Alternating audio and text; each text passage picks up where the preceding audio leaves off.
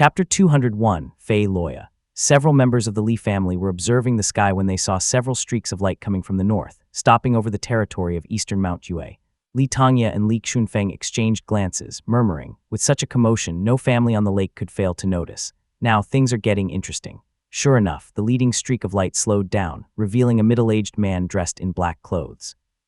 He stood with his hands behind his back, exuding an imposing aura.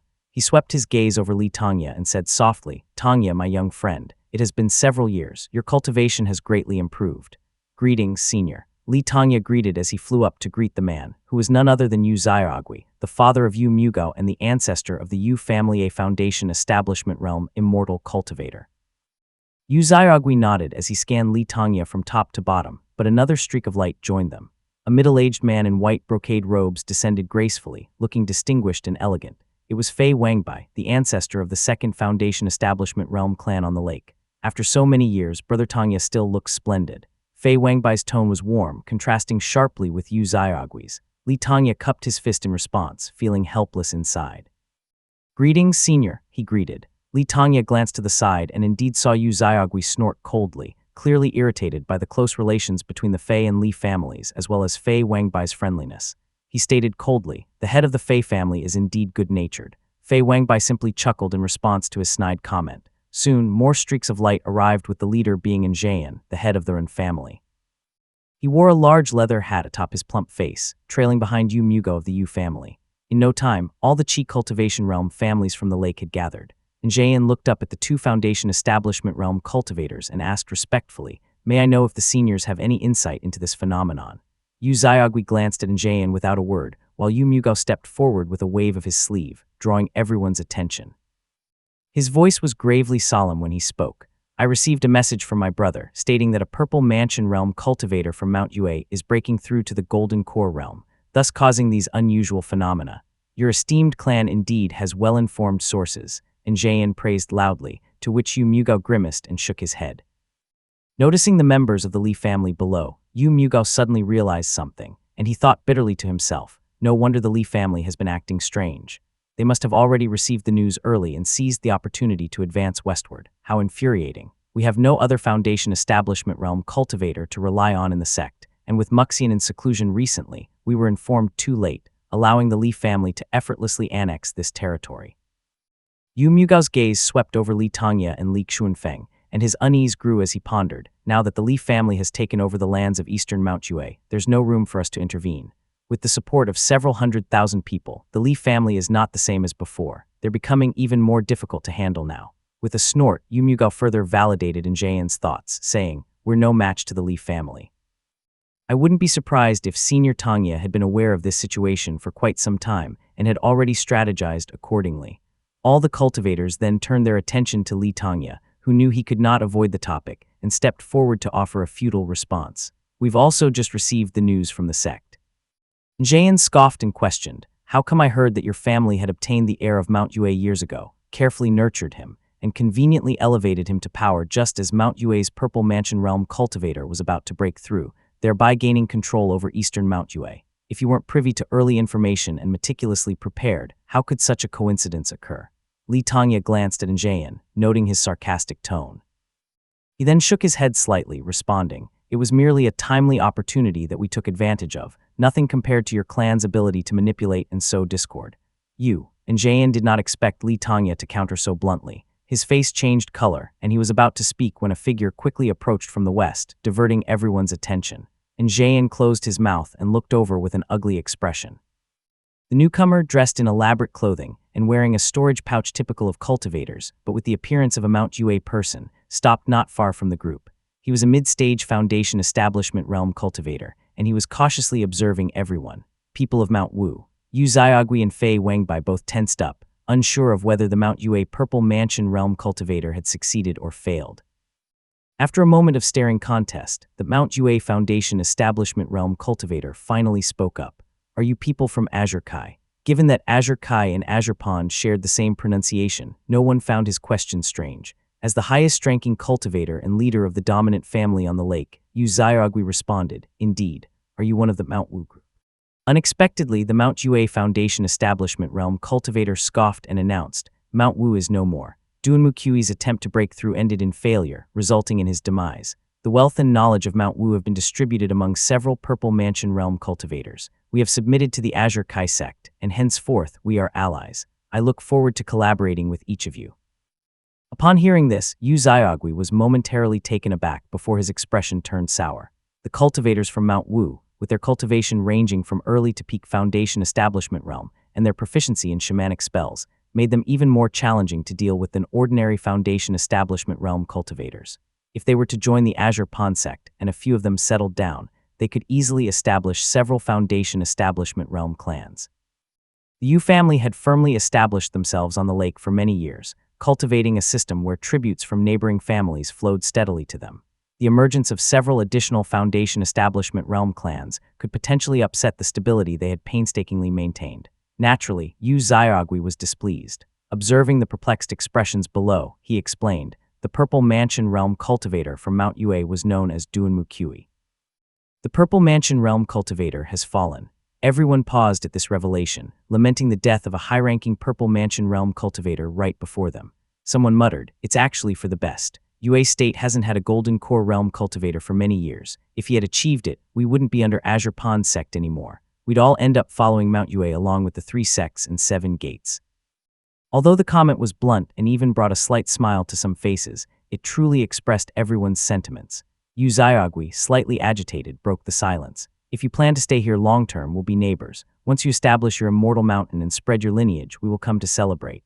Of course, the Mount Yue Foundation Establishment Realm cultivator was cautious and had merely responded politely as he had yet to fully understand power dynamics here. Yu Xiaogui nodded and then departed with Yu Mugo. As soon as Yu Xiaogui left, the atmosphere immediately became more lively. Many approached Li Tongya to congratulate him, to which he thanked each one. He then turned to the Mount Yue Foundation Establishment Realm cultivator and said solemnly, "May I know your name, Senior? I am Li Tongya from the Li family. As our families will be neighbors, I hope we will get along well with each other. Fei Loya." The Mount Yue Foundation Establishment Realm cultivator stated his name with a serious tone. Although he did not regard a mere Qi cultivator highly, he was polite, not knowing if the Li family had any Foundation Establishment Realm cultivators. He looked down at the palace of Eastern Mount Yue and raised an eyebrow. "Although I rarely venture out of Mount Wu, I know the boundary between Azure Kai and Mount Wu was set at Big Fish Creek. What brings you moving east?" Fei Loya stared coldly at Li Tongya, his Foundation Establishment Realm authority showing, but Li Tongya was unfazed and simply chuckled. "Surely, you must be jesting, Senior. Since Mount Wu no longer exists, this land is owned by no one, and it's only natural for my family to expand eastward." Seeing Li Tongya so unfazed, Fei Loya narrowed his eyes and said in an aggressive tone, "When my brothers and I set boundaries, we agreed that everything east of Big Fish Creek was my territory. I cannot let this go unjustly. Your cultivation realm is humble. Get your elder to speak with me." Chapter 202, The Retreat. Li Tongya cupped his fist respectfully and replied, "Our Foundation Establishment Realm cultivator has been ordered by the sect to go on an expedition to eliminate demons, hence he is not currently available." Li Tongya had first heard from the White Banyan Fox about the Demon King refining pills at the southern border. Although Fei Loya, often isolated on Mount Wu, was unaware of worldly affairs, Li Tongya crafted the story carefully, simply choosing to mention that Li Qijing was out on a demon-exterminating mission without specifying that it was in the southern border. Upon hearing this, Fei Loya frowned. People from Mount Yue were not keen to beat around the bushes, so he demanded directly, "What is the cultivation realm of your family elder?" Just as Li Tongya was about to respond, a figure descended next to him. This person was dressed in a flowing white robe, exuding an air of elegance. It was none other than Fei Wangbai, the head of the Fei family. "Greetings, fellow Taoists." Fei Wangbai cupped his fist and greeted, carrying a white long spear that was strapped to his back. Li Tongya returned the greeting respectfully. Fei Loya, seeing that Fei Wangbai was a Foundation Establishment Realm cultivator, also returned the greetings in a proper manner. Fei Wangbai raised an eyebrow and chuckled. "What's going on? Does anyone dare to provoke the Sword Immortals clan?" It was apparent from a distance that Fei Loya was likely here to cause trouble, so Fei Wangbai stepped forward to show support. Fei Loya furrowed his brow at the mention of the Sword Immortal, feeling somewhat uneasy now. "Of course not.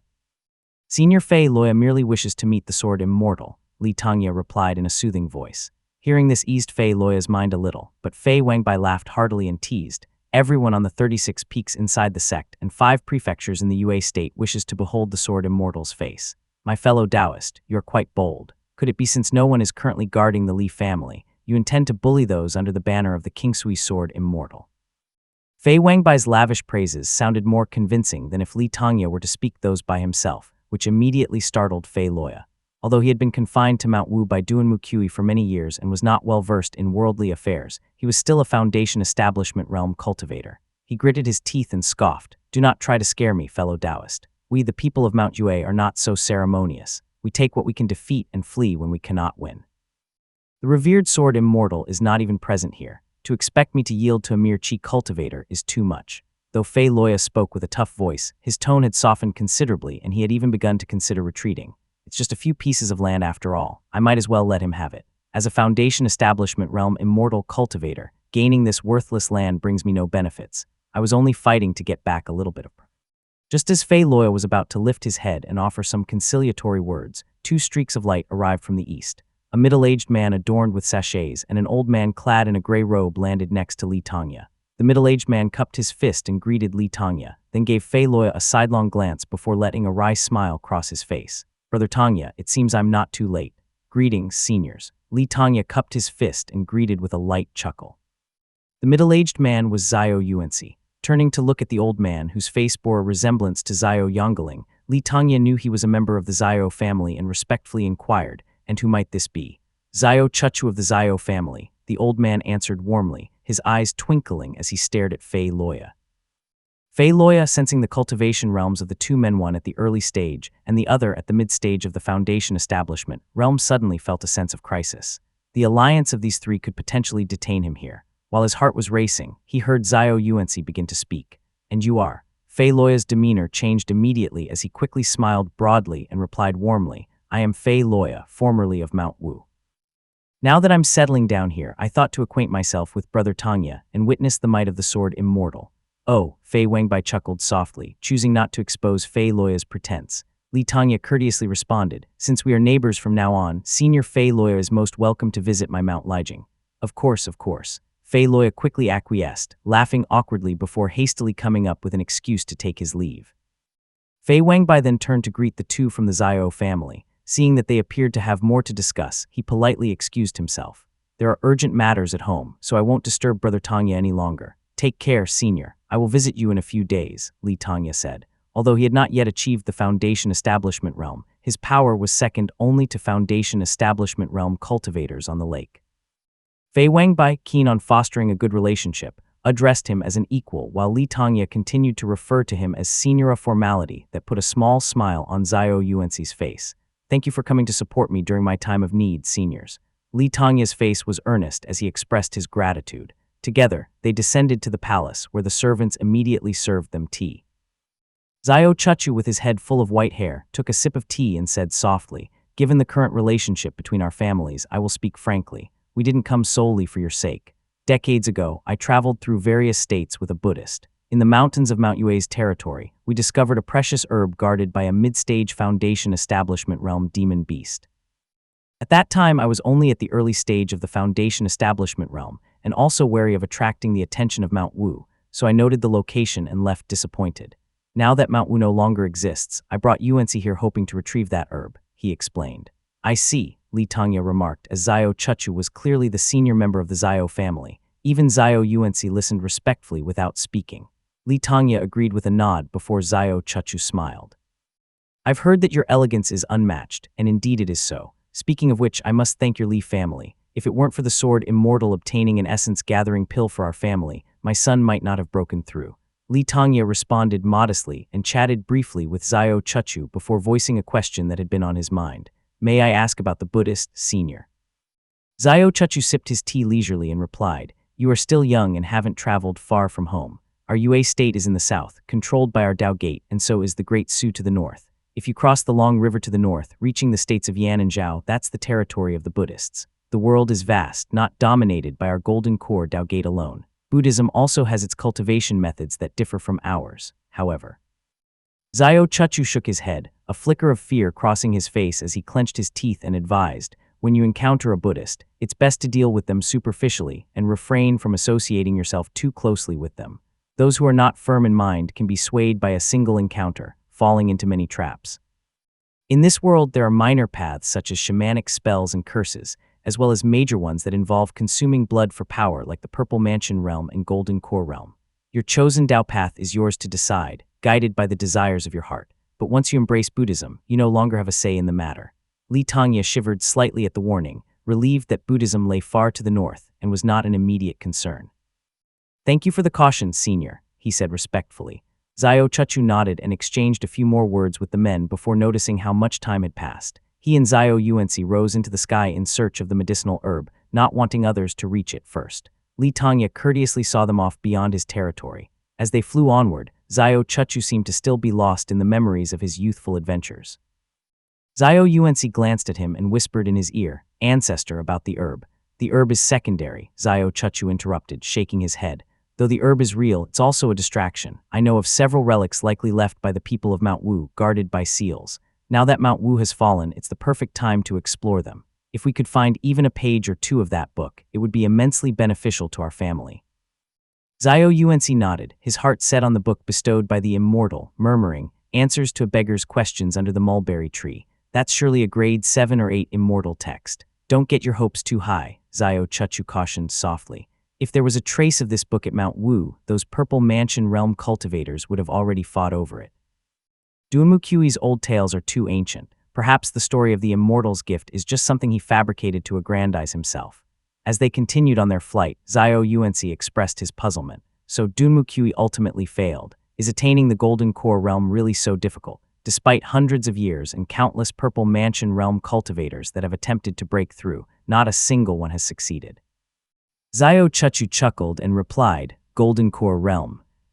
Refining the metallic essence can extend your lifespan by 1,000 years. As long as one is not discovered by the emissaries of death, even a dead Golden Core Realm cultivator can continue to linger in the mortal realm by virtue of this metallic essence. Therefore, such prestige is not easily achieved." Chapter 203, The Clan Gathering.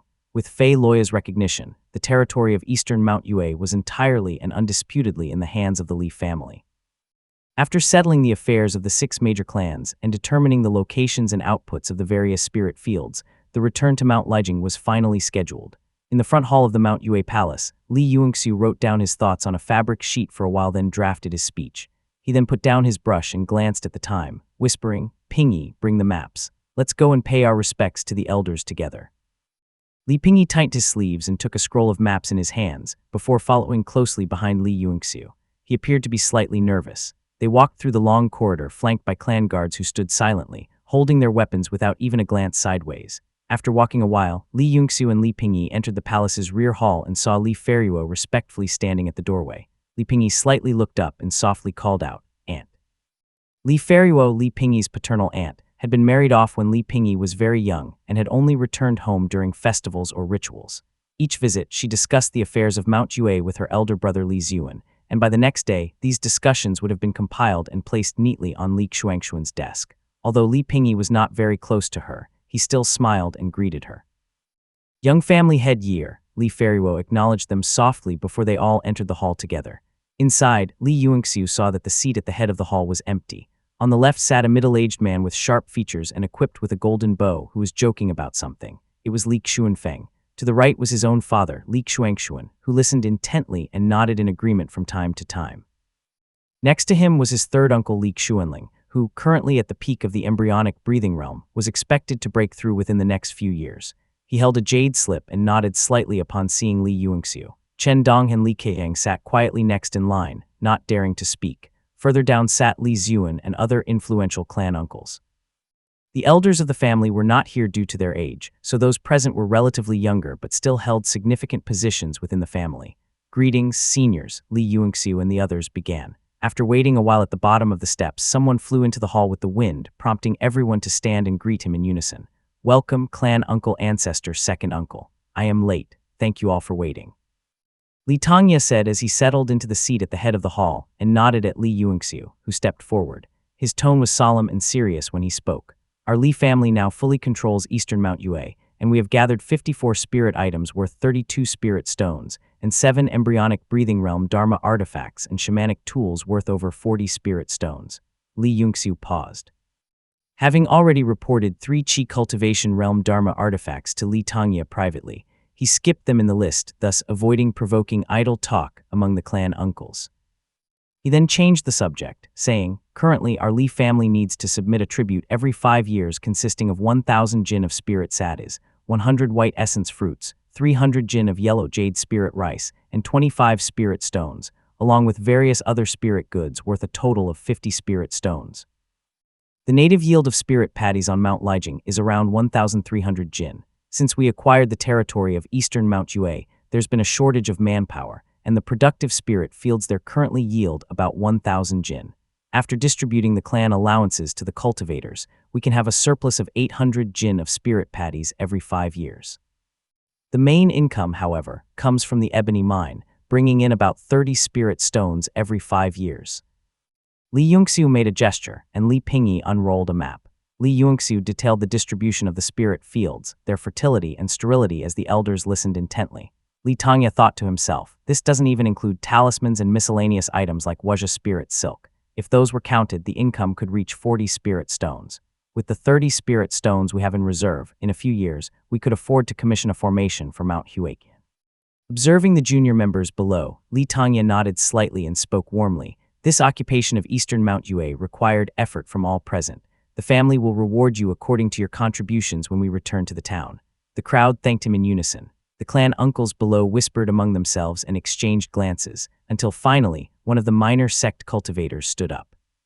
He was a third-stage embryonic breathing realm cultivator and looked up hesitantly before speaking. The acquisition of eastern Mount Yue territory is largely due to the efforts of our Qi cultivation realm elders. We merely played a supporting role and dare not claim credit, however. As he stood up, Li Keqiang, the head of the minor sect cultivators, looked startled and somewhat angry, clearly taken aback by the unfolding events. Li Keqiang clenched his teeth, and Chen Dong, who was beside him, placed a hand on his shoulder and shook his head gently. The minor sect cultivator suddenly fell to his knees and said earnestly, "Now that eastern Mount Yue is wholly ours, we beseech the elders to abolish the Mount Yue royal lineage and its governance system to ensure control under the Li family, and prevent any loyalty conflicts from the royal heirs." While this minor sect cultivator was still speaking, Li Keqiang suddenly had an epiphany and sighed silently. Without a word, he hung his head in dejection. The struggle for benefit is inevitable, Li Yongxiu thought to himself with his back facing the speaker. He was fully aware of their intentions. With the Li family's towns and villages already under the administration of his several illegitimate half-brothers, who were quite cunning, these minor sect members naturally lacked the power to compete with them. Hence, they turned their attention to the lands of eastern Mount Yue. Having previously hinted multiple times and having firmly chastised them, my clan brothers were still not deterred, seeking yet another gamble in the presence of our granduncle. Li Yongxiu narrowed his eyes. If the royal lineage of eastern Mount Yue was removed and the territory directly administered by the Li family, the numerous towns that might emerge would naturally tempt these individuals to propose a significant candidate to test the waters. Moreover, this individual is a junior. Even if something were to go awry, there would be enough room to navigate through it. After the minor sect cultivator had finished delivering his prepared speech, Li Yongxiu gave a slight smile without turning his head. He spoke softly. The land of eastern Mount Yue has been through numerous wars. The people are in turmoil. It is a turbulent time. For the Li family to take over now is merely inheriting a mess that drains resources, consumes food and craftsmen, and would require further resources to manage a group of officials who capitalize on the chaos. Li Yongxiu stepped forward, his implications causing the faces of the clan uncles to change. His gaze swept over the faces of the various clan uncles, compelling them all to lower their heads. He smiled and continued, "My family is interested in the spirit items and spirit fields of Mount Yue. Now that we have obtained these, during this time of great resentment among the people, it would be better to let Shamali govern over them. Let the blame for grievances fall on the king of Mount Yue and the backlash on Shamali. When Mount Yue changes its customs and the people's strength is restored, we can gradually absorb more territory. By that time, the people's lives will have improved, and they will recognize these as the merits of the Li family." Hearing this, Li Tongya, sitting at the head of the hall, smiled in approval and nodded subtly. With a dismissive wave of his hand, he declared firmly, "The royal family of eastern Mount Yue is nominally a vassal, but actually a puppet of ours. This matter is settled. No further discussion is needed." "Yes," was the collective response. Li Tongya, one of the highest-ranking and strongest in the family, respected as an elder and nicknamed the Grand Elder of the Li family, spoke softly but decisively. Hence his statement prompted everyone to stand and agree, settling the matter with finality. The minor sect cultivator awkwardly returned to his place. The smaller branch members exchanged glances and all sighed softly, realizing the futility of their aspirations. Li Yunxiu briskly turned the page on the matter, adding, "From the second lunar month until today, we've been stationed in eastern Mount Yue for 27 days. 13 clan members have committed violations of indulgence. 9 have abused their powers for personal gain, and 7 others committed various smaller offenses. Those who incited troops are to be stripped of their ranks and imprisoned, and from squad leader upward, all are to be executed if they could not dissuade their subordinates." Li Yunxiu paused here as his voice trailed off, his tone hinting at the gruesome nature of the punishments. This made some of the younger members flinch. He continued, "Those who accepted bribes are to be stripped of their positions, and those who offered bribes are to be imprisoned or executed, never to be employed again." Li Yunxiu then concluded the rest of the administrative matters. Li Tongya nodded and assigned a few people to stay in eastern Mount Yue to oversee the spirit fields and manage the local cultivators. "The matters of eastern Mount Yue are concluded. Withdraw the troops and return home," he said. Chapter 204, News from the Family. Spring rains were gentle and nourishing, and thousands of acres of fertile fields sprouted lush green seedlings. A farmer in a straw raincoat straightened up in the fields, looking worriedly at the soldiers hastening back. "My child joined the army. I wonder if he was hurt." A few days earlier, the farmer had received news of a great victory in the west with minimal casualties. He knew some soldiers had been executed for indulging in excesses and abuse, but he was not overly concerned. "I've taught that boy for over a decade. He wouldn't do such things," he reassured himself. The muddy earth was compressed under the wheels while gleaming armor clashed in the rain, ringing out sonorously. The crystal-clear raindrops split in two upon hitting the sharp blades and rolled off swiftly, dripping onto Su Gongming's eyebrows. Su Gongming looked ahead at the dark carriage frame, reviewing his conduct along the way and feeling satisfied that he had lived up to old Master Su's teachings. He visibly relaxed. Just then, he saw a rider approaching amidst the drizzle, a flag fluttering weakly behind him. Riding in the rain, it must be urgent news. Su Gongming perked up immediately and quickly moved forward. The rider, whose cultivation was at the 3rd stage of embryonic breathing realm, reined in his horse in front of the carriage before carefully dismounting. He then handed over a bamboo tube, stating gravely, "A message from Mount Yueqian." Su Gongming took it and climbed onto the carriage step. He shook off the rain and saw Li Pingyi emerge from behind the curtains to take the bamboo tube, bowing as he retreated back into the carriage. The first branch of the minor clans. Su Gongming looked enviously at Li Pingyi. Li Yesheng's branch was always the closest to the main family and was highly respected among the various branches, always priding themselves as confidants of the main family. It was a status even higher than that of Li Keyang's branch, fueling Su Gongming's envy. "If only the elders in charge during Lord Chuangxun's time had been competent, we wouldn't be in this position." Su Gongming hopped down from the carriage, looking at the young man who had arrived on horseback. He gave him a smile before asking, "May I know your name?" "Tian Zhongqing." The young man raised his wet eyebrows and responded politely with a sincere expression. "So you are a son of the Tian family." Su Gongming gave a slight smile before ending the conversation, mindful of old Master Su's instruction to refrain from associating with prominent families. He chose to remain silent. "Young family head, there's a letter from Mount Yueqian," Li Pingyi said as he removed the cloth covering from the wooden tube and walked to Li Yunxiu's side. Li Yunxiu withdrew his gaze from the wooden scroll and whispered to himself, "Mount Yueqian. Whatever could be the matter with Mount Yueqian?" Taking the wooden scroll, Li Yunxiu removed the wax seal and unfolded the white cloth inside, carefully reading the single sentence written on it. "Confidential, a letter from a family's informant." Njayan confessed after getting drunk, revealing that Njingaming had broken through to the 8th heavenly layer of the Qi cultivation realm. 8th heavenly layer of the Qi cultivation realm. Li Yunxiu was stunned for a moment, finding this hard to believe. He raised his head in disbelief and murmured softly, "How is that possible? Njingaming is only about 23 or 24, right? Is he going to break through to Foundation Establishment realm at 30? How talented is he?" Li Pingyi remained wordless and did not respond while Li Yunxiu furrowed his brow in thought. When he spoke again, his voice was low. "Summon the messenger." Li Pingyi nodded and exited. Shortly after, a man came in, removing his straw raincoat to reveal a damp, tight-fitting robe. He cupped his fist respectfully before answering. "Tian Zhongqing pays respects to young family head." Tian Zhongqing. Li Yunxiu felt a sense of familiarity with the name but could not quite place his finger on where he had heard it before. He then asked softly, "Which generation do you belong to?" This was Tian Zhongqing's first meeting with Li Yunxiu, but he was not nervous. He raised his head and smiled. "Tian Yun, the wife of Lord Xiangping, is my father's paternal aunt, and I am her grandnephew."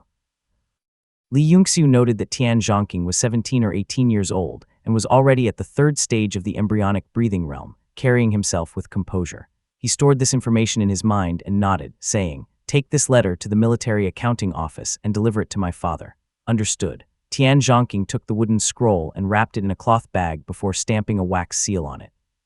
He covered it with 2 layers of cloth before briskly leaving the carriage, riding westward along the military formation. This person is the eldest grandson of the Tian family, the leader of the younger generation of their family, Li Pingyi said as he stepped forward to remind Li Yuanxiu, who simply nodded in agreement. That's not bad. Rolling up the wooden scroll in his hand, Li Yuanxiu pondered inwardly. It's no wonder that the surrounding families are reluctant to let outsiders cultivate.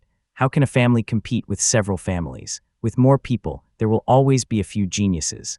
By then, allowing outsiders to become the top cultivators of the family would make things difficult. Fortunately, our family has the mirror and talisman seed which can accelerate cultivation speed, ensuring that the decent talent of each generation.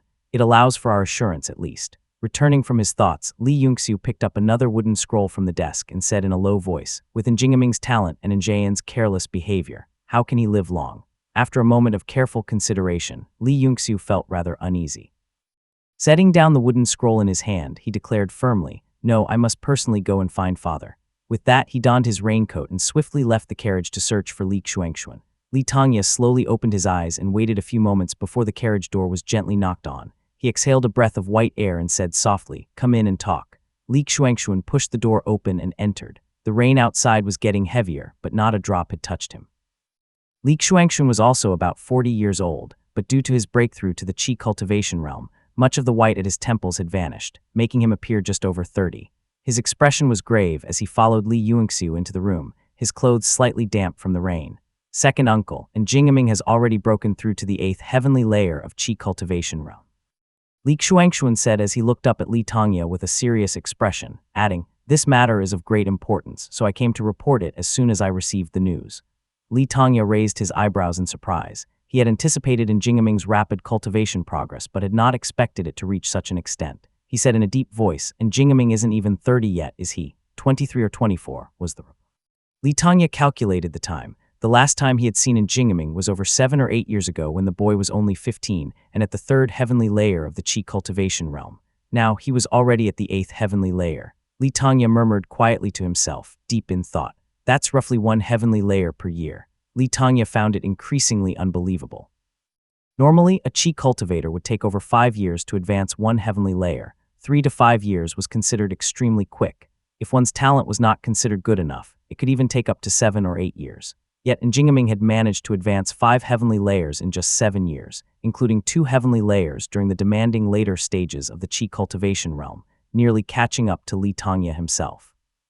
Li Tongya knew that if he had not received the deep ocean long whale talisman, his own cultivation would at best be at only the 7th heavenly layer of the qi cultivation realm, perhaps even lower than in Njingaming. Li Xuanxuan, who had only recently broken through the qi cultivation realm himself and knew the difficulties involved, saw Li Tongya's silence and felt uneasy. He spoke in a low voice. "The spirit veins in Mount Huizhong are thin and inferior to those of Mount Huaqian, let alone Azure Pond Peak. I've heard that disciples in sects who consume heavenly treasures and bathe in spirit fluids advance 1 heavenly layer every 2 to 3 years. How does one advance 1 heavenly layer per year?" Li Xuanxuan paused, then clenched his already tense jaw. "I've heard gossip in the markets about reincarnated immortals who progress swiftly due to their past life's cultivation.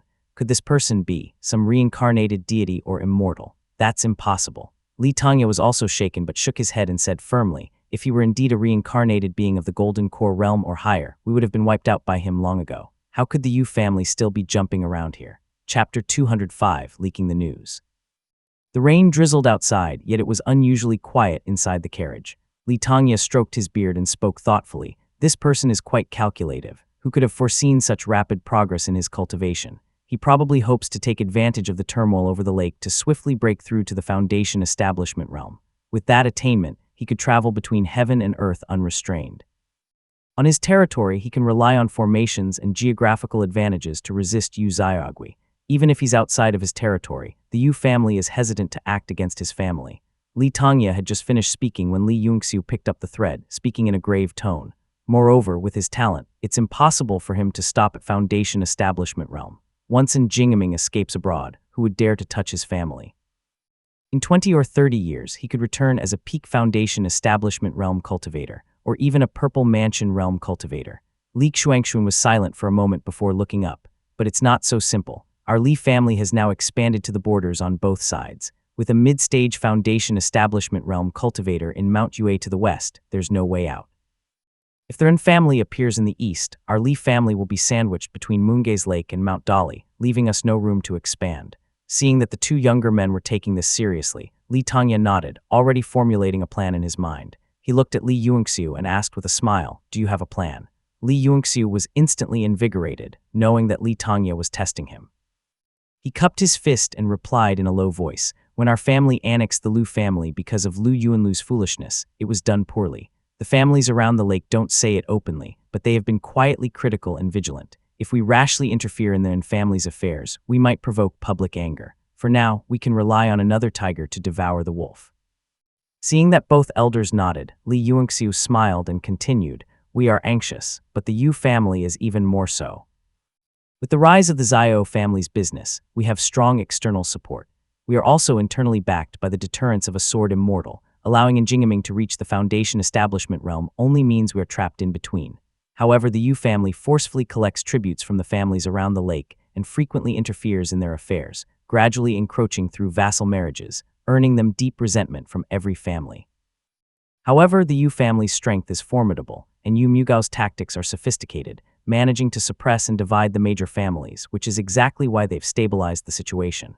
Li Yuanxiu chuckled softly and added, "They are the ones who fear Njingaming's advancement to Foundation Establishment Realm the most. Once they learn of this news, even their Purple Mansion Realm ancestor, Yu Xiaogui, might emerge from his seclusion." Indeed. Li Tongya nodded in approval, exchanging glances with Li Xuanxun before instructing, "Since Zior has a plan, you will be left to handle this matter. Leak the news discreetly to the Yu family." "Understood," Li Yuanxiu said as he cupped his fist, confidently departing to carry out his plan. Li Xuanxun watched him go with a chuckle while Li Tongya glanced at him and grinned cheekily. "You've raised a fine son." Li Xuanxun laughed, clasping his fist and adding, "Just so second uncle knows, my first wife will give birth again in a few months, adding a sibling born of the same mother to Zior." "Oh," Li Tongya raised an eyebrow and spoke softly, "You have indeed done well in this respect. Linger is faithful, Fenger is still trapped in past events and among the younger generation. You are the only one who has spread his branches and leaves." With a wave of his hand, Li Tongya's brow furrowed with worry again as he said in a grave tone, "Indeed, and Zhayan was right back then. Yu Mugao is a ruthless man. He fears Njingaming, but he also fears our Li family. He will certainly not let our family off easily. Over the years, the Fei family has caused him many troubles, and the Yu family has annexed 2 others, so he simply hasn't had the chance to act. The quieter this man is, the more uneasy." Li Xuanxun listened to these words and fell silent for a moment, then cupped his fist once more. "Now that Xuanling is in seclusion to break through, we brothers must be more cautious. Unless Yu Xiaogui himself takes action, who could possibly threaten us?" "Indeed." Li Tongya nodded gently. Li Xuanxun then asked for some guidance on his cultivation. Although Li Tongya had been cultivating for many years and they did not practice the same techniques, his advice suddenly enlightened Li Xuanxun, who left in a better mood. "Once I return to the mountain, I can focus on advancing to the Foundation Establishment Realm. I can't rest easy until there's a Foundation Establishment Realm cultivator overseeing this lake and mountain." At this thought, Li Tongya sighed softly and closed his eyes to meditate. When the Li family's troops returned to the 4 towns of Lijiang, there was not much noise of carriages and horses. Most of the influential members of the Li family had left the town, leaving only Li Yunian to welcome them at the town's entrance. Li Yuanjiao and Li Yuanxiu alighted from their carriages and the brothers embraced, talking about the events of the past few months. Standing nearby, Li Qinghang held her spear with a cheerful smile. Dressed in leather armor, the teenage girl, now around 12 or 13 years old, had bright eyes and wore her black hair neatly in a ponytail. With the characteristic gray-black eyes of the Li family, she stood gracefully as she watched her brothers smilingly. Qinghang. Li Yuanjiao scratched his head awkwardly. Having grown up beside her, he had always treated her more like a boy and never thought it odd. Now, having been away for a few months and returning to see her blossom into a young lady, he felt momentarily embarrassed and called out to her somewhat awkwardly as if he hardly recognized her.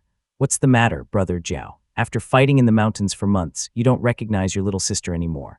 Li Qinghang's raised her eyebrows slightly as she teased him. Her usually gentle eyes suddenly lit up brightly.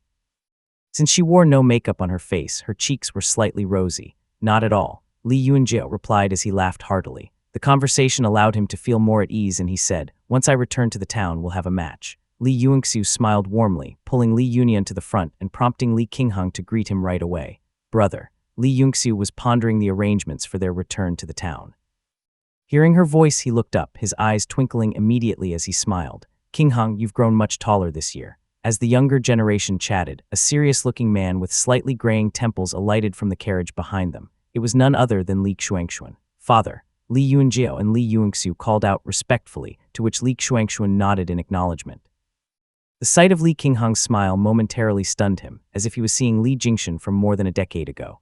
While Li Jingxun exuded a gentler, calmer demeanor, Li Qingheng's eyes sparkled with energy, lending her a lively and assertive air. "Uncle." Li Qingheng called out with a smile, which made Li Xuanxuan feel a slight emptiness in his heart. He responded, but his mind had wandered off. "I should visit Jingxun too. Having secluded myself for so many years, and immediately going on a campaign in the mountains after emerging from seclusion, I have not seen her even once." Li Xuanxuan was instructing these younger relatives on their cultivation, while Li Yunxiu stood behind silently. Li Pingyi quickly approached him and whispered, "Young family head, Tian Zhongqing has already been summoned."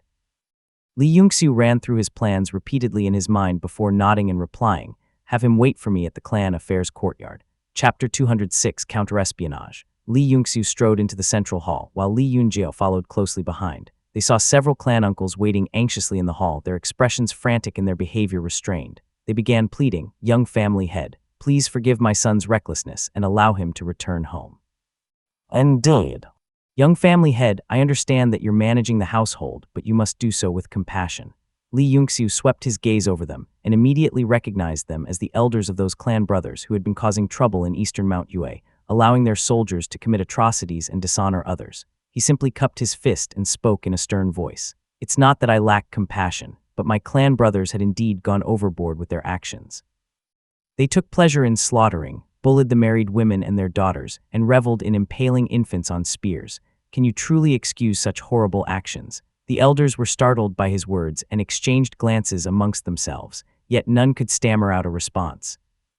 Li Yunxiu sighed softly and continued, "Establishing a clan affairs courtyard to maintain order among the clan members was the dying wish of our ancestor, and for many years there has been no change to this decree. Furthermore, news of this incident has reached my granduncle, and he is quite shocked and angered. I would like to help, but I am powerless. If you can persuade my granduncle to overlook this matter, I will release them immediately." The ancestor Li Yunxiu mentioned was none other than Li Muxian. The establishment of the clan affairs courtyard had been a directive of Li Muxian before his passing. The mention of Li Tangya also pressured the elders into silence, causing them to withdraw with a resigned sigh. Watching the elders leave, Li Yunxiu then smiled and shook his head as he moved toward the rear hall. Li Yunjiao, following behind, was amazed and praised him. "I'm impressed by how quickly you managed to silence such a formidable group of elders." "It's no big deal," Li Yunxiu replied as he chuckled softly and quietly said, "After all, in this world, power is respected. Suppressing others with strength is most convenient. Our methods of governance merely leverage the authority of stronger elders. Without power, no amount of talking will help." The two laughed and entered the rear hall where incense was burning, with wisps of smoke swirling around. A man clad in leather armor stood respectfully and vigilantly in the center. He cupped his fist to the approaching men and greeted them with a smile. "Tian Zhongqing pays his respects to the two lords."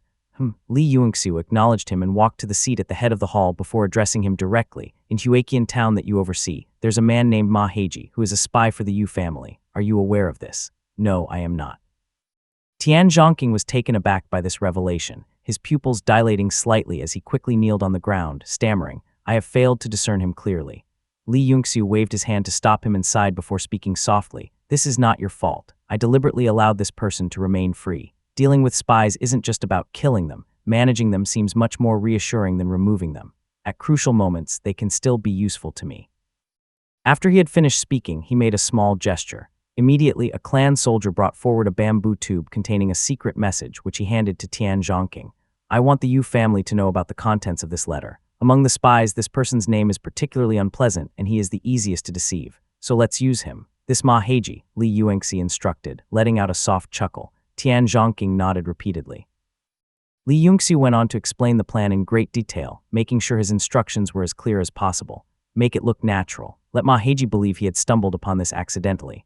After carefully listening to his instructions, Tian Zhongqing quietly excused himself. Li Yuanjia was still sitting casually at the bottom of the steps. Seeing Tian Jingqing leave, he then turned to his brother. Brother, Yu Mugo is not easy to.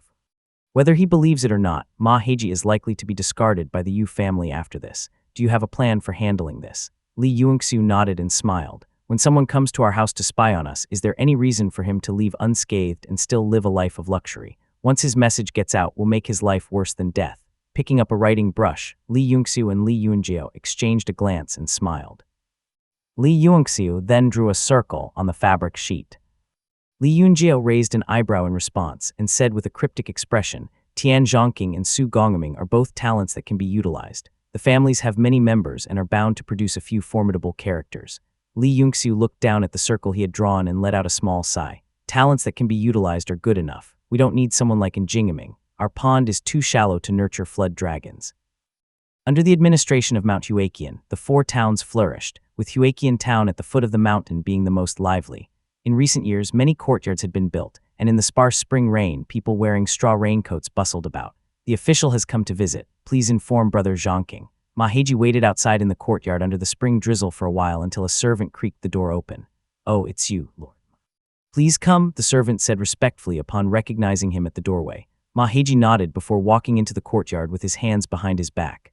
As he crossed the threshold, he took off his straw raincoat. There was no sign of Tian Zhongqing in the main courtyard, and not even an attendant was in sight, leaving the courtyard eerily empty. He raised an eyebrow and asked, "Where is Lord Zhongqing?" The Lord received an urgent message early this morning and went out with his men, leaving only me to watch the house. Please wait a moment, I will bring you some tea. The servant answered with his head bowed meekly. Tian Zhongqing was known for his frugality, employing only a few personal servants. Such situations were not uncommon. Ma Heiji nodded at the servant's explanation, who went to prepare the tea hurriedly. Upon hearing the words urgent message, Ma Heiji's interest was piqued. He sat down on a wooden chair, eyeing the bamboo tube on the table that fluttered slightly in the wind. It piqued his own greedy thoughts as he gazed at it. I wonder if I could get any information from this. 10 years ago, Ma Heiji had fled to this place from the roads. He was skilled in speech and good at calculations, which earned him a position managing the granary under Tian Zhongqing. However, he had another identity. His real surname was Yu, and he came from one of the Yu family's branches. His generation had fallen on hard times, but thanks to his cleverness and a recommendation, he had secured a position as a spy and infiltrated the Li family. His gaze lingered on the bamboo tube on the table. Ma Heiji could hardly contain himself. He had been here for 10 years, transmitting only bits and pieces of information, and was never involved in anything significant, so much so that he felt as if he were starting to forget his own surname. If this information is important enough, perhaps I could return home in glory, no longer needing to skulk around here. Truthfully, life in the Li family was not harder than in the Yu family. With the support of hundreds of thousands from Mount Yue, the common folk of the Li family lived far better than those under the Yu, where although the upper echelons were wealthy, the commoners still starved. Ma Heiji looked around before quickly approaching the table, squatting to inspect it. The wax seal on the bamboo tube had been broken, and it was empty, its contents most likely already taken away by Tian Zhongqing. What a pity. Ma Heiji sighed and sat back down before kicking his legs up. His eyes swept across the floor around him and spotted a piece of white cloth caught under the table leg, fluttering gently in the soft spring breeze. His eyes twinkled instantly. Always quick-witted, he quickly realized what the cloth was. This must mean that Tian Zhongqing indeed received a very important and urgent message. He must have left the courtyard in such a hurry that he didn't secure the tube properly, and the spring breeze must have blown the message under the table. Ma Heiji was delighted. He peeked at it and saw that the ink had smeared across the cloth, leaving only a few legible words. And Jingming has broken through to the 8th heavenly layer of the Qi cultivation realm. Your tea is here, Lord Ma. The call startled Ma Heiji to his core. He plopped back into his chair swiftly and took the offered tea bowl nonchalantly. However, his mind was racing with thoughts and he was eager to leave. After the servant left, he breathed a sigh of relief and wiped his face, recalling the process and silently praising himself. My actions were flawless. Time to leave quickly. Chapter 207, The Yu Family's Reaction. Yu Mugao sat in a high position in the hall, with 2 peak Qi cultivation realm guests standing respectfully beside him. The vast hall was silent, with not a single person daring to speak. Yu Mugao's expression was slightly weary, clearly having suffered greatly during this period. His deep voice reverberated through the hall when he spoke. Ma Yuan, is there still no news from Mujian? The person seated below him was tall and thin. His features bore a resemblance to Yu Mugao, albeit lacking his dark and venomous demeanor. It was one of the 2 men who used to follow him, and they nodded and replied respectfully. Fourth brother said he went north to seek a place to sharpen his sword's edge. It's been several months and there's still no sign of his return. Damn fool, Yu Mugao hissed as he cursed under his breath. As annoyed as he was, he felt powerless regarding his brother's situation, who was wholly devoted to the path of the sword. He sighed softly. Ma Yuan, it's fortunate I have you to watch over things. Otherwise, with so many troubles at home, I would be driven to my grave. I dare not. I'm merely alleviating my big brother's worries, Yu Maiyuan responded. Just then, a person hurried up from below, holding a letter in his hands. He handed it to Yu Mugao, whispering, "Family head, we've received a secret letter from Ma Heiji of Mount Huaqian." Yu Mugao raised an eyebrow, his expression darkening. He took the letter, broke the wax seal, and read the letter twice over. His face contorted angrily at once as he gritted his teeth and exclaimed, "And Jingaming, that cunning fox. I've overlooked him these days, only to find that he has reached such a level." He closed his eyes and pondered for a moment before handing the letter to Yu Maiyuan, who took it with both hands. After glancing at it, he was unable to contain his shock and exclaimed, How is this possible? It's only been a few years, and Jingaming has reached such a realm of cultivation. The 8th heavenly layer of the Qi cultivation realm. How can this be possible? What's with that monstrous cultivation speed? Is this information from the Li family reliable? Our family is currently on good terms with the family. Could this be a divisive strategy to make us turn against the family? Yu Mugao closed his eyes and thought deeply for a while, then shook his head. He spoke gravely. It doesn't seem possible. The Li family has always been reserved, and Li Tongya is not one to stir up trouble. According to the spy, acquiring this information was a near-death experience. This likely isn't a ploy by the Li family. Neither Li Yongxiu nor Yu Mugao could have anticipated that Ma Heiji, in his desire to highlight his own contributions, had embellished the letter, describing the process of obtaining the information as fraught with deadly peril. Unfortunately for him, this had influenced Yu Mugao's judgment, making him more certain and decisive of the news's authenticity. Yu Maiyuan cupped his fist and said through gritted teeth, "If that's the case, this man must not be allowed to live." Yu Mugao's expression was ominously dark as the progress of Jingaming's cultivation had far exceeded his expectations. He sighed deeply and spoke in a low voice. "Indeed, he cannot be left alive. Our family must kill him. With his rate of cultivation, he could break through to the foundation establishment realm in just a few years. There could be unforeseen consequences then. It would be best to suppress both the lay and families together." Yu Maiyuan watched his elder brother ponder on, knowing that Yu Mugao was likely concocting some sinister plan. His brother had always been capable of outlandish and ruthless schemes, and had never failed in his machinations against various figures. Hence, he remained silent, waiting patiently below. Yu Mugao pondered only briefly before his plans took shape in his mind. He spoke softly. "The Ren family has revealed the locations of the Li family's towns and has arranged for our people to be placed there, which couldn't be better. I already have a plan. First, we'll strike at the Li family to curb their influence, then catch the Ren family off guard. We've allowed these two families too much freedom for too long. It's time to rein them in." Yu Mugao smiled faintly as he spoke, clearly confident of his strategy. He then said softly, "Go fetch Master Jiang." The servant below hurried to make arrangements, and soon an old man with a head full of white hair was brought over. Judging by the wrinkles on his face, he was likely over 150 years old. Yet his cultivation was only at the 3rd heavenly layer of the Qi cultivation realm. Despite his weak vitality, he laughed heartily and cupped his fist. "Head of Yu family, it's been a long while. How many people do we need to eliminate today? Master Jiang." Yu Mugao was exceedingly polite, clearly holding Master Jiang in high regard. He then continued with a beaming smile, "I do need your assistance to eliminate one person." Master Jiang sat down casually on a rosewood chair, kicking up his feet. Yu Mugao showed no sign of annoyance, but instead gestured to Yu Maiyuan with a smile. "Fifth brother, I'll have to trouble you to accompany Master Jiang." Ma Heiji lit a fire and carefully wrapped the letter before placing it in the flames. Watching as the paper vanished into ashes, he finally breathed a sigh of relief. He looked around, gathered his belongings, and prepared to go home. After taking a few steps, Ma Heiji stopped in his tracks. He turned back to extinguish the fire pile and covered it with dirt, nodding to himself in reassurance. After walking several dozen steps, he suddenly felt uneasy. He squatted to the ground and murmured to himself, "The Li family values this message so highly, so surely they must have their own plans. I've already relayed this message home, and Yu Mugao will surely act to disrupt it. Eventually, the Li family will realize the message has leaked. If Tian Zhongqing returns to the courtyard and sees the paper on the ground and inquires from his servants, they will surely know I was the only visitor. Wouldn't that expose me?" Ma Heiji was greatly shaken and extremely distressed, his expression darkening the more he thought about his predicament. "There's no turning back now. I can never return to the Li family. They've probably laid a trap by now, and going back would be walking into certain death.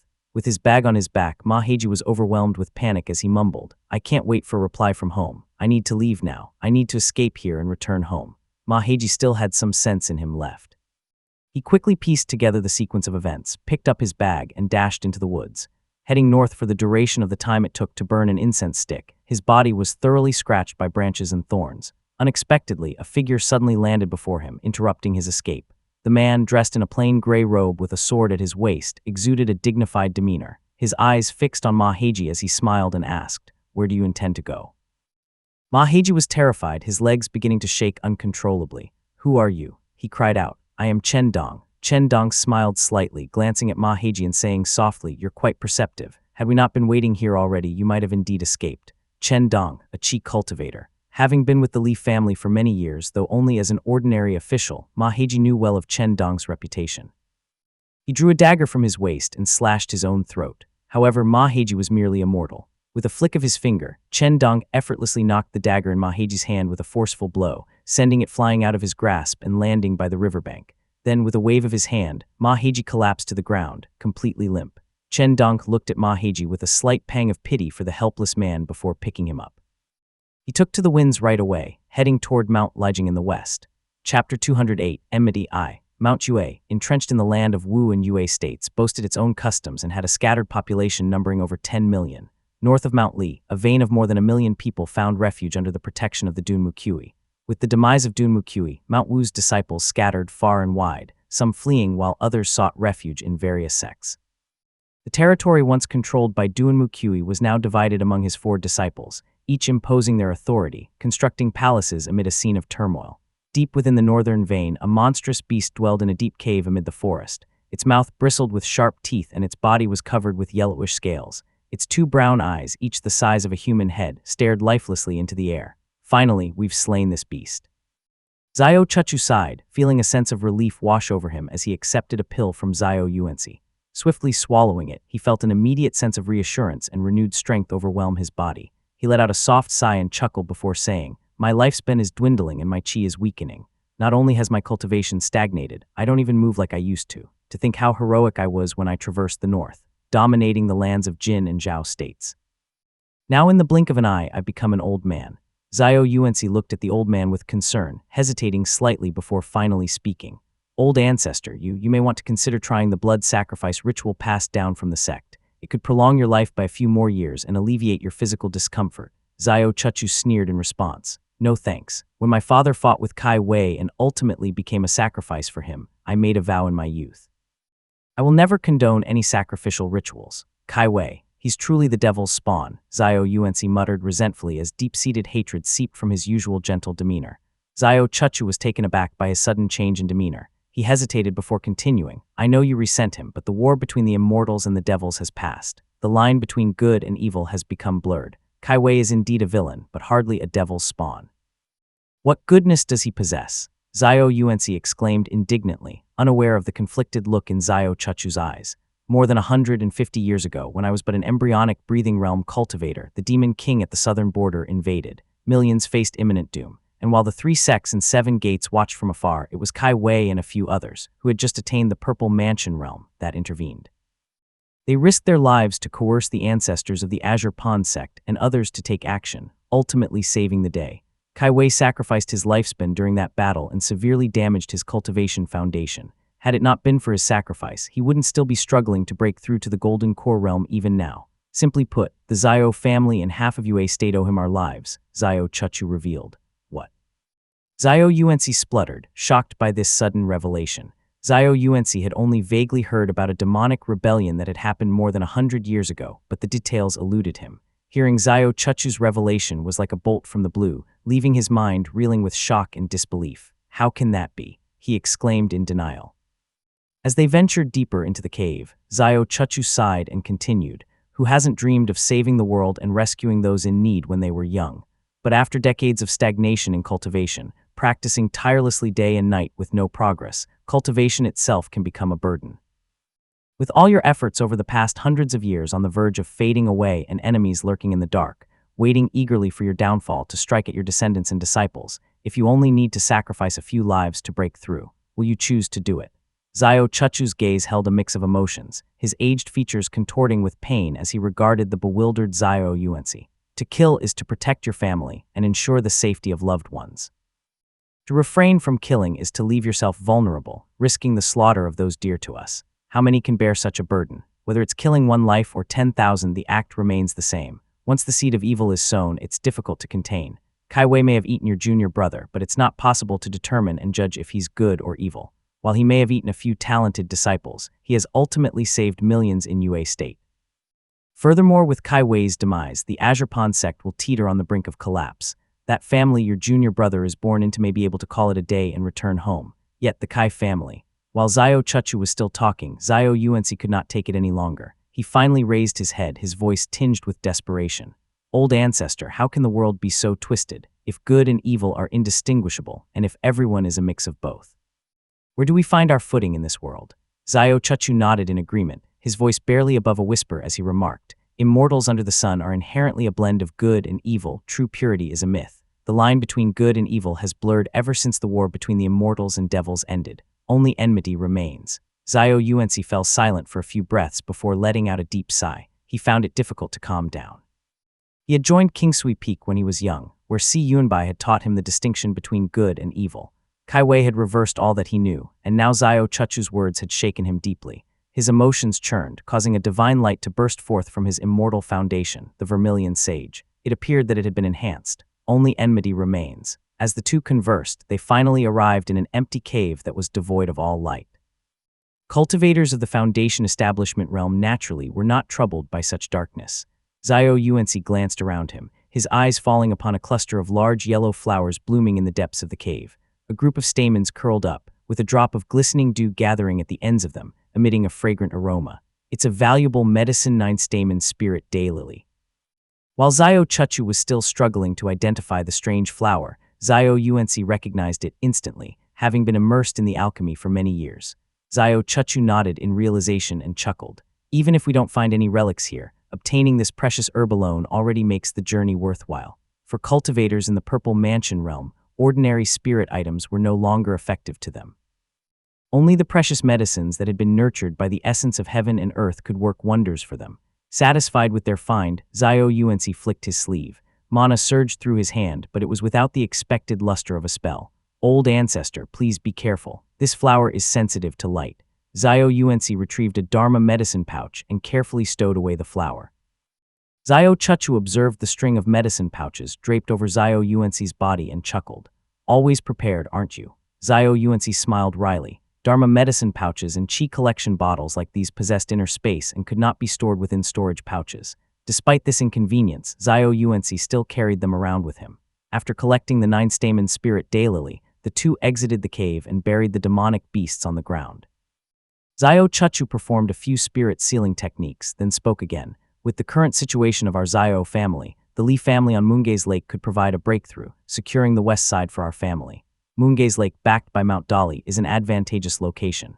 Even if Kai Wei dies, the Azure Pond sect likely won't relinquish control of Moongaze Lake. Given the relationship between our families, using the Li family as a barrier seems most appropriate. Xiao Yuanzi, his head lowered as he cast spells, nodded in agreement. That's good. I've heard that Yongling gets along quite well with Li Tangya. Ruyu and Li Xunfeng are also friends. Chapter 209, Enmity II. Seeing that Xiao Chuchu and the other ancestors in his family had no plans to expand westward, relief washed over Xiao Yuanzi. After all, he had promised Li Qijing that he would look after the Li family. He then spoke in a deep voice. Li Mushin, the ancestor of the Li family, used to be a farmer before he became a rogue cultivator, eventually attaining the Foundation establishment realm. He must be a remarkable individual, and his offspring are likely no less remarkable. Li Tangya, while not exceptionally talented, possesses a good heart. Li Qijing must have inherited his father's talent in swordsmanship, but I have never heard much about Li Mushin. He didn't seem to be famous in the Yue state. Xiao Chuchu was listening intently to him but suddenly frowned and asked, do all 4 of Li Mushin's sons have a spiritual orifice? Unaware of the intent behind the old man's question, Xiao Yuanzi pondered for a moment before replying. The eldest son passed away when he was very young, but the remaining 3 sons all have spiritual orifices. Xiao Chuchu raised an eyebrow, the wrinkles on his aged face gathering as he continued. Oh, and what about their Xuan generation? After a moment's recollection, Xiao Yuanzi replied slowly, his voice thick with uncertainty. There are 3 boys and 1 girl. All 3 sons possess spiritual orifices. Xiao Chuchu picked up the tail of a spirit beast and flipped its carcass over before storing it in his storage pouch. The Yuan generation comes after the Xuan generation, right? Xiao Yuanci nodded and replied, yes, but I don't know much about those in the Yuan generation. There are more of them. I only know that 3 of them possess a spiritual orifice. Xiao Chuchu nodded, feeling a bit reassured. He waved his hand solemnly and commented, Li Mushin is undoubtedly remarkable. I would not be surprised if he had consumed some extraordinary heavenly treasures at some point. The bloodline of the Li family doesn't seem like that of an ordinary Foundation Establishment realm cultivator. It's more akin to that of a Purple Mansion realm cultivator. Xiao Yuanci was taken aback by this perspective, impressed by the depth of knowledge his old ancestor possessed. During the decline of the Xiao family, Xiao Chuchu was only a peak qi cultivator. He left all the family's treasures and the essence-gathering pills to Xiao Shooting and ventured out on his own to seek opportunities. Because of this, he had gained extensive knowledge. Xiao Yuanci recalled the demeanors of both Li Tongya and Li Xiangping, then nodded thoughtfully and replied, indeed.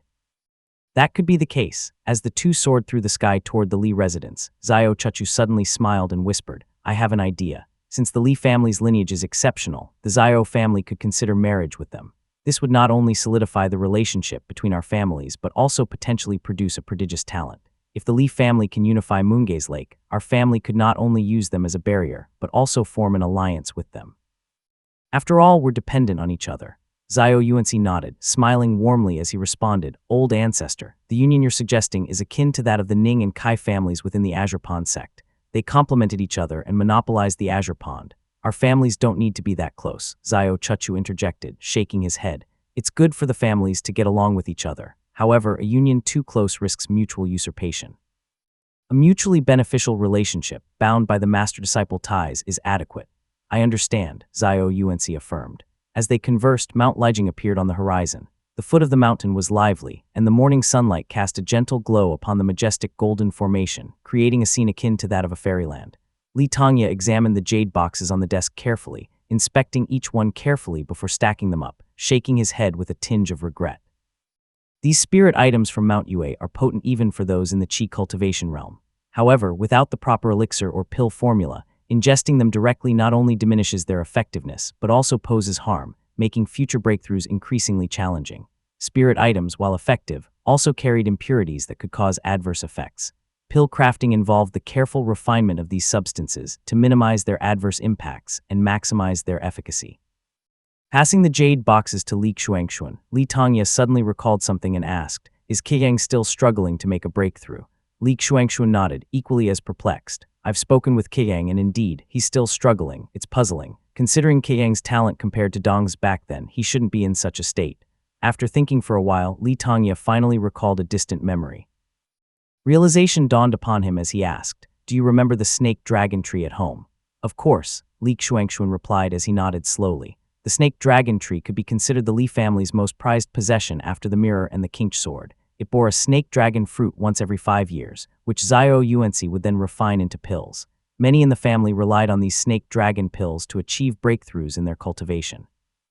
Li Tongya shook his head, recounting an old tale in a warm tone. Back then, we were able to discover this precious tree all thanks to Qiyang. The child seemed blessed. He ventured into the mountains and accidentally consumed a snake dragon fruit when he was young. Luckily, the fruit's mild nature only rendered him unconscious for several days. Afterward, the speed of his cultivation was extraordinary. Within just a year, he had managed to condense the profound scenery chakra. Li Xuanxuan listened intently to the story. Li Tongya sighed, continuing, At the time, we all thought it was Qiyang's good fortune. Little did we know that fortune and misfortune walk hand in hand. His rapid cultivation, fueled by reckless ingestion of the spirit fruit without proper cultivation, left him with underlying issues. Now, he struggles to advance beyond the peak of the embryonic breathing realm. Realization dawned upon Li Xuanxuan as he nodded. Li Tongya picked up the tea bowl from the table and continued, Among all the mountains under our family's control, the spiritual qi of the spirit spring on Mount Huaqian flows the thickest. Explain to Qiyang about his situation, then send him to Mountain Huaqian to cultivate. Understood, Li Xuanxuan replied respectfully. As he raised his head, an abrupt buzz emanated from the grand formation, and an elderly voice came through. Xiao Chuchu from the Xiao family has come to visit. Please open the formation, Tongya, my friend. Li Tongya quickly opened the formation and soared into the sky. Xiao Chuchu and Xiao Yuanci landed atop the mountain with a smile on their faces. Greetings, seniors. Li Tongya greeted respectfully as he cupped his fist. As courteous as ever, Tongya, Xiao Chuchu remarked with a smile as he followed Li Tongya into the courtyard. Seated alongside Xiao Yuanci, he accepted the tea that was offered to him. They exchanged a few pleasantries before shifting the conversation to the purpose of his visit. Your house's grand formation is ingeniously crafted. I've traversed north and south and have some knowledge of formations. This one is particularly notable, Xiao Chuchu remarked. It was set up by Master Liu Changdi, Li Tongya replied, causing Xiao Yuanci to raise his eyebrow at the mention of the name. I've seen this Liu Changdi before, Xiao Yuanci chimed in warmly. He's quite an interesting person, very skillful in formations and speaks as if he's been around for nearly a century. He seems to know many people. Xiao Chuchu seemed uninterested in this topic and redirected the discussion. He scrutinized Li Tongya briefly before asking, how confident are you in building your Dao foundation, Tongya? I haven't completed my qi cultivation yet, so I'm uncertain, Li Tongya responded respectfully. Xiao Chuchu nodded, sharing some crucial insights on laying the Dao foundation. Li Tongya, who had largely relied on himself throughout his cultivation journey, was naturally thrilled to receive such valuable guidance. He absorbed the advice diligently, carefully noting down every wisdom Xiao Chuchu imparted to him mentally. Xiao Yuanci listened and interjected occasionally, adding his insights. After receiving their guidance, Li Tongya quickly expressed his gratitude. Xiao Chuchu smiled and waved his hand, his gaze intense and piercing as he addressed Li Tongya directly. Tongya, I'm sure you're also quite informed about my family's affairs. Chapter 210, Departure of Guests. Xiao Chuchu's words were gentle, yet they struck a chord of dismay in Li Tongya's heart, setting his mind ablaze with swirling thoughts. As he gazed upon the old man's smiling countenance, he responded respectfully, through the years of our family's dealings, I've certainly gleaned some understanding of your family's situation. Ancestor shooting has indeed extended kindness toward me, for which I remain deeply grateful. Xiao Chuchu noticed the subtle implication in Li Tongya's words with his vague reference to their ancestor, Xiao Shooting. He simply nodded once and murmured softly, in that case, there's no need for further elaboration. Our two families have long relied on each other. Should you attain the foundation establishment realm in the future, do send word to my Xiao family. We can then discuss arrangements for a union between our families for mutual support. Xiao Chuchu was direct with his intention, and Li Tongya was a level-headed man and was deeply grateful to Xiao Shooting. Not only that, he was also the elder brother of Li Qijing and maintained good relations with Xiao Yongling. Over the years, correspondence between the families had solidified the Xiao family's trust in him. For Li Tongya, attaining the foundation establishment realm would mean securing the support of the Xiao family for the Li family. Conversely, if he failed to achieve this milestone and perished, the relations between the two families would remain connected to the personal relationships between Xiao Yuanci and Li Qijing.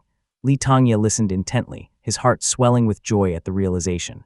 Pragmatic by nature, he did not allow himself to dwell on the bluntness of Xiao Chuchu's words. Instead, he silently reflected. Xiao family presently has Xiao Shooting, a Purple Mansion realm cultivator, and Xiao Chuchu, who is at the middle stage foundation establishment realm. Additionally, there are 3 other cultivators at the late stage foundation establishment realm and 5 at the early middle stage foundation establishment realm.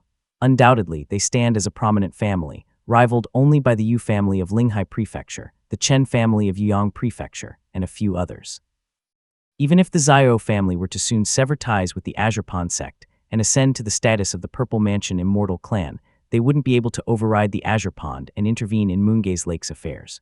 Nevertheless, their support would remain invaluable. Moreover, the Xiao family relies on our family to serve as a defensive wall on Moongaze Lake, facilitating the distribution of pills and Dharma artifacts. Such mutual dependence fosters a symbiotic relationship between our families, naturally ensuring mutual benefit.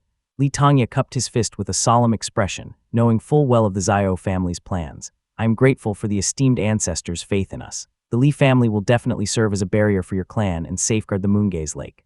Xiao Chuchu chuckled, nodding vigorously as he helped Li Tongya to his feet, warmly clasping it. His aged voice echoed in the courtyard as he spoke gently. What are you saying? We're just looking out for each other.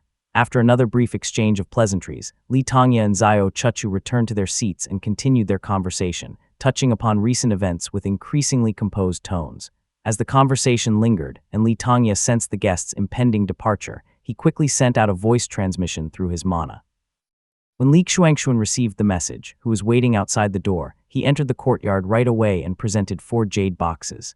Here are 4 spirit items from our family. I humbly request the senior's discerning eye to inspect them. Li Tongya said politely. Zhao Yuanxi set down his tea bowl. With his adept cultivation in alchemy, he swiftly examined the jade boxes, discerning their contents with ease before speaking. These 4 spirit items are common ingredients of the qi cultivation realm.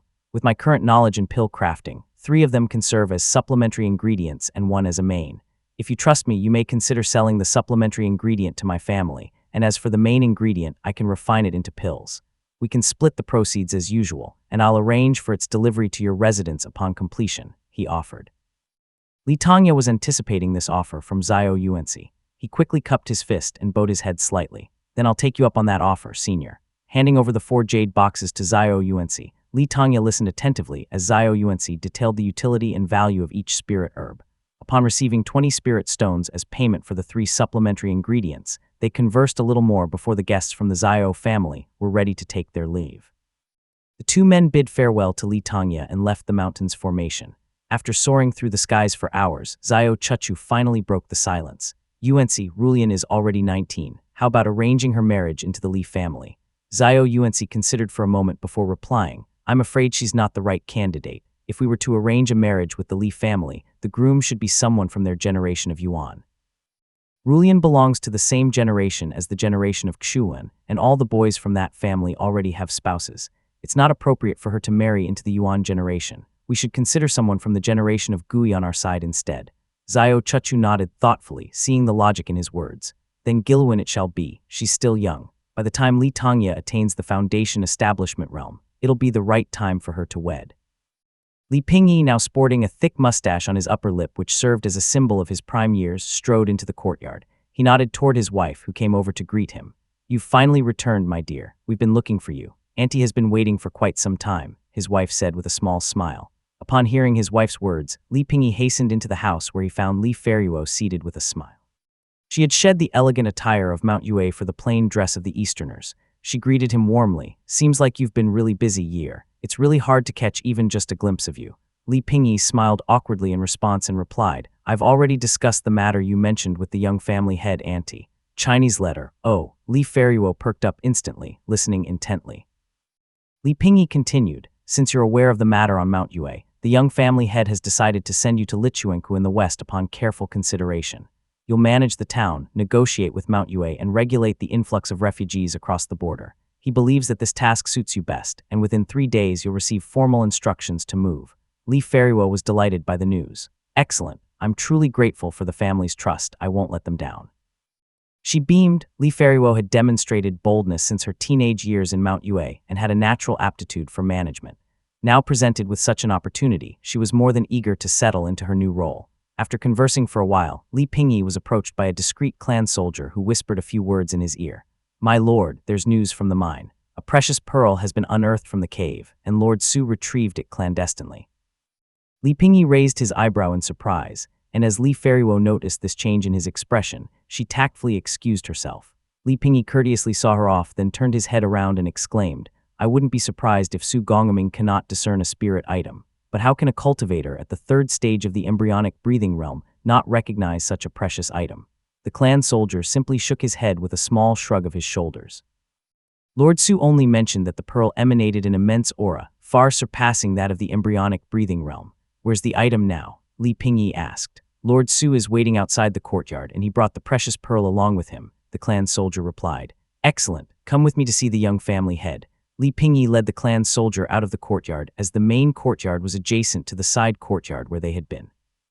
After a brief walk along the stone path, they reached the main courtyard. Taking the wooden box from Su Gongming, Li Pingyi proceeded alone through the front hall and the middle hall. He eventually reached Li Yuanxiu, who was deeply engrossed in reading a wooden slip in his seat. Young family head. Li Pingyi presented the wooden box with reverence, explaining the situation in detail. Li Yuanxiu listened attentively, and once he had finished, he gave a simple instruction. Open it up, let me take a look. Li Pingyi complied, opening the box and taking out a dark and translucent treasure pearl which was roughly the size of a fist. Li Yuanxiu reached out to grasp it, feeling a slight tingling sensation in his hand upon contact. He examined it closely but found no discernible clues. Raising an eyebrow, he remarked, it seems to be a spirit item of the qi cultivation realm. Uncle Kiyang and Uncle Dong are away on Mount Huaqian, and I'm not sure if father and the rest are in seclusion right now. I know that the senior at Foundation Establishment Realm from the Zio family came to visit this morning and just left not too long ago, so I'm guessing granduncle isn't in seclusion. Li Yunxiu held up the precious pearl and instructed, send this spirit item to granduncle later and have him take a look at it. Chapter 211, Thunder Pearl. Right here. Yu Maiyuan landed on the small island in the lake, dressed in a gray cloak. Even though they were in a remote area, Yu Maiyuan remained cautious. He ensured that he was tightly covered, wary of any passerby who might inadvertently stumble upon them. Standing behind him was a gray-robed old man, a grin plastered on his face as they landed together on the small island. Yu Maiyuan respectfully cupped his fists and asked, Master Jiang, is this far enough? Yes, it is. Master Jiang chuckled as he tapped his Shengyang mansion, closing his eyes and kneeling on the ground. Yu Maiyuan stood beside him, asking, the Ren family has discreetly sent the item into the mine and the Li family has discovered it. Master Jiang, how potent is this spell? With his eyes tightly shut, Master Jiang appeared to be spiritually traversing the realm as he searched for something intently. The physical bodies of immortal cultivators are fragile. Your elder brother is the one who taught me this spell that could easily catch anyone off guard. It can swiftly incapacitate even a Qi cultivator unless they have established their immortal foundation. Coupled with my curse, it will not only damage their root foundation, but also inflict harm upon their vital Qi. Even if they're saved, their future prospects are bleak, he replied. Though Yu Maiyuan had heard of Master Jiang's abilities before, he could not help but feel creeped out upon hearing his explanation. What a truly insidious spell that leaves no room for defense, he said. Master Jiang let out a hearty laugh and then said, I'm not surprised to hear that from you. I've traveled far and wide, but your elder brother is the most sinister person I've ever encountered. Yu Maiyuan raised an eyebrow at him and was about to respond, but was stopped by the smile on Master Jiang's wrinkled face. Don't even try to intimidate me. I'm not afraid if you report this to your elder brother. Even if I call him sinister, he would take it as a compliment, Master Jiang said with the same crooked grin. Before Yu Maiyuan could react, Master Jiang exclaimed, I've found it. The Thunder Pearl is currently in the hands of a leader. It seems to be the young family head of the Li family, a cultivator at the second stage of the embryonic breathing realm. He's most likely Li Yunxiu. They're about to transfer it to Li Tongya's hands. Yu Maiyuan was taken aback before skeptically saying, why would the Li family entrust the family's leadership to an embryonic breathing realm cultivator? Master Jiang simply snorted in response. The Li family isn't as powerful as your Yu family, where Qi cultivators are plentiful. But before Master Jiang could finish his sentence, Yu Maiyuan's expression turned serious as he interrupted him with an important question. How long can you sustain this technique? Master Jiang was slightly caught off guard by the question but mumbled, 2 hours. What he did not expect was the determined expression on Yu Maiyuan's face as he instructed, do it now. What? Master Jiang gave him a confused look as he asked slowly, why bother with a mere embryonic breathing realm cultivator? Why not wait a little more to catch something bigger, young master? Forget about Li Xunfeng and Li Xuanling. The Thunder Pearl is already on its way to Li Tongya. Once it's in his hands, we'll injure him, dashing any hopes of him attaining the Foundation Establishment realm. Won't that be wonderful? Are you trying to get my family in trouble, Master Jiang? Yu Maiyuan's countenance darkened with irritation and anger as he exclaimed, have you considered the relationship between Li Xunfeng, Li Yunxiu, Li Tongya, and Li Qijing? There's a chance Li Qijing may overlook it if a few of the younger generations in the Li family were killed, however. If Li Tongya, his own brother, were killed, he'd definitely come back all the way from the southern border. It takes only a clarity talisman to expose us, and when he discovers the truth, the Yu family will be as good as dead. Realization finally dawned upon Master Jiang. Yu Maiyuan grabbed him roughly and demanded loudly, so do it now. Li Yunxiu is good enough. No more delays. If something goes awry and delays our plans, neither of us can bear the consequences. Of course. Although Master Jiang's cultivation was modest, his seniority was considerable. Being chastised by his junior left him with a somewhat sour expression, but nevertheless, he performed a hand seal with both hands and thrust both fingers forward. Release. Li Yunxiu carefully stowed away the wooden slip in his hand, issuing a few commands before gesturing for Li Pingyi to hand over the wooden box. As Li Pingyi promptly handed it over, Li Yunxiu delicately placed the precious pearl inside. Feeling the slight tingling sensation in his hand, he suddenly recalled something. He picked up the wooden slip from the table and handed it to Li Pingyi, who accepted it and exited the room. Yunyan enjoys history books. I got one this for. Before he could finish his sentence, Li Yunxiu suddenly heard a faint voice that belonged to an old man. Release. In an instant, the jade pearl inside the wooden box beside him flashed brightly. A surge of majestic energy burst forth and erupted with the might of a volcano, catching Li Yunxiu completely off guard. Before he could even react, thunder flames blazed out and engulfed his whole body, tearing through his flesh and bone and causing blood to splatter everywhere. Boom!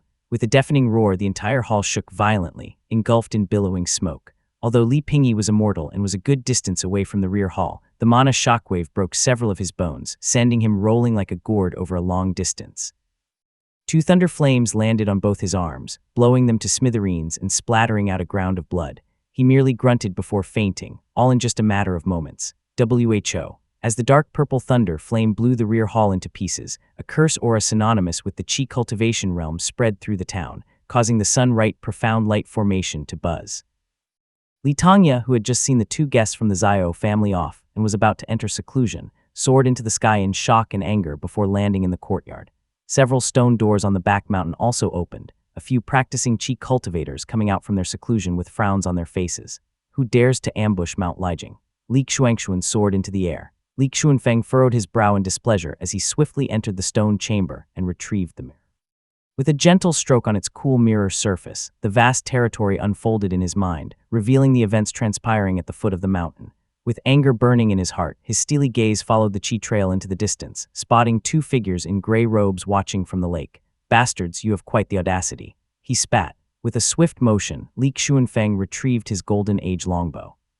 He took a step forward, his mana surging as he drew the bowstring, and unleashed a bright golden arrow that glimmered impressively. Unfortunately, the exertion proved too much for his body, and he coughed up black blood. He wiped the corner of his mouth with an icy expression as he aimed at his enemies in the distance with the mirror's help, before letting loose another mana-charged arrow. Li Tongya, who was at the foot of the mountain, looked up suddenly as if he had sensed something and sure enough, spotted a golden light soaring into the air.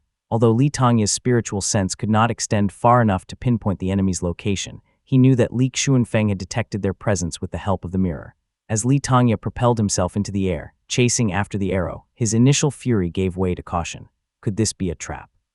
He gritted his teeth and with firm resolve decided to continue flying in pursuit behind the arrow. However, he was ready to retreat at any time if necessary. The enemy doesn't know about the mirror's ability, so they're likely defenseless. Regardless, I must proceed with caution. The families by the lake wouldn't dare harm me for the time being. Chapter 212, Maiyuan I. Master Jiang was still scanning the surroundings, oblivious to the distant golden light that was headed directly toward him. He took a few steps backward, but as soon as he performed another hand seal, a searing pain shot through his abdomen. The golden arrow had found its mark, causing him to let out a cry of agony. At the same time, he realized that he had been discovered. "Young master, help me," he called out, desperation lacing his voice. Master Jiang, a cultivator only at the third heavenly layer of the Qi cultivation realm, lacked real combat experience as he had devoted his whole life to mastering curse spells specialized in ambushing opponents. The arrow had pierced deep into his abdomen, sapping his vital qi. The astral qi in Li Xuanfeng's powerful attack surged in him painfully, leaving Master Jiang unable to ride the winds for escape. Beside him, Yu Maiyuan paled, gripped by fear. Hearing Master Jiang's cries, he exclaimed, "How is this possible? We're so far away. Does Li Xuanfeng have some sort of divine ability?" Despite his shock, Yu Maiyuan moved fast and struck Master Jiang's Shenyang mansion without any hesitation. Master Jiang's eyes immediately turned bloodshot, and blood came spewing out from all the 7 orifices of his body. The Shenyang mansion was where the soul resided. Master Jiang was already sweating profusely and paralyzed by the pain, and upon being struck by Yu Maiyuan, he immediately turned limp and collapsed onto the floor like a dead pig. Yu Maiyuan's mind raced as he spoke, already formulating his next moves. He swiftly removed Master Jiang's storage pouches before disfiguring the man's face beyond recognition with a fire spell. Then he slapped several wind movement talismans onto Master Jiang's body, sending him away like a leaf caught in a gust of wind. After doing all that, he used his talismans without holding back, hiding inside layers and layers of shields before activating a Dharma artifact, a spirit shield. Yu Maiyuan discarded the 2 storage pouches into the lake, committing their location to memory before he vanished into the distance. In the next moment, a second burst of golden light glinted in the sky, accompanied by a middle-aged swordsman who was flying right behind it. Yu Maiyuan's heart sank as terror gripped him. Not again, and Li Tongya, my fate is sealed. He cried out in fear, almost whimpering. Li Tongya had always been perceptive. With just a glance at Master Jiang's body flying in the sky, he could tell that it was a diversion tactic. His gaze swiftly honed in on Yu Maiyuan, who was making a hasty retreat. Yu Maiyuan was always cautious in his actions. The robe he wore could conceal his spiritual sense, making it difficult for Li Tongya to discern his true strength and real identity. Yet Li Tongya could tell from this person's behavior and movements that he was extremely afraid of him. "Bastard, have a taste of my blade," Li Tongya roared, unsheathing his sword and sending a white-colored celestial moon sword arc. Boom. Yu Maiyuan had conjured a small floating golden shield from what seemed to be a remarkable Dharma artifact of the Qi cultivation realm. It was as expected of a prominent family. Despite being an insignificant descendant of the Yu family, Yu Maiyuan possessed a Dharma artifact that was superior to Li Tongya's own. Li Tongya had gotten the Dharma sword in his hand from a woman from the Wu family. As it clashed against Yu Maiyuan's shield, the force of the impact sent the shield flying backward, its light dimming amidst the powerful reverberations that echoed through the air. Undeterred, Yu Maiyuan channeled more mana into the shield, striving to withstand the relentless assault.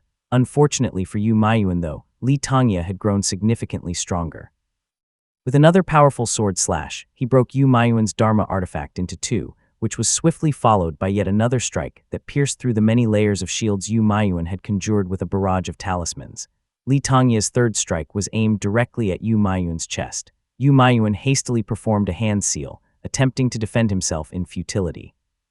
However, before he could complete it, the golden light had already pierced through his abdomen, disrupting his spellcasting. Now coughing up blood, Yu Maiyuan felt another chilling sensation spread through his chest as Li Tongya's sword aura penetrated deeply into his flesh and bone. Shocked by Li Tongya's strength, Yu Maiyuan struggled to catch his breath.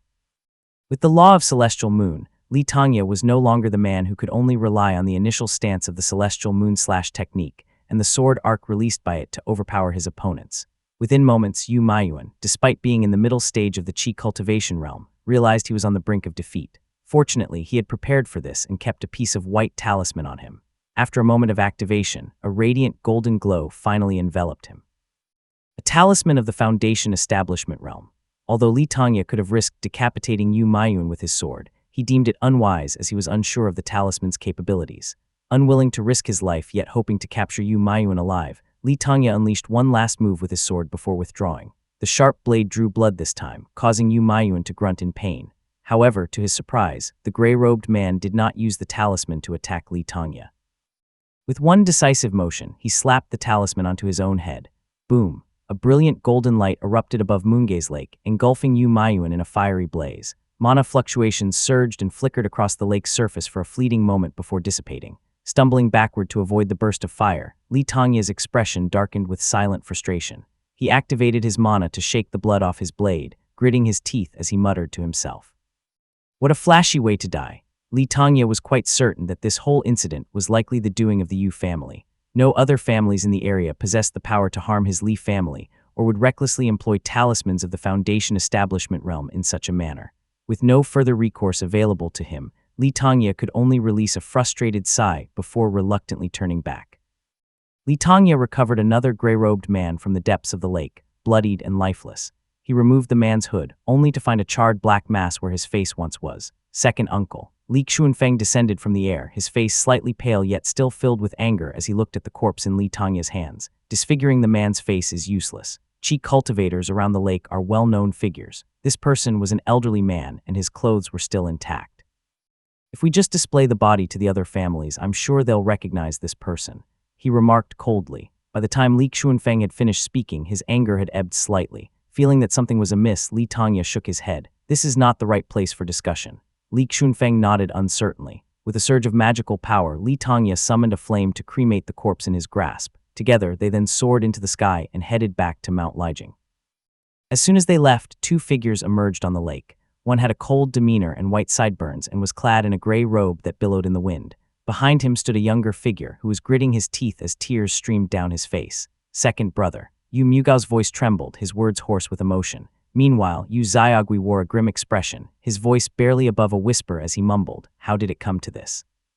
Master Jiang's death is one thing, but losing Maiyuan and arousing suspicion from the Li family. This isn't worth it at all. Yu Xiaogui's resolve remained firm as he refused to intervene and watched Yu Maiyuan die before his eyes. This wasn't a mere oversight in planning. There's something off about this Li Xunfeng. I've never heard of someone with a spiritual sense spanning 100 li. He can't be just a Qi cultivator. Even a purple mansion isn't capable of such a feat. Yu Mugao exclaimed indignantly, "That's enough." Yu Xiaogui cut him off coldly. Li Tongya isn't dumb. He could have gathered evidence, but he chose not to. Although he decided not to pursue this matter and fall out with our family, this incident still marks the beginning of a rift between our families. From now on, we're not even apparent allies, but enemies. Father, I understand, Yu Mugao said, standing up straight and wiping away his tears. His expression hardened as he made a cold and steely declaration. This is the right time to eliminate in Jingaming. Chapter 213, Maiyuan Ai. Meanwhile, on the shore of Moongaze Lake, Li Xuanfeng and Li Tongya flew in silence for a while before Li Tongya finally broke the silence. It's the Yu family's doing. Li Xuanfeng's expression darkened, a simmering anger evident as he clenched his teeth. I knew it was the Yu family when I saw you disposing of the body. However, we probably can't confront them right now. If we didn't have that, we would have never known who had done this. Yu Mugao must have employed some insidious tactics to harm Zier in this manner. Li Tongya's voice turned cold as he spoke with finality in his tone. There's no need for further discussion on this matter. The truth will become clear once we return and investigate. Li Tongya slowly sheathed his sword and continued. This incident has stirred up quite a commotion. I suspect that everyone on the lake is already aware of it. If my guess is correct, Yu Xiaogui has likely arrived or is on his way to the scene. That was why I suggested that we leave first. Although he might not dare to fight us directly now, it was still better for us to leave quickly. Li Xuanfeng's heart sank. Although everyone feared the Li family because it was under the protection of a sword immortal, only members of the Li family knew that this was merely a facade. On the surface, the two families had not yet turned openly hostile, but in secret they had already become enemies. No one knew for sure what would happen from now on. Should we seek assistance from the Xiao family? Li Xuanfeng inquired in a low voice. Li Tongya shook his head in response. We should wait until I attain the Foundation Establishment realm. Besides, the Yu family has the Yuanwu Peak backing them, and the Xiao family is trying to lay low for now so they won't intervene in such matters. We'll reassess the situation when the Xiao family makes their move. We can't always rely on others. We must rely on ourselves. As they conversed, Mount Lijing loomed beneath them. People had gathered below, kneeling and crying. Li Xuanfeng's eyes welled with tears, unable to bear the sight. Meanwhile, Li Tongya sighed softly, hovering in the sky above. Upon arriving at Lijing town, Li Xuanxuan landed before the collapsed rear hall. Flames were still licking at the wooden structure. Clan soldiers hurried over to him. Li Xuanxuan swept his spiritual sense forward, allowing the scene beneath the ruins to materialize in his mind. His face paled slightly as beads of sweat formed on his forehead. He turned his head to the side and asked, was the young family head in the courtyard? The unconscious Li Pingyi had already been retrieved and taken away to be treated, while a trembling clan soldier stood before him. Reporting to the family head, I saw him earlier. He should have been in the courtyard, he said, his voice timid. Li Xuanxuan's chest tightened. His face paled and he could almost see stars before his eyes. He dropped onto his knees with a thud and cried out loudly, Zier. He continued sweeping the area with his spiritual sense, but found only the remains of a few clan soldiers amidst the rubble, along with blood, dismembered body parts, and bone fragments. There was no sign of Li Yuanxiu. He doubled over, feeling the world spin before his eyes as he wailed in agony. Hearing the head of the family in such distress, the surrounding clan soldiers and cultivators were filled with horror, joining him and kneeling on the ground as well. Li Xuanxuan clutched his chest as he struggled to catch his breath. Tears streamed down his face as he spoke through gritted teeth. What has happened here? A clan soldier rescued from the rubble kneeled and cried out in agony. It was the pearl. It unleashed a spell. Beside him, Su Gongming recoiled in shock and fear. It was he who had sent over the precious pearl from the mine to the courtyard. His vision darkened, never expecting that he would become a suspect in this incident.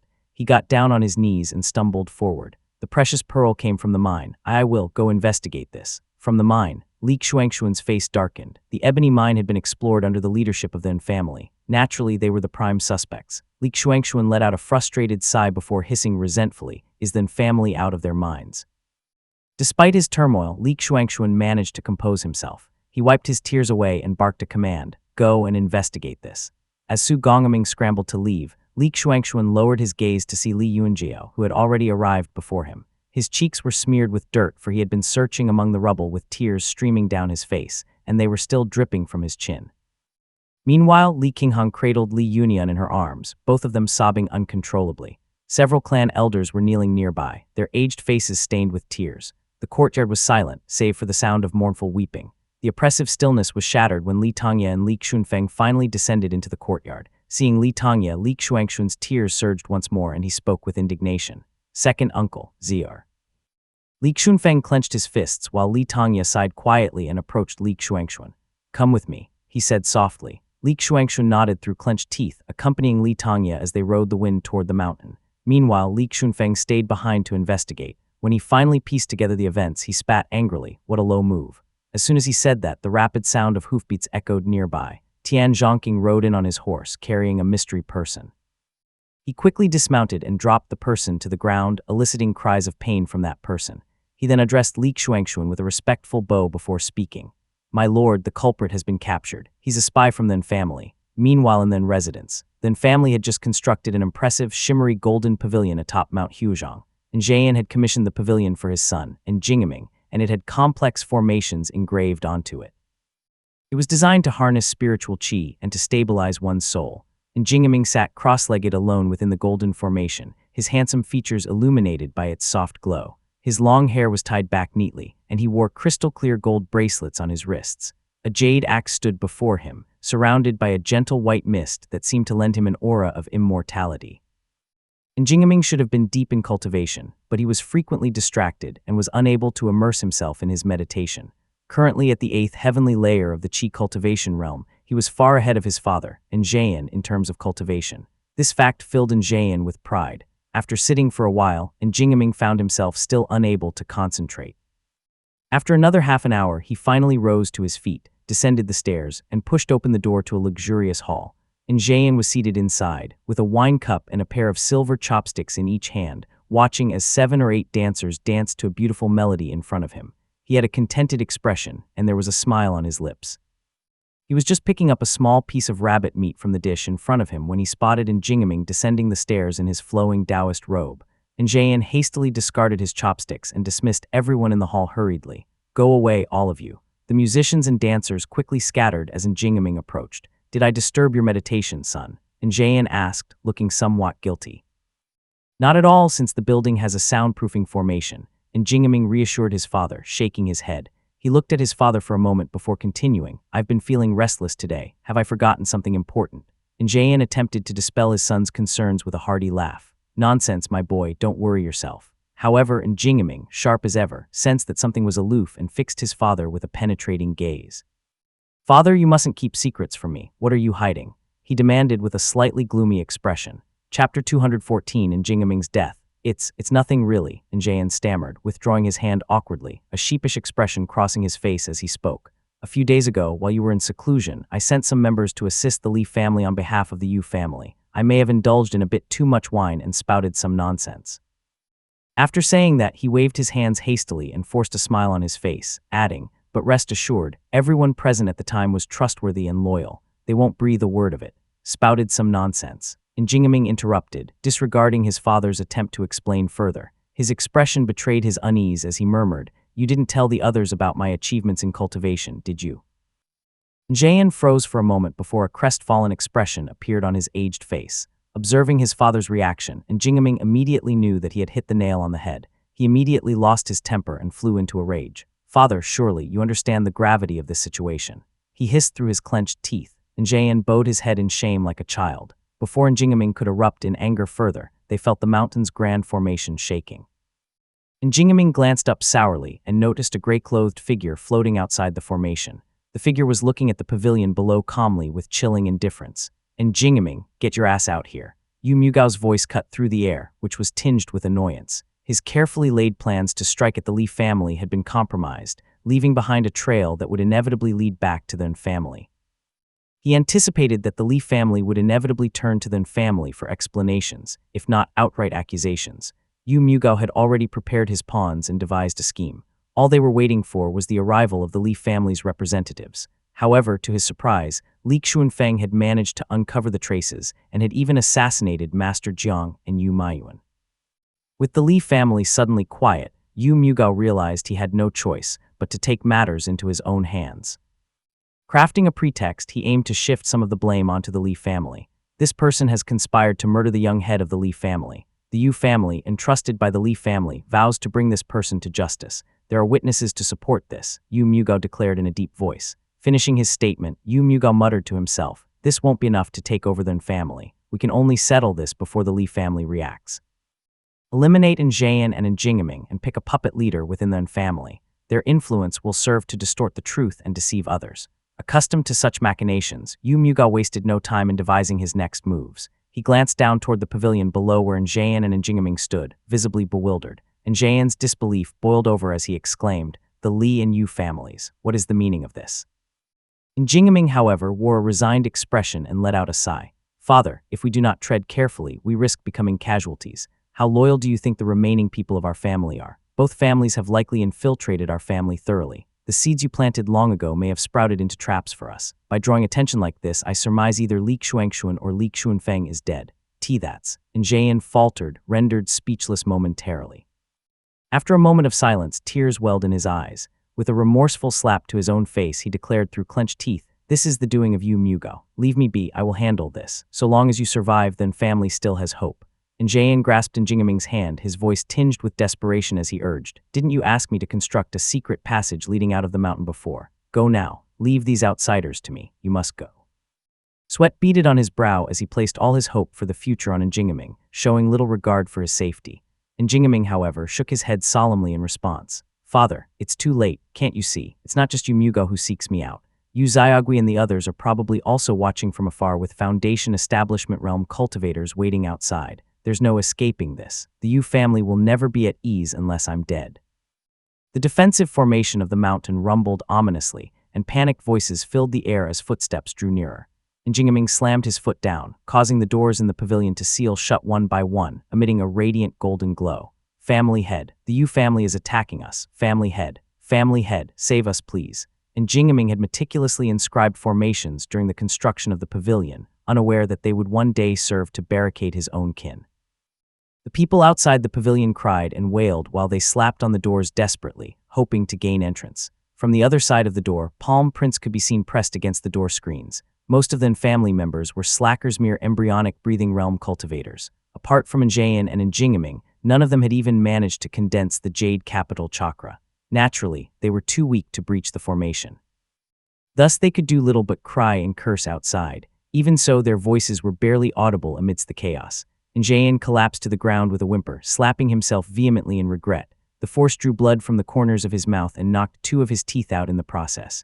Through tears he lamented, "It's all my fault. My selfishness, my greed, my indulgence in pleasures. It has brought this upon you, upon us all." Jingming's tears flowed freely as he sank to his knees, cradling Jian's plump, tear-streaked face. "I will carve a path through them. You should leave through the secret passage. Yu Mugao's gaze is fixed on me. Father, there's still a chance for you to escape." He told Jian as if he were his father instead. Jian's trembling legs betrayed his resolve as he struggled to articulate a response. Finally, he managed to choke out, "Where should I?" "To the Li family," and Jingming replied, tears mingling with determination in his eyes. "I think I understand what's going on now. Time is running out, we can't keep talking here." With a firm grip, he lifted Jian to his feet. His heart was heavy with sorrow as he said, "Father, you must stop drinking and abstain yourself. Always speak wisely and protect yourself. Do not dwell on revenge, and consider having a few more children." Boom. A thunderous boom echoed through the air as the family's grand formation shattered. Jian winced and dashed toward the rear of the pavilion while wiping away his tears.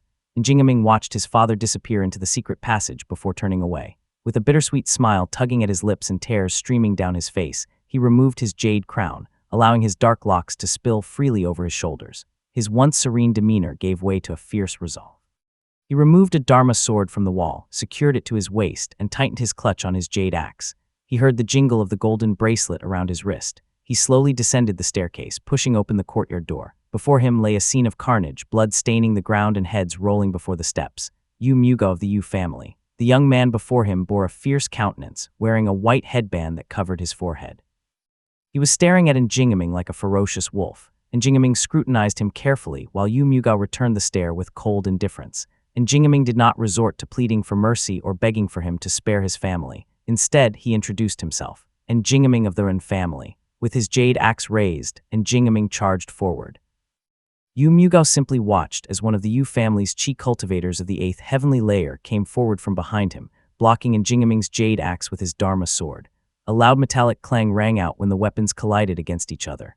The chi cultivator recoiled from the impact, taking a step backward, and Jingming turned the direction of his jade axe, prompting Yu Mugao to raise an.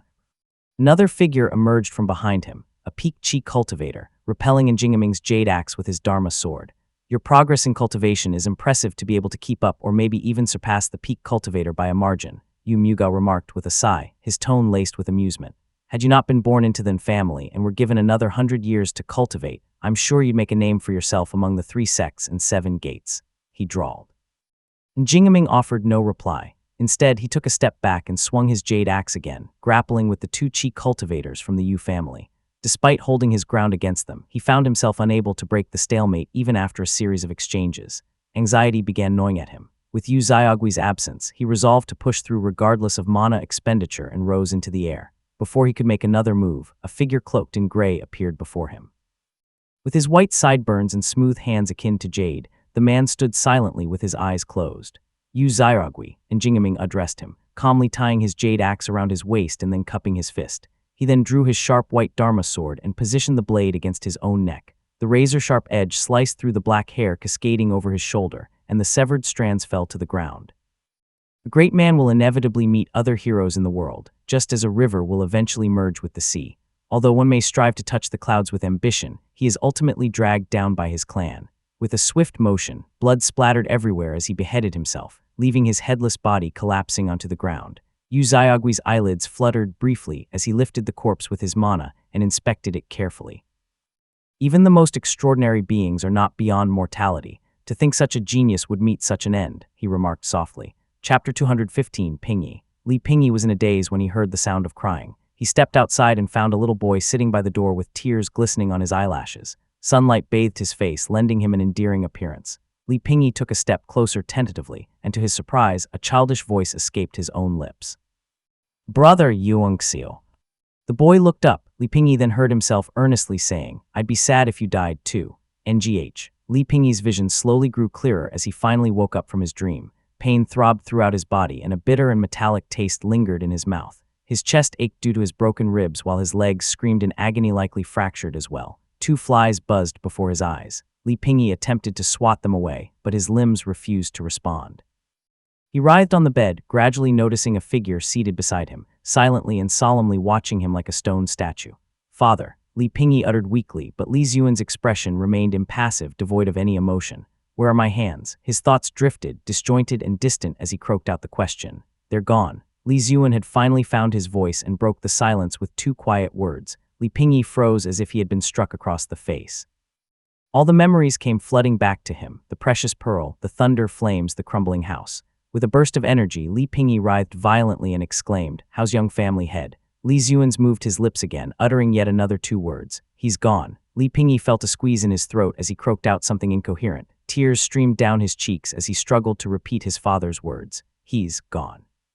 Li Ziyuan's watched quietly as Li Pingyi transitioned from silent tears to outright sobbing, to convulsive weeping, only to abruptly cease. Because Li Ziyuan brought his hand down on his son's cheek. Slap. Again his hand struck Li Pingyi's other cheek, leaving the boy dizzy and disoriented from the force. Li Ziyuan reached for Li Pingyi's neck as the boy squirmed on the bed, sobbing. "Father, I have unfinished business."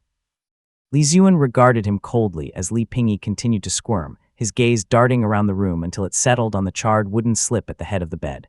Li Pingyi halted his tears and spoke quietly. "Young family head told me to deliver this book to young Master Yunian. Please, father." Li Ziyuan faltered, his voice thick with emotion as two burning tears trickled down his cheeks. "You were the one who brought that precious pearl to him," he said hoarsely. "Yes, it was me." Li Pingyi squeezed the words through clenched teeth, his body instantly going limp as though he had lost his backbone.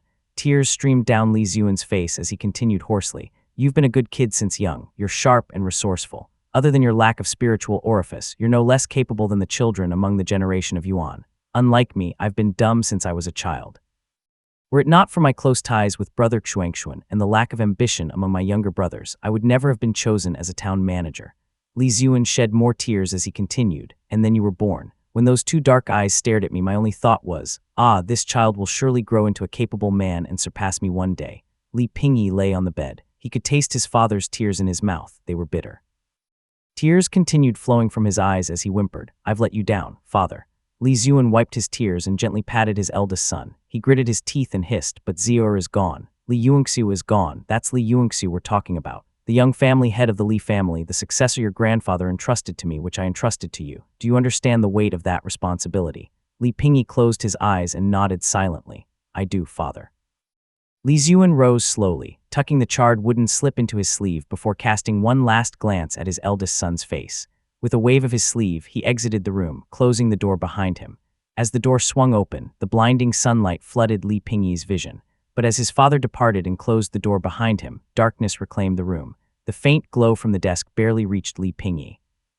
Unable to see his surroundings clearly, he squirmed on the bed like a worm and peered over its edge. Straining his eyes, Li Pingyi realized the thunder flames had damaged his vision. His left eye barely functioned. With his right eye, he discerned a big bucket beneath his feet. It was made of wood found on the mountain and bound by iron, securely sealed to prevent any leakage. Within the bucket was bloody water, likely remnants of his own when his father had wiped him down. A pungent and metallic odor assaulted his senses. A gray rag floated on the surface like a dead fish. Not bad. Estimating the distance, Li Pingyi shifted his only functional leg, bracing himself for the pain of moving over broken bones. With a deep breath, he stomped down. Plop. He plunged into the blood-filled bucket head first, the liquid rising just below his chest. Fearful of moving involuntarily, he wedged his leg into the bed's corner. As the taste of blood filled his mouth, Li Pingyi began to cough violently, inhaling and expelling the crimson fluid with each convulsion, causing gurgling noises in the water. Eventually, his body stiffened, urine leaking from his rigid form and wetting his pants. A beam of light appeared before his eyes and faces flickered through his mind: his father's, his mother's, and Li Yunxiu's. Amidst the turmoil, a single thought surfaced: to be able to see his face again one last time before my death. It's all worth it. Outside the door, Li Ziyuan closed his eyes, clenching his hands tightly until they turned white. Tears streamed down his face uncontrollably. When the gurgling sound from within ceased, he collapsed softly onto the ground. For a moment, he could not discern his own surroundings, and he was not even sure of which the floor and ceiling was. Dizziness overwhelmed him, and he found himself staring at a pair of leather boots before him. Raising his head, Li Ziyuan locked eyes with a face bearing a striking resemblance to Li Yunxiu's, albeit with more angular features and a fiercer gaze. The man peered intently at him and asked, "Uncle Ziyuan, where's Pingyi?" Li Ziyuan rose to his feet, his voice barely above a whisper as he replied, "Greetings, young Master Yunjiao." Li Pingyi was too distraught by the young family head's passing and took his own life. Without waiting for Li Yunjiao's reaction, Li Ziyuan retrieved half of a burnt wooden slip and presented it to him with both hands. "Young family head has instructed Li Pingyi to deliver this to young Master Yuanyuan. With this, I have fulfilled Li Pingyi's last task on his behalf." Chapter 216 in Zheu of their family. Second uncle. Li Xuanxuan dropped to his knees in the cave dwelling. Li Tongya watched his nephew's tear-streaked face silently, wordlessly. "Are we going to just forget about this whole incident?" Li Xuanxuan asked through his gritted teeth. "Forget about it." Li Tongya lowered his gaze and continued, "This is not up to the Li family to decide alone. The question lies in whether the Yu family is willing to cease hostilities. Once enmity is sown between two families, either party cannot easily resolve it." Li Xuanxuan lifted his head, wiping his tears before clenching his jaw tightly. "It's Yu Mugao who colluded with others and killed the members of the Li family. He can't still resent us and keep harming us. It's our family members who got killed, yet we still have to be wary and fearful that the Yu family won't stop at this. That's just." Li Xuanxuan hesitated just as he was about to finish the sentence with the word unfair. As someone approaching the age of 40, it was absurdly childish for him to be hung up about fairness in this world.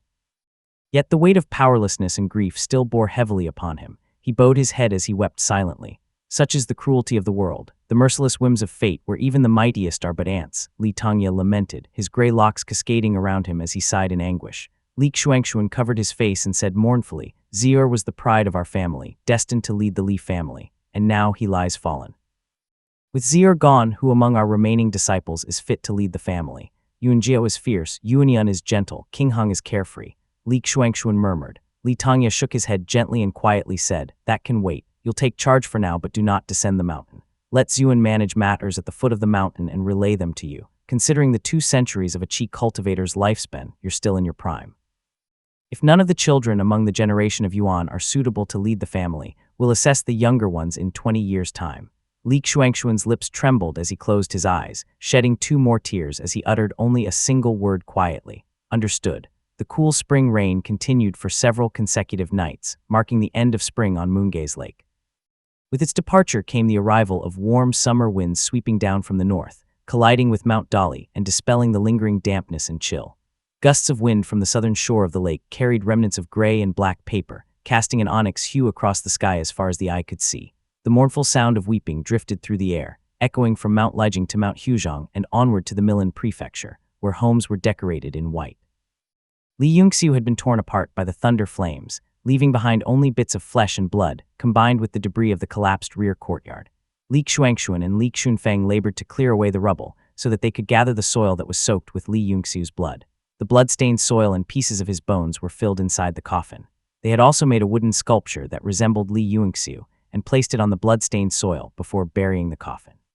Zier, veiled in white, the coffin was transported from the town to the mountains in solemn procession, the only sound piercing the silence being the muffled sobs of mourners. Clan uncles and brothers mourned in silence while the elders wept openly, their grief etched upon wrinkled faces. Li Xuanxuan led the procession, carrying 2 long gray wooden poles that bore the weight of the coffin, with Li Yunjiao supporting it from behind. Raising his head, Li Yunjiao met the gazes of those gathered around him. Among them, he caught sight of his half-brothers, their countenances reflecting a mix of sorrow and anger. Li Yunjiao's adoption was carried out in secret, so in the eyes of the others, he was still an illegitimate heir. Li Xuanxuan had just become a qi cultivator, so he would be preoccupied with cultivation and unable to handle the family's affairs. With Li Yunxiu's death, the position of the family head was likely to fall to Li Yunyan's hands. This meant the authority would potentially be shifted away from Li Chenghu's lineage and to Li Xianping's lineage. How could those shrewd brothers not worry? The major sect of the Li family upheld principles of equality, yet in reality, only those with spiritual orifices who grew up together on the mountains truly treated each other as equals. Those dwelling at the foot of the mountain found themselves subject to differential treatment. There was also a huge difference between the way the family head treated those in the main lineage and those of a different lineage. Although Li Yunjiao immediately understood the thoughts of his half-siblings, he was too consumed by his own grief and anger to pay any heed to them.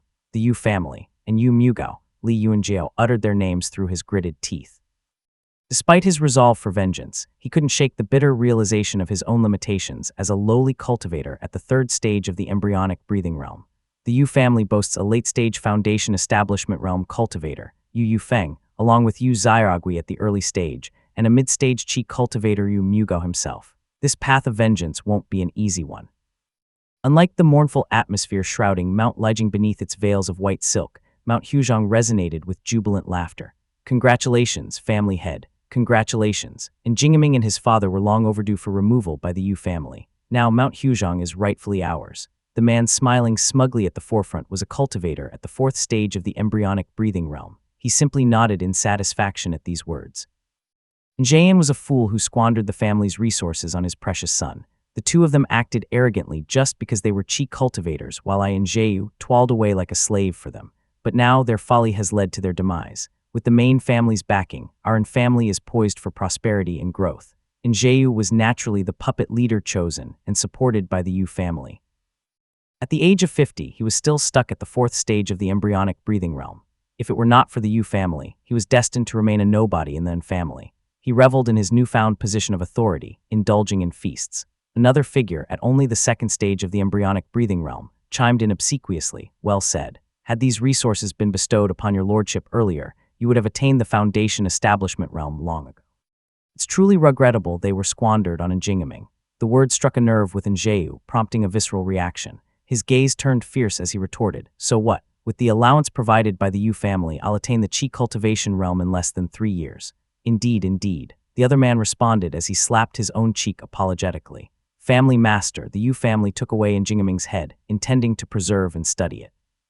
"His body is still here, though. What should we do with it?" he asked quietly, and Zheyu's eyes gleamed with a mixture of greed and bitter resentment. Through gritted teeth, he responded, "I've heard tales of the miraculous latent powers in a genius's body. It's rumored that by consuming it, one may be able to inherit 1 or 2 of these powers. Get someone to dismember it and present it on a silver platter. I'd love to see how miraculous it is." Zheyu's words immediately caused the temperature of the hall to drop by a few degrees. The guards stationed on either side of him stirred restlessly. And Jingeming had been kind and generous toward everyone, except for the useless ones in the family. Despite being at odds with certain clan members, particularly in Zheyu and the others in his group, and Jingeming had a great reputation among the others. During the 7 days of his mourning, cries filled. The guards exchanged glances with each other, but they were too powerless to defy Zheyu and could only silently shed tears. Meanwhile, the lackey vying for favor with the next family head made the necessary arrangements happily. It was not long before an old servant arrived, bearing wooden steamer baskets and a pot of soup. Observing the tearful look on the old servant's face, the lackey flew into a rage, delivering a swift kick to the man's waist. "What's with the long face on such a joyous occasion? Someone drag him away and flog him to death," he barked with a sneer. Despite the lackey's order, the guards refused to move. Tears were streaming down their faces uncontrollably as well. Enraged by their refusal to comply, the lackey lashed out, "You guys have a death wish too." It was only then did the 2 guards move and drag the old servant away. I have served the family for 4 generations. The head of the family is foolish and his sons are unfilial. Ming'er was the only wise one, yet such tragedy befell him and now we are reduced to the lapdogs of the Yu family. And Zheu, you have betrayed us. As the old servant's anguished cries disappeared down the corridor, and Zheu burst out laughing. I once gambled away 2 gold bars in my youth, and that old fool snitched on me to father. I was beaten so badly that I was bedridden for 3 days. But I couldn't get back at him because he was protected by Njayan. I've never forgotten about this, and now, after decades of waiting, I've finally taken my revenge. After saying that, Njayu set his wine cup down and dipped his finger into the pool of watery blood in the steamer baskets. He gave it a careful whiff and could only recognize the all-too-familiar metallic scent of blood. They say the corpse of a Qi cultivator doesn't decay for days. Seems the rumors were true. He marveled. Chapter 217, Li Yuanping. Lu Jiangxian withdrew his gaze from the throngs at the foot of the mountain, retracting his divine sense into the mirror. He descended beside a stone table that seemed to be made of white jade, his robe swaying in the gentle breeze. With a sigh, he lowered himself onto the seat. Sadness enveloped his expression as he murmured to himself. 4 pairs of fathers and sons, 3 families plotting against each other, generations enmeshed. Such is the world, one fears the other, inciting harm until vendettas erupt, all culminating in mourning and funeral rites. Immortals are battling for survival as the upper sect mercilessly slaughter, refine human pills, perform sacrificial rituals, and pit families and clans against each other, while the people resign to their fates like fish on the chopping block. Doubt clouded Lu Jiangxian's heart as he murmured quietly, how did the war between the immortals and the devils end? To lead the world to such a pitiful state, he redirected his attention to a more pressing concern. Day by day, I find myself growing increasingly emotionally detached. During the initial decades after losing his physical form, a sense of inertia propelled him forward, permitting fluctuations in his emotions to occur. Since he spent most of his time drifting in and out of sleep, he never really did notice this problem. Yet as the decades wore on and Lu Jiangxian spent more time awake and less in slumber, he spent his time delving into shamanic spells. His capacity for emotional turbulence began waning. Thanks to this detachment, he could observe changes in the families indifferently. In the mirror, a few decades felt only like a day to him. In truth, Lu Jiangxian possessed the capability to intervene and save Li Yuanxiu, yet after careful consideration, he chose not to do so. The mirror appears to harbor a profound secret from its past, leading to its current decline. The strength of our adversaries must be truly formidable, given they were in the deductions of the talisman Qi. I must proceed with utmost caution, ensuring not even the slightest hint of exposure. A soft, silver-colored light manifested in Lu Jiangxian's hand and hovered above it. It was the power of deduction that he had recovered from Liu Changdian years ago. He had spent 3 years deducing the possibility of his own exposure and had finally managed to obtain some information. The Supreme Yin Profound Light is the essence of pure moonlight from the Supreme Yin. Utilizing it to eliminate adversaries poses minimal risk of exposure, as per my deductions. Conversely, confronting enemies with shamanic spells entails significant peril. The more powerful the spell, the higher the probability of attracting unwanted attention. Should I venture beyond the confines of this mirror, the heavens and earth would quake, drawing the attention of all immortals. Lu Jiangxian contemplated deeply and reached the conclusion that quietly waiting within the mirror, patiently waiting for the Li family to rise to prominence would appear to be the most secure path. By steadily amassing power within the talisman seeds, he could ensure his safety and longevity. I once thought that sects could amass talisman seeds more swiftly than families. However, after observing the Azure Pond sect and Golden Tang Gate, I realized they are just families in disguise. Spiritual orifice and bloodline would inadvertently lead to intermarriage between sects, resulting in tangled lineages that would eventually form distinct families or even factions of their own. While this initially accelerated the accumulation of power, it also undermined the stability of that power over time. The risk of such fragmentation into multiple families with different surnames would potentially lead to the leaks of sensitive information. With an almost endless lifespan, Lu Jiangxian favored safety over speed, and he was more than willing to endure minor setbacks in order to avoid any hint of his exposure. Now that I think about it, I've revealed too much before the Li family decades ago since I was unaware of the mirror's history.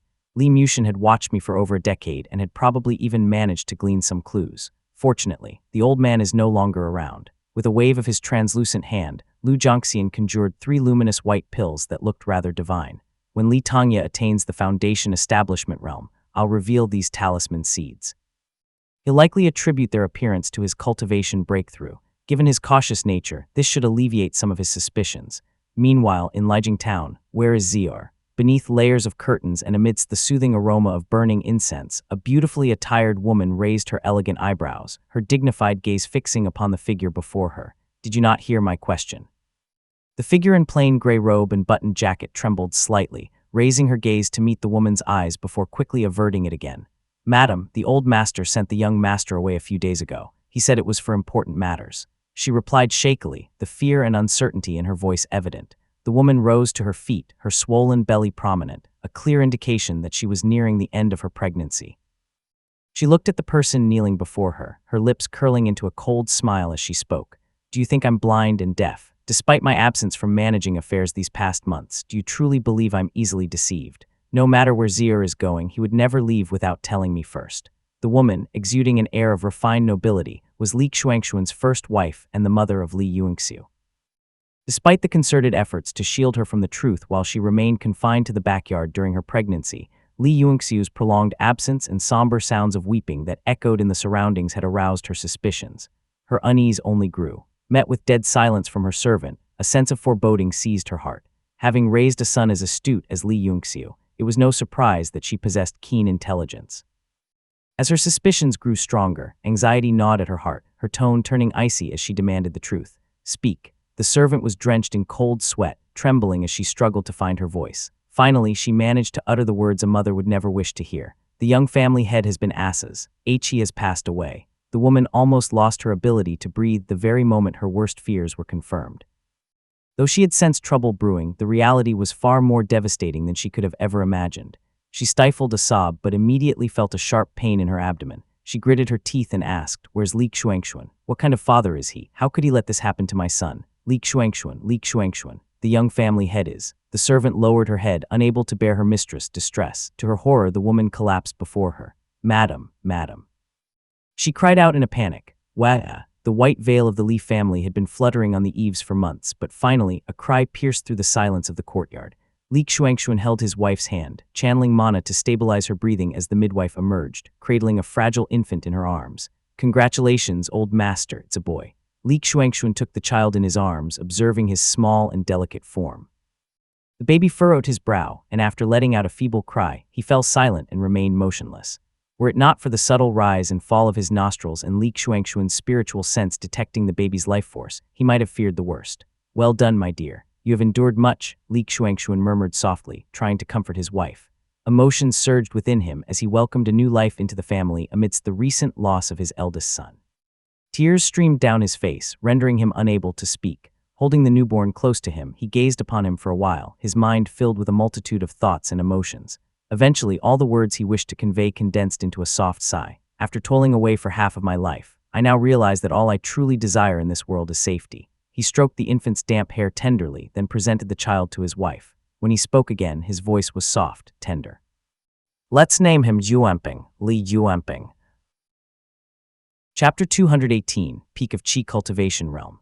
Li Qinghang, with a white ribbon tied around her forehead, ascended the stone path leading up the mountain. Her white robe billowed in the wind. The spear she carried was no longer made of cheap wood, but instead was now made of white ash wood. The spearhead gleamed coldly under the moonlight while the red tassel danced lightly in the breeze. "Father has been in seclusion for some time now. I wonder how he's doing now."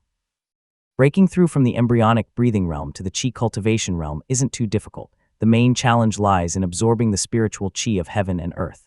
There shouldn't be much cause for concern. It had been a year since Li Xuanling entered seclusion to break through to the Qi cultivation realm. Despite various family matters arising during this time, no one had dared to disturb him. Li Qinghang stuck her spear into the ground and paused. At 13 years old, she had lingered at the third stage of the embryonic breathing realm for a while now. There was still quite some progress to be made before she could reach the fourth stage. With her high compatibility with the talisman seed and commendable talent, she easily outpaced her peers. "I wonder why grandfather asked me to meet him on the mountain." Li Qinghang paid a visit to the family tomb, and after having spent some time talking to the deceased Li Yuanxiu, she continued her ascent to the cave dwelling on Mike Peak. Mike Peak was part of Mount Lijing now. While not particularly rich in resources, it was sufficient to accommodate Li Tongye Qi cultivator at the 9th heavenly layer as well as Li Xuanfeng, who was at the 5th heavenly layer. With more Qi cultivators present, their cultivation progress would be slowed, which was why Chen Donghe was relocated to Mount Huaqian, and Li Xuanxuan was also reassigned to Mount Huaqian. Although the cultivation conditions at Mount Huaqian were superior compared to Mike Peak, its weak formations left it vulnerable. Thus, it was deemed best to station an external cultivator like Chen Dong there. If Father manages to break through and becomes a Qi cultivator, he'll probably be assigned to the cave dwelling in the lake to cultivate. This means we'll have even less time together, Li Qinghong thought to herself. The cave dwelling she was referring to was none other than the Snake Demon Cave, which was discovered by Li Tongye years ago. It was spacious, and over time, the Li family had constructed numerous dwellings within its depths. However, frequent comings and goings might attract unwanted attention, so nobody had chosen to cultivate there. As Li Qinghong mulled over these thoughts, the cave door slowly opened, drawing her curious gaze. Inside, the furnishings were minimal save for a stone table, a few stools, 2 shelves, and a small futon. At the very center of the cave sat a figure with graying hair and a beard, deeply engrossed in a purple jade slip in his hands. A cup of tea sat on the table with wisps of white steam rising from it. Li Qinghong bowed respectfully. "Greetings, grandfather." Li Tongye raised his head at her words, setting down the jade slip on the table. His cultivation was formidable, nearing perfection. Over the past 2 years, he had managed to untangle the knots in his heart and condense his cultivation. It could be said that he was now at the peak of the Qi cultivation realm, just a step away from forming his immortal foundation and attaining the foundation establishment realm. With the essence-gathering pill that Jinger sent home, I can now attempt the breakthrough to the foundation establishment realm. While Li Tongye was caught in his thoughts, Li Qinghong's cheery voice suddenly interrupted him. "Congratulations on your cultivation progress, grandfather."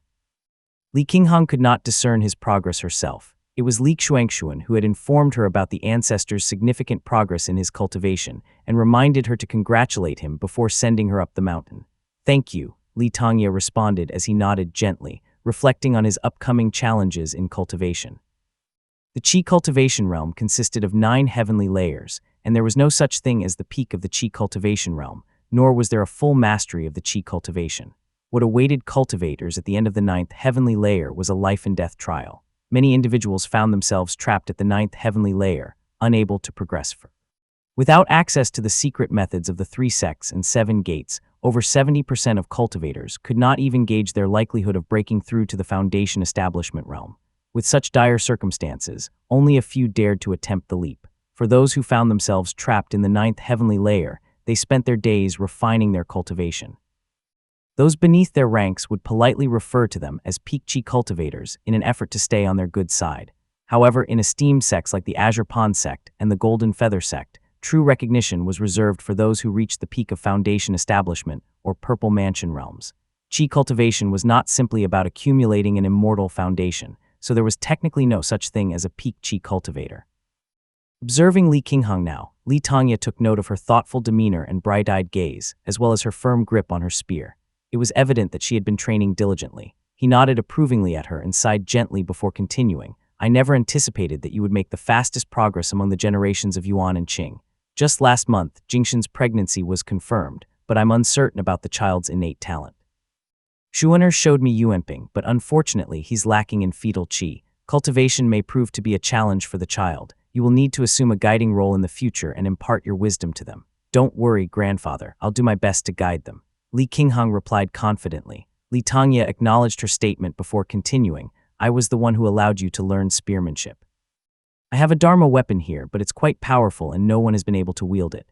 When you reach the Qi cultivation realm, you can try it out. It might enhance your spearmanship skills significantly." "Thank you, grandfather." Li Qinghong's eyes lit up immediately at the prospect of such a powerful weapon, though she could not yet fathom its true strength. However, the sparkle in her eyes disappeared as quickly as it came.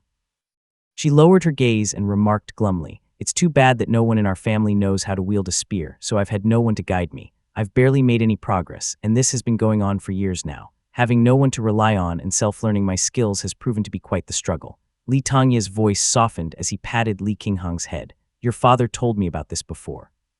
The Fei family by the lake is renowned for spearmanship, and I've asked you to meet me today for this very matter. We've found a skilled master for you and have already arranged for you to study there secretly. Now go pack your bags, you'll be leaving soon." Li Qinghong's excitement was tinged with a hint of apprehension. The thought of leaving her family behind and spending less time with them filled her with reluctance, and the idea of living with the Fei family meant that she would need to exercise great caution. Ultimately, she bit her lower lip before finally responding, "Thank you, grandfather. I have no issues with these arrangements." Li Tongya nodded as he heard this and watched as Li Qingheng departed hurriedly. An hour later, she had appeared outside the cave dwelling again, this time carrying a wooden box on her back. Li Tongya came out and lifted her into the air, casting a concealment spell as they headed toward the north coast. Remember, do not reveal your true surname to anyone except Fei Wangbai, Li Tongya reminded sternly. As Li Qingheng marveled at the view of Lijiang town below, feeling the exhilaration of soaring in the skies, Li Tongya continued his explanation. You'll be staying with the Fei family as a rogue cultivator. I've already discussed this with Fei Wangbai. Yu Mugo is dangerous, and if your identity is exposed, it could lead to trouble. Li Qingheng nodded but hesitated. If it's too much trouble, I can continue cultivating at home by myself. However, Li Tongya shook his head and said firmly, the Fei family is far up the north coast, and Fei Wangbai rules his family with strict discipline. It will undoubtedly be safer for you there than remaining within the confines of the Li family. Yu Mugo's actions are unpredictable, so it's unwise to rely solely on common sense to anticipate their actions. Besides, this decision also provides an additional layer of security for you. He took a deep breath and let out a gentle sigh as he continued. Moreover, the Fei family excels in spearmanship, and the spiritual qi on their mountain is much richer than what we have at home. This environment will greatly benefit your training. Fei Wangbai also intends to strengthen ties with our family, making this decision mutually beneficial and paving the way for a lasting alliance. Li Qingheng nodded in understanding and tightened her grip on her spear as she looked onward bravely. When can I return home? Li Tongya contemplated briefly before replying. Until you've reached the peak of the embryonic breathing realm. Once you're back and manage to break through to the qi cultivation realm, our family will have gained another formidable asset. Chapter 219, Fei Wangbai. Moongaze Lake, once home to the illustrious Moonlight Origin Mansion hundreds of years ago, now boasted fertile land and abundant spiritual qi. The southern shore was close to the imposing Mount Dali, which was now teeming with spirit herbs and demon beasts. The western shore was close to the desert, characterized by loose geological formations and abundant resources, including various spirit mines. The northern shore abounded in spirit veins and towering peaks, while the eastern shore, inhabited by the Yu family, presented a flat, fertile expanse. Li Tongya embarked on his journey by traversing the Lake of the Moon, heading toward the north shore. Covering several hundred li on foot, the journey would take a day and a night of relentless paddling for those in a mere rowing boat. Along the way, he passed through areas where aquatic demons lurked, who briefly probed Li Tongya's presence before receding back into the depths. Unconcerned by these demons, Li Tongya paid them no heed. He had no intention of engaging with them, knowing their cunning and treacherous nature, especially in water where they reigned free. Without reliable informants like the demon fox in this region, he harbored concerns that stronger ancestors might lurk behind those he might encounter. The potential risks far outweighed any possible gains. With this in mind, he pressed onward, endeavoring to avoid entanglement in further trouble. Midway through his journey, Li Tongya passed by the ruins of the lakeside market on the island, located at the heart of the lake. The once bustling market now lay desolate, its remnants picked clean by scavengers. The large boats that once traversed the waters had long ceased operations, leaving behind only the remnants of a forbidden formation atop the ruins that were still glowing faintly. As Li Qingheng observed in silence, the north shore gradually came into view. She found herself captivated by the spectacle of clear lake water crashing against rugged cliffs, and she marveled at the sound of waterfalls cascading from stone caves into the lake. As she gazed upon the landscape, Li Qingheng remarked softly, "The terrain of the northern shore is notably elevated. It's cold here. There are broken cliffs, stone walls, snowy peaks, and frigid pools everywhere. It's a stark contrast to the endless reeds near our home. Each shore has its own unique charm." While the climate of the southern shore may be more pleasant, it's the northern shore that holds the magnificence of mountains, rivers, and spirit veins, ideal for cultivation. Li Tongya nodded in agreement as he continued flying northward. As the terrain grew steeper, a towering peak eventually emerged. It was shrouded in thick clouds and mist, covered with pines and cypresses. A translucent formation enveloped the summit, making it seem like an otherworldly paradise. Amidst the mountain structures, faint silhouettes could be faintly discerned from a distance, some in meditative postures while others sparred with spears and swords. On the snow that blanketed the mountaintop, a quaint, elegant pavilion stood in the middle. Li Tongya gracefully ascended and approached the formation. With a gentle touch and a surge of mana, he announced his presence. "Rogue Cultivator 1 has arrived. Please reveal yourself, Senior." Several figures immediately appeared in the air, probing Li Tongya with their spiritual senses. Since Li Tongya's gray robe was made of spirit cloth, he was impervious to their prying scrutiny. After a brief moment, a streak of light approached and descended before Li Tongya. It turned out to be a middle-aged man who was clad in a white brocade robe, his demeanor elegant and refined. It was none other than Fei Wangbai. This is hardly the right place for discussion. Please. Come inside, Brother Wan, Fei Wenbai invited, addressing Li Tongya as Brother Wan with familiarity. Li Tongya nodded before bringing Li Qingheng to the small pavilion atop the mountain with him. They entered the building with Fei Wenbai, then settled into their seats and were served tea. Condolences, Brother Tongya, Fei Wenbai sighed. Li Tongya was slightly taken aback but quickly understood what Fei Wenbai was referring to. Yet he opted not to dwell further on the matter and gestured toward Li Qingheng instead. This girl is the one I've told you about before, senior. Fei Wenbai observed Li Qingheng for a few moments, noting her keen demeanor. He then requested her to show him her palms. Observing the worn calluses that covered them, he nodded in approval and assured, "Don't worry, Brother Tongya, I'll personally train her." The matter had been discussed and agreed upon beforehand.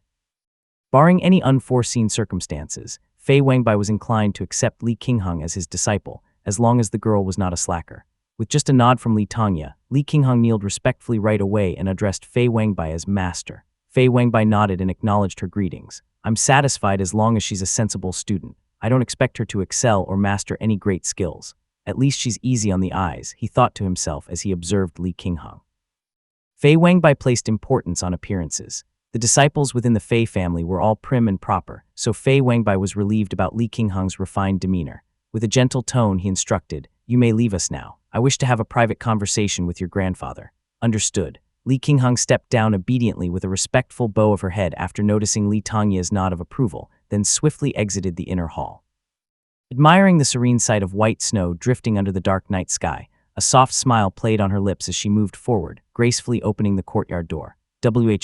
As Li Qingheng opened the courtyard door, a person fell forward with a shocked yelp. Fortunately, Li Qingheng had swift reflexes, given she was now an immortal cultivator who had attained the third stage of the embryonic breathing realm. She deftly sidestepped, narrowly avoiding a collision with the mystery boy. A lavishly dressed boy slammed right onto the ground and was now grimacing in pain from the fall. "Who are you?" Li Qingheng asked in amusement as she extended a hand to help the boy up. In the prime of her youthful vigor, Li Qingheng's voice exuded a lively energy, a stark contrast to her gentle countenance. The boy blushed shyly as he struggled to stutter out his name. Fei Tongxiao. Li Tongya smiled as he watched Fei Wenbai set down his teacup and shake his head in embarrassment. "That child," he muttered under his breath. "That's normal behavior for a teenage boy. Don't worry about it." Li Tongya easily downplayed the situation to diffuse the awkwardness. Fei Wenbai nodded in agreement, his expression turning serious as he resumed their conversation. "So, Brother Tongya, are you confident in securing the support of more than 2 foundational establishment realm cultivators after establishing your Dao Foundation?" "Yes," Li Tongya nodded gently, exuding an air of confidence as he replied, "My younger brother has arranged for someone to deliver an essence-gathering pill to me. With its help, it's worth a try." Fei Wenbai let out a soft sigh upon hearing this and lamented, "We lack the immortal secrets passed down through generations, unlike disciples of renowned sects. The journey to Foundation establishing realm has always been a precarious one, a gamble with one's life. My grandfather perished at that stage, and so did my father. Among the 3 generations of the Fei family, 10 had attempted Foundation establishment realm, but I was the only one who succeeded," he continued with a sigh. The gravity of their discussion weighed heavily upon the atmosphere, prompting Fei Wenbai to shake himself out of it and clench his teeth in determination. "Very well, I'll place my trust in you, Brother Li Tongya," he declared resolutely, lifting his teacup in a toast. "I'm willing to buy you time for 3 years and make sure that the Yu family's hands are tied and unable to target your family during this period. And in 5 years, they will be too exhausted to pose any threat, including Yu Mugao," Fei Wenbai carried on, his voice brimming with conviction. Seeing Li Tongya's nod, Fei Wenbai continued, "But it is imperative that you succeed, Brother Tongya. These 8 years will be bought with many sacrifices and covert maneuvers on my part. Should you fail to build your Dao Foundation and perish," Fei Wenbai let out a soft sigh and finished glumly, "then the lake will really be taken over by the Yu family, with every other family destroyed over the next 100 years, all for the sake of Yu Mugao's deadly ambition." Li Tongya nodded, fully grasping the gravity of their situation. If he failed to build his Dao Foundation, the Li family's threat to the Yu family would diminish significantly. This also meant that the Li family would be vulnerable, and the repercussions could be dire. They could potentially be erased, especially when Li Qijing's death would finally be exposed. Li Tongya soared over the lake until the brilliant morning sun cast its glow upon the vast reeds of the southern shore. Finally arriving at his destination, he paused, gazing at the scene before him. Emotions surged within him, a gamble with one's life. He murmured, his gaze fixed on the small island nestled amidst the reeds. He descended on the shore, watching the craggy rocks basking in the golden hues of dawn in a daze. He remembered leading Xiangping through these very reeds, stripping his clothes on this muddy shore, and preparing to swim to the island while Xiangping crouched among the reeds, clutching the mirror close to his chest. He was a robust youth in those days, standing tall in the fading light of twilight, shouting instructions at his younger brother. "Master, where are you headed?" A voice interrupted his daydream. Li Tongya raised his head slowly, his gaze meeting that of an old man rowing a small boat on the calm lake. Wrapped in a straw raincoat, with a weathered face and a long bamboo pole in hand, the man smiled warmly at him. "Are you headed to Lichuenku, master?" He asked Li Tongya, his eyes bright and twinkling. Chapter 220, The Old Man. "Indeed," Li Tongya answered in a low voice, to which the old man immediately showed delight, his face beaming. He lightly tapped his bamboo pole, moving closer to the small island. Draped in a damp straw raincoat that was soaked with the morning dew, the old man's face was honest and kind, his white beard hanging downward. His eyes, sharp and vigorous beneath his broad hat, sparkled as Li Tongya boarded the small boat. The old man laughed heartily, skillfully handling the smooth oar to head toward the riverbank. "I have been rowing boats here for over 10 years. Rest assured, once we leave the lake and follow the Big Fish Creek southward, Lichuenku village will soon be in sight." Li Tongya scanned him with his spiritual sense and realized that the man in front of him was merely immortal. While he was standing at the stern enjoying the lake view, the old man was exerting more effort. He raised his hands high and pushed hard, making the small boat travel both steady and fast. After glancing at Li Tongya's expression, he said with a beaming smile, "Master, you have a noble face and a majestic demeanor, clearly the evidence of a great and kind person." A kind person. Li Tongya paused and repeated the old man's words, almost laughing out loud. Suddenly intrigued, he touched the sword at his waist and said softly, "It seems you are mistaken, old boatman. My family and I are naturally bad seeds. We aren't good people." Despite frequently cultivating in seclusion, he had killed many since he began his journey as an immortal cultivator, and the number of those indirectly harmed by him was countless. By that alone, he was far from a good person. The old man was taken aback, not expecting such a response from Li Tongya. He laughed hoarsely and, while still rowing, chuckled a response. "You must be jesting." Li Tongya simply hummed and withdrew his gaze. He could not help feeling as though something was vaguely familiar about the man's face. "I find your face familiar. Have we met before?" The old man put down his oar and sized up Li Tongya before turning his attention back to his rowing, laughing in amusement once more. "Perhaps I have seen you once. I too was born into a prominent clan, never short of food or clothes. In my youth I roamed the Gili Road and met many people." "A prominent clan?" Li Tongya asked as he narrowed his eyes slightly. Though his expression remained unchanged, he suddenly felt an indescribable sensation within him. His typically commanding and steady aura receded, causing a shiver in those who saw it. Fortunately, the old man, wearing his hat and completely focused on his rowing, did not notice but instead let out a laugh once more. "My surname was originally Liu, from the Liu family in the west. After the old ancestor of the Liu family passed away and our connection with the immortal sect severed, our family was divided between the N and Li families. I had no choice but to change my surname to Liu and fend for myself." "I see." Li Tongya responded, then said in a low voice, "Judging by your appearance, your days seem quite bearable." The old man shook his head and sighed, yet he continued his steady rowing and chuckled. "Master, there are 3 hardships in this world: rowing boats, forging iron, and grinding tofu. They are indeed tiring work," he remarked with a grin. After they crossed the turbulent river center, the boat eventually stabilized with the river's flow. The Li family was known for its strict governance and exacting demands on its clan members, avoiding monopolistic practices, and with the support of Mount Yue, the common folk led relatively comfortable lives. The old man propped his oar and opened a small stove in the middle of the boat, surprisingly producing a cup of warm rice wine. He lifted his head to take a sip and exhaled in satisfaction before continuing. "Every profession in this world has its hardships. Everyone has their own sorrows, and understanding this makes it easier."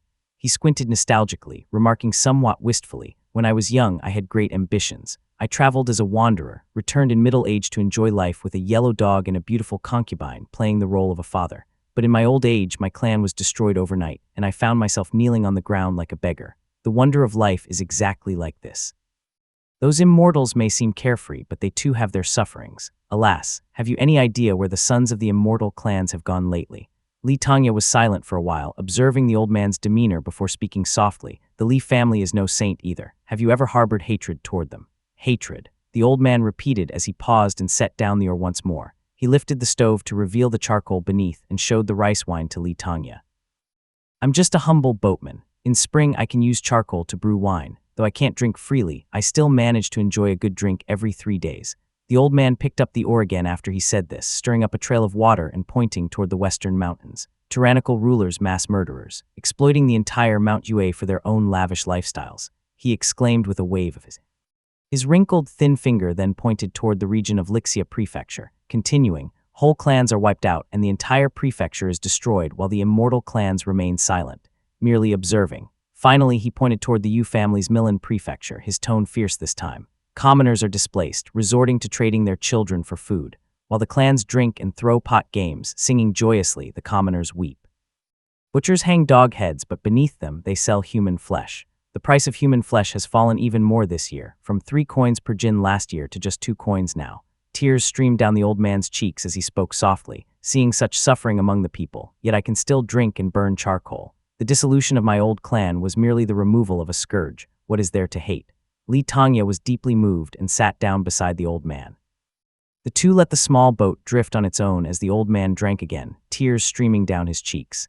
He spoke in a deep voice. Master said that the Li family is no good either, but if we are to judge good from evil, I, who don't have many years left, might as well speak some words worth beheading for. He picked up the oar, his beard bristling. Dewdrops rolled down his beard as he clenched his teeth and declared, demons, immortals, sects, clans, the powerful, and even the common people, everyone, if judged by their morality, deserves to be killed. Such words coming from a mortal sent a slight chill through Li Tongya. The usual sounds of birds, beasts, and insects along the river ceased. The old man then sighed softly and added, having seen so much and so many people, I no longer consider the deceitful and vile as evil, nor do I consider the upright as good. In this lawless world, the vile thrive and the upright perish. To truly judge good from evil, one should look at only one thing. And what is that? Li Tongya asked softly. After taking another sip of his wine, the old man answered, if the people under one's rule are joyful and well-fed, that is good. If they are displaced, resorting to cannibalism, that is evil. The Li family strictly disciplines its members and manages its household rigorously, excelling in planning. The commoners live almost divine lives, all looking forward to their leadership. Did you not see that when that young lord passed away, every household in the town was mourning? If any hypocrite barks about misconduct, the people would spit at him and point at his backbone. As the gravity of his words fell, Li Tongya pondered deeply. The two sat facing each other in silence. After a dozen breaths, the old man picked up the oar again and wiped his tears, smiling softly. It seems I've lost my composure, he said with a wistful voice. Not at all, your words were enlightening. Li Tongya cupped his fist solemnly, feeling an unexpected sense of peace within his heart. He spoke softly. Before my father passed away, he insisted on establishing a clan affairs courtyard. The old man thought far ahead. Our family has benefited immensely for generations. The old man, confused, turned around to look, but saw only an empty stern and calm waters flowing. There was no sign of his guest, leaving a void in his heart. When he turned back, he noticed a small piece of bright silver reflecting light on the small table. The wind on the river was brisk, and the silver shimmered dazzlingly. The old man drank the rest of his wine and sat down slowly, breaking out in a cold sweat. Chapter 221, Duck Soup. Li Tongya returned to Mount Lijing where Li Xunfeng, carrying his long bow and holding a jade slip with a furrowed brow, hurriedly tucked away the jade slip upon seeing Li Tongya. He greeted him respectfully. Second uncle, you're back. How is King Hong? She has settled into the Fei family, Li Tongya replied as he sized him up for a moment and smiled. 5th heavenly layer of the Qi cultivation realm, and you're just over 30. That's remarkable progress, but you still need more training, he said. Indeed, Li Xunfeng nodded. He listened quietly as Li Tongya continued. When Yu Mujian was your age, he had just begun cultivating Qi. You have received the enhancement of a talisman seed and are endowed with talisman Qi, which has brought you to this level of cultivation. Although you cannot compare with the monstrous in Jingaming, you are certainly among the best on the lake. And Jingaming was truly exceptional, feared by friends and foes alike. Not to mention the Yu family, even the Ding family feared him and hoped for his death. With him overshadowing you, everyone's attention was diverted from you. Now that Jingaming is dead, you must tread carefully, Li Tongya advised. Li Xunfeng nodded in response. I understand. After a wry smile, he told Li Tongya, do you still remember the spirit eye perception technique? It was a rare pupil technique Senior Zio brought us. I've been studying it for years, but with little progress. The book mentions that cleansing one's eyes with pure essence spirit water would benefit greatly. I've never heard of such spirit water, so I'm still keeping an eye out for it. Li Tongya hummed in acknowledgement. Li Xunfeng hesitated briefly before looking up at the older man. Second uncle, are you preparing to break through to the foundation establishment realm? He asked. Indeed. Li Tongya nodded, causing Li Xunfeng's expression to change to one of concern right away. Seeing this, Li Tongya instructed, I will enter seclusion today to break through. Keep an eye on the younger ones, don't let them wander out needlessly. The Fei family is stirring trouble for the Yu family, and Yu Muga won't be free for a while. Just remember to keep a low profile." After a brief pause, Li Tangya continued, "I may take 2 to 3 years or even as long as 5 years. If I succeed, I'll emerge from seclusion. However, if you don't see me in 10 years, then it means I've perished. In that case, you can break in to retrieve my remains." Li Xunfeng could not bear such talk and hung his head low. Li Tangya gave his instructions and was about to head directly to his cave dwelling, but on impulse, he stopped at the graveyard on the mountain. Amidst the various sized tombstones, the oldest ones bore light green moss while the newest shone brightly. Li Tangya walked among them, stopping before the cenotaph of Li Xiangping. After a moment of silence, he suddenly clapped his brocade pouch to retrieve a brown eyeball. He carefully placed it in front of Li Xiangping's grave and then opened his mouth to speak, but couldn't find any words. His gaze swept over the tombstones before he walked past each one, eventually arriving at a small open space positioned somewhat lower than Li Muxian's, between Li Changhu and Li Xiangping, a spot that stood out starkly amidst the rows of graves. Li Tangya lowered his gaze to the spot and quickly estimated his own height to ensure that the space was more than sufficient to accommodate him. Then, with a loud laugh, he rode the wind toward his cave dwelling on Mount Mike. Within the territory of the family at Moongaze Lake, the southern shore lacked significant mountains. Mount Huizhong had gentle slopes covered in lush forests. The blood from the Yu family's massacre on the mountain had long been washed away by heavy rain and then meticulously cleaned under the directive of Njeyu. However, dark red stains could still be seen in the crevices of the rocks. Mount Huizhong was originally owned by the Jai family, but had been conquered by the Wan family, then passed to the Lu family, before eventually falling into the hands of the N family. Over just a few decades, it had witnessed 4 massacres with countless beheaded, which ironically had helped the trees on Mount Huizhong flourish. Several li south of Mount Huizhong stood a small orchard that was enclosed by a palisade of palm wood. A few fruits hung from the branches, suggesting that it probably belonged to a farmer. On the adjacent hillside, a few small houses had been constructed, and Jayan lay bewildered and fearful in bed, worried about being discovered by the Yu family. He had hidden in the forest for several days, too afraid to fly. Determined to evade detection, he changed his appearance and walked to this place instead. The family was hospitable. Having lost a son years ago in an accident where a tree branch pierced his neck in their own yard, they now had an extra guest room, which they had kindly offered to Njayan, the Li family.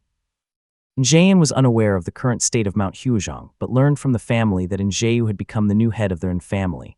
Feeling a void in his heart, he thought to himself, "That bastard. He has probably become a lapdog for the Yu family." Njayan did not know the fate of Njingaming's body, but he had a bad gut feeling about it. Wiping away tears, he sighed softly. "Although it's aggravating, it's time to leave. I have to go to the Li family." With that thought, Njayan's expression turned fierce as he muttered, "I can't let this couple live." He performed a series of hand seals and conjured a flame before slowly rising to his feet. Since this was a wooden house, it would burn away quickly. All it would take was just one spark of fire to erase his trail completely. Knock, knock. A knock came from the door, causing Njayan to raise an eyebrow in surprise and confusion. He stepped forward and opened the door, only to see the wife of the household standing timidly with a bowl of duck soup in her hands. "It's rare for us to have a visitor in these remote hills. You're probably not used to the wild vegetables, so my husband killed a duck and stewed it for a few hours. He hopes that you'll find it tasty," the woman said meekly. Njayan was profoundly moved by her words. Accustomed to delicacies, he had only nibbled at the meals over the past few days, which the couple had noticed and worried that he wasn't eating well. "Thank you so much." Njayan stuttered as he accepted the soup in a daze, feeling as though he had been slapped right in the face as he lowered his head and tasted it hesitantly. The couple probably only cooked duck soup on rare occasions, for it was bland with a slightly earthy taste. The taste lingered briefly on his tongue before settling in his stomach. In the past, anyone who dared to serve such a soup to Njayan would have lost their hands, but now Njayan had to force himself to swallow it while cursing internally. "It truly tastes awful." Even so, tears welled up in his eyes and he couldn't control himself from crying out in delight. "Delicious, truly delicious." As soon as the words left his mouth, Njayan began to sob uncontrollably, his heavy body of 180 jin rolling on the ground. The woman, clearly startled, stepped back in alarm, spilling some of the soup on her arm in her haste. She looked at Njayan on the ground, then carefully sipped the soup dripping from her hand. "I've truly made a grave mistake." As ridiculous memories flooded his mind, Njayan sat on the ground crying for a while before spitting out a mouthful of stale blood, feeling much better after he had done so. Ignoring the screaming woman, he threw down 2 pieces of gold and rode the wind northward. The woman, left confused in the courtyard, watched on as her husband entered the room in a hurry. Both of them stared at the gold pieces in shocked silence.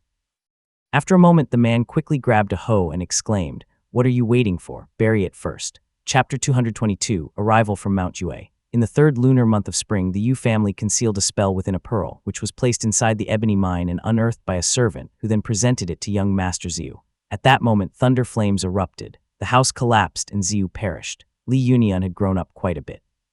With his black hair now tied back neatly, he looked like a proper teenager. He lifted his head and looked at the half-burned wooden slip. Tears welled up in his eyes as he continued writing.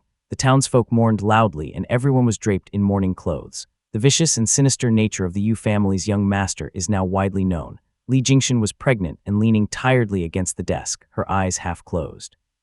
Chen Dong had already returned to the mountain to take care of his wife. Under the setting sun, he took 2 oranges and peeled them. The pale golden sunlight cast patches of gold on his white robe. "Auntie, take a look at this." Li Yunian handed the finished work to Li Jingxun, who looked it over and said softly, "Well done." Li Yunian took it back and checked it twice more before setting down the brush. He picked up the half-burned wooden slip again. The characters on it were charred, with only a few strokes remaining intact. He carefully turned it over, revealing a few complete characters on the side. It was a signature. "Gift to Brother Yun." Li Yunian was still examining the wooden slip in his hands when Li Jingxun accepted an orange from Chen Dong and said in a low voice, "Yuner, given the current situation, our family lacks a head to manage affairs. You should come down from the mountain to handle some matters." Li Jingxun's words were straightforward, and Li Yunian knew that Li Jingxun was asking if he intended to take on the role of the family head. He shook his head and answered, "I have no such desires. Firstly, I do not enjoy managing affairs, and secondly, there is Brother Jiao. He possesses a spiritual orifice and is a more suitable candidate than I am. Mortals are indeed too frail compared to immortal cultivators. If we let a mortal manage those of the embryonic breathing realm and qi cultivation realm, it might diminish our family's dignity," Li Yunian remarked, sharing his concerns. Li Jingxun nodded slightly as she listened. "You have a point," she responded softly. She looked at Li Yunian, who was engrossed in reading with his head down, then continued, "But you are also of age. You won't be able to find a woman you love if you spend all your years up here on the mountain." She then turned to look at Chen Dong, who was quietly peeling oranges. "Are there any suitable candidates with spiritual orifices among the young at the foot of the mountain?" she asked. Chen Dong looked up and thought for a moment, then answered warmly, "There are none. The younger ones have not yet matured." Li Jingxun pondered for a few moments, then resigned herself to the situation, leaning against the desk tiredly and closing her eyes once more. Li Yunian and Chen Dong fell silent, and for a while the courtyard was bathed in golden sunset, accompanied only by her steady breathing. Family head. Li Ziyuan, with a white cloth still tied around his forehead, cupped his fist to Li Xuanxun, who was nearby, and spoke softly, "People from Mount Yue have arrived." "Oh," Li Xuanxun replied as he raised his eyebrows at the news. Although he still looked to be in his 30s, he appeared considerably worn and much older than usual. After pondering for a moment, he asked, "How are the few descendants of Shamali who stayed with the Li family doing?" Li Xuanxun and Li Ziyuan had been partners for a long time. Even though Li Xuanxun had not been managing household affairs for a while, Li Ziyuan was well prepared before coming up the mountain. All the children are only 3 to 5 years old, and nothing much can be discerned yet. "They are all studying with the other kids in the clan together in the school," he replied readily. "I see, let them come up," Li Xuanxun commanded. Li Ziyuan promptly left to carry out the order, and Li Xuanxun returned to his seat. He prepared his ink and started drawing a talisman. Now that he was handling affairs on the mountain, Li Xuanxun had to make a considerable journey up and down the mountain, and pass through the sun-right profound light formation each time, which he found to be quite troublesome. He finished the talisman in front of him, and waited for the time it took an incense stick to burn before Li Ziyuan returned with the visitor to the small courtyard. Li Xuanxun was still working on a second talisman.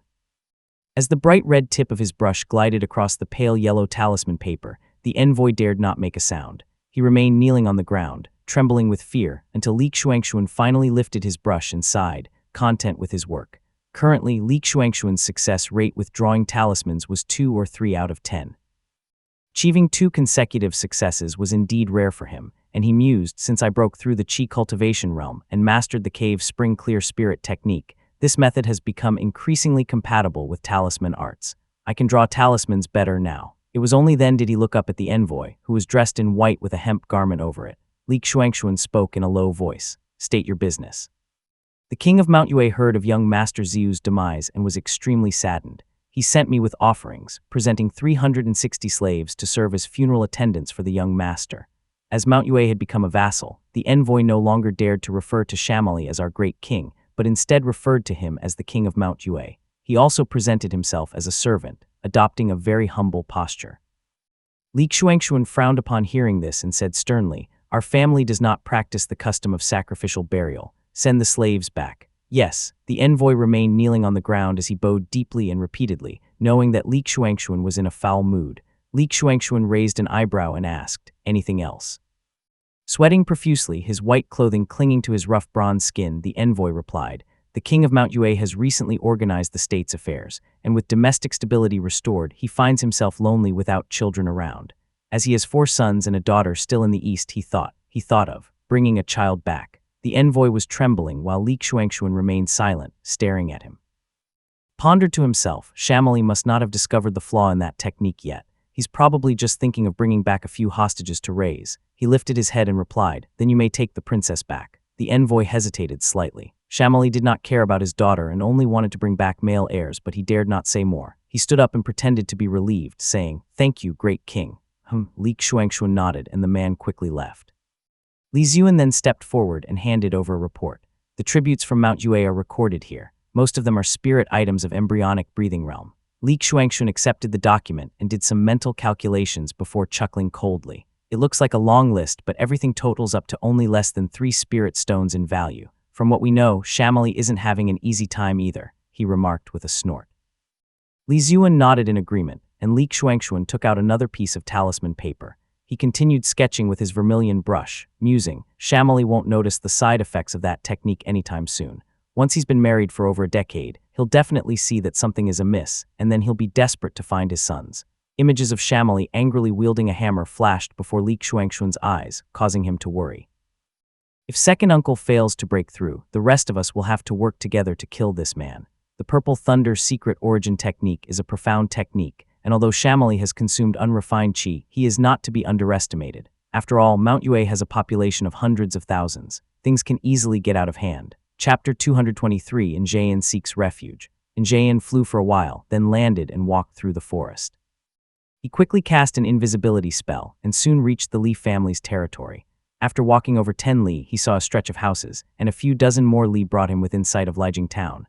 Along the way, he observed the peaceful and secure life of the locals, who felt safe enough to leave their doors open at night. This observation rendered Injayan speechless. Drawing closer to observe, he saw people laughing and chatting on the streets. Injayan walked around the streets twice and bought a bowl of wontons to eat. In his life, Injayan had always enjoyed good food.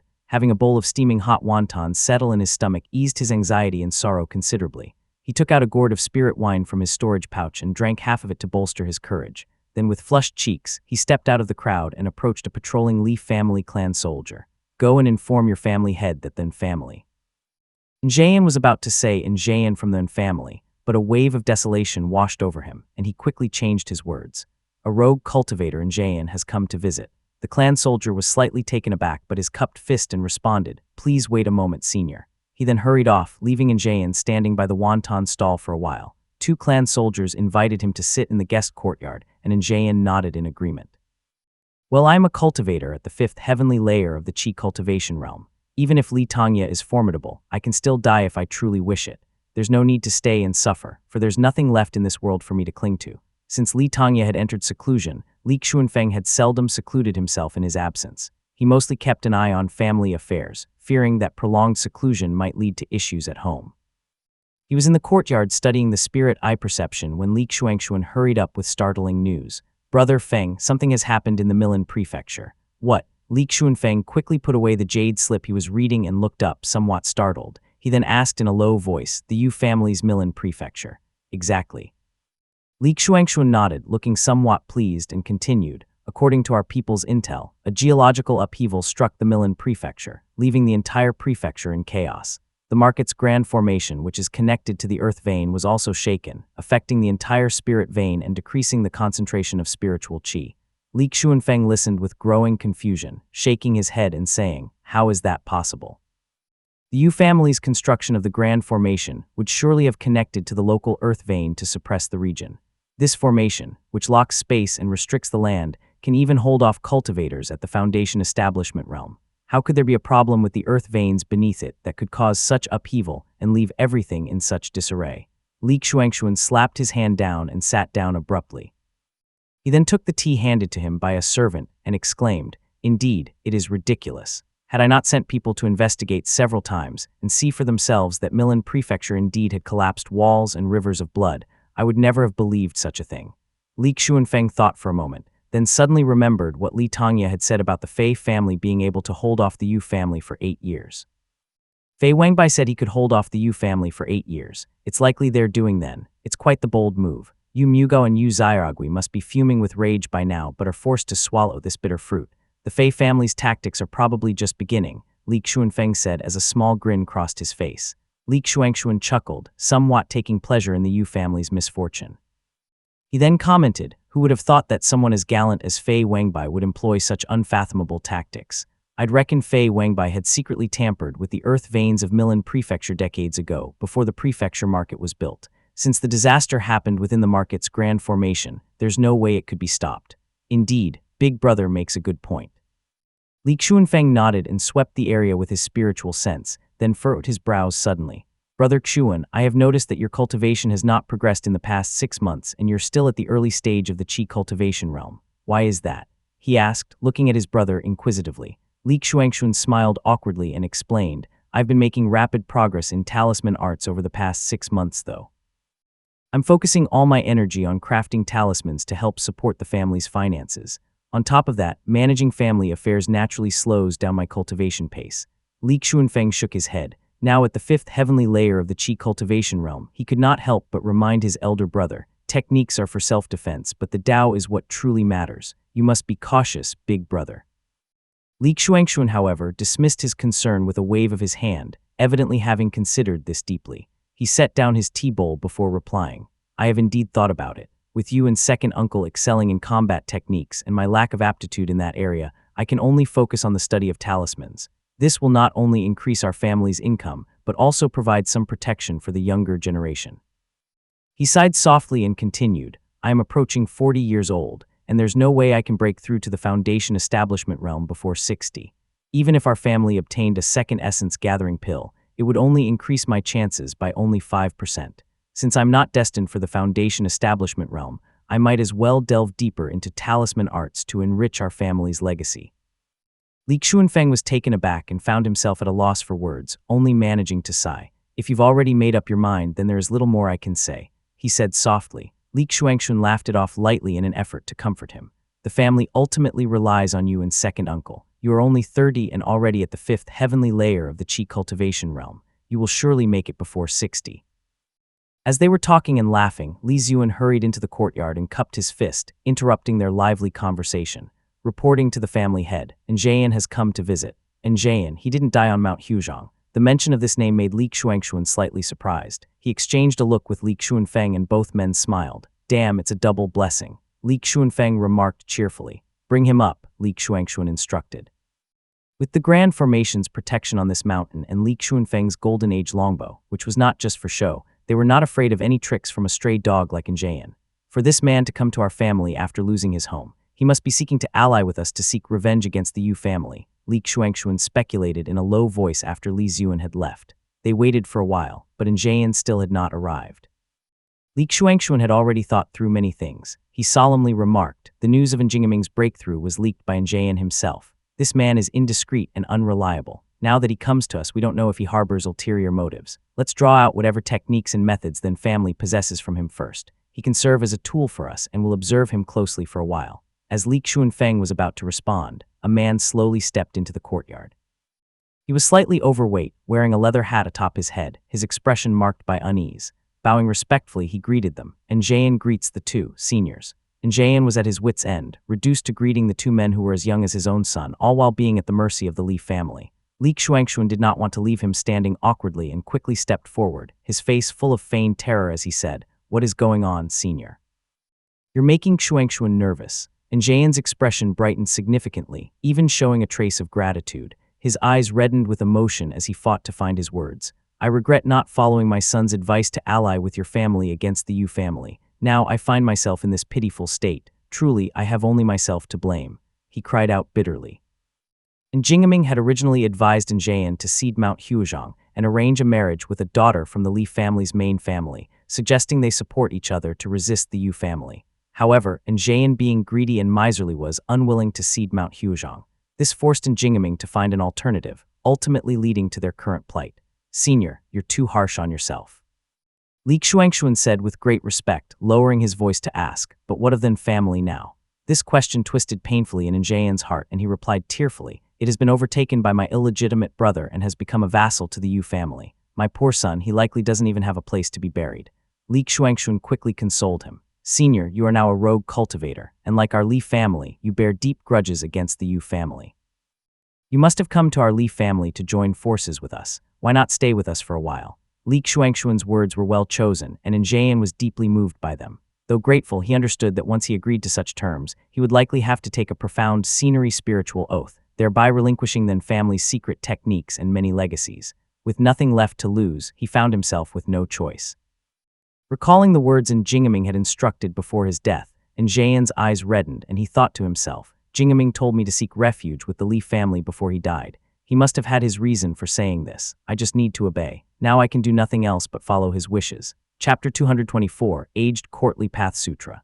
Njayan cupped his fist and lifted the hem of his robe before falling onto his knees, his expression one of sorrow.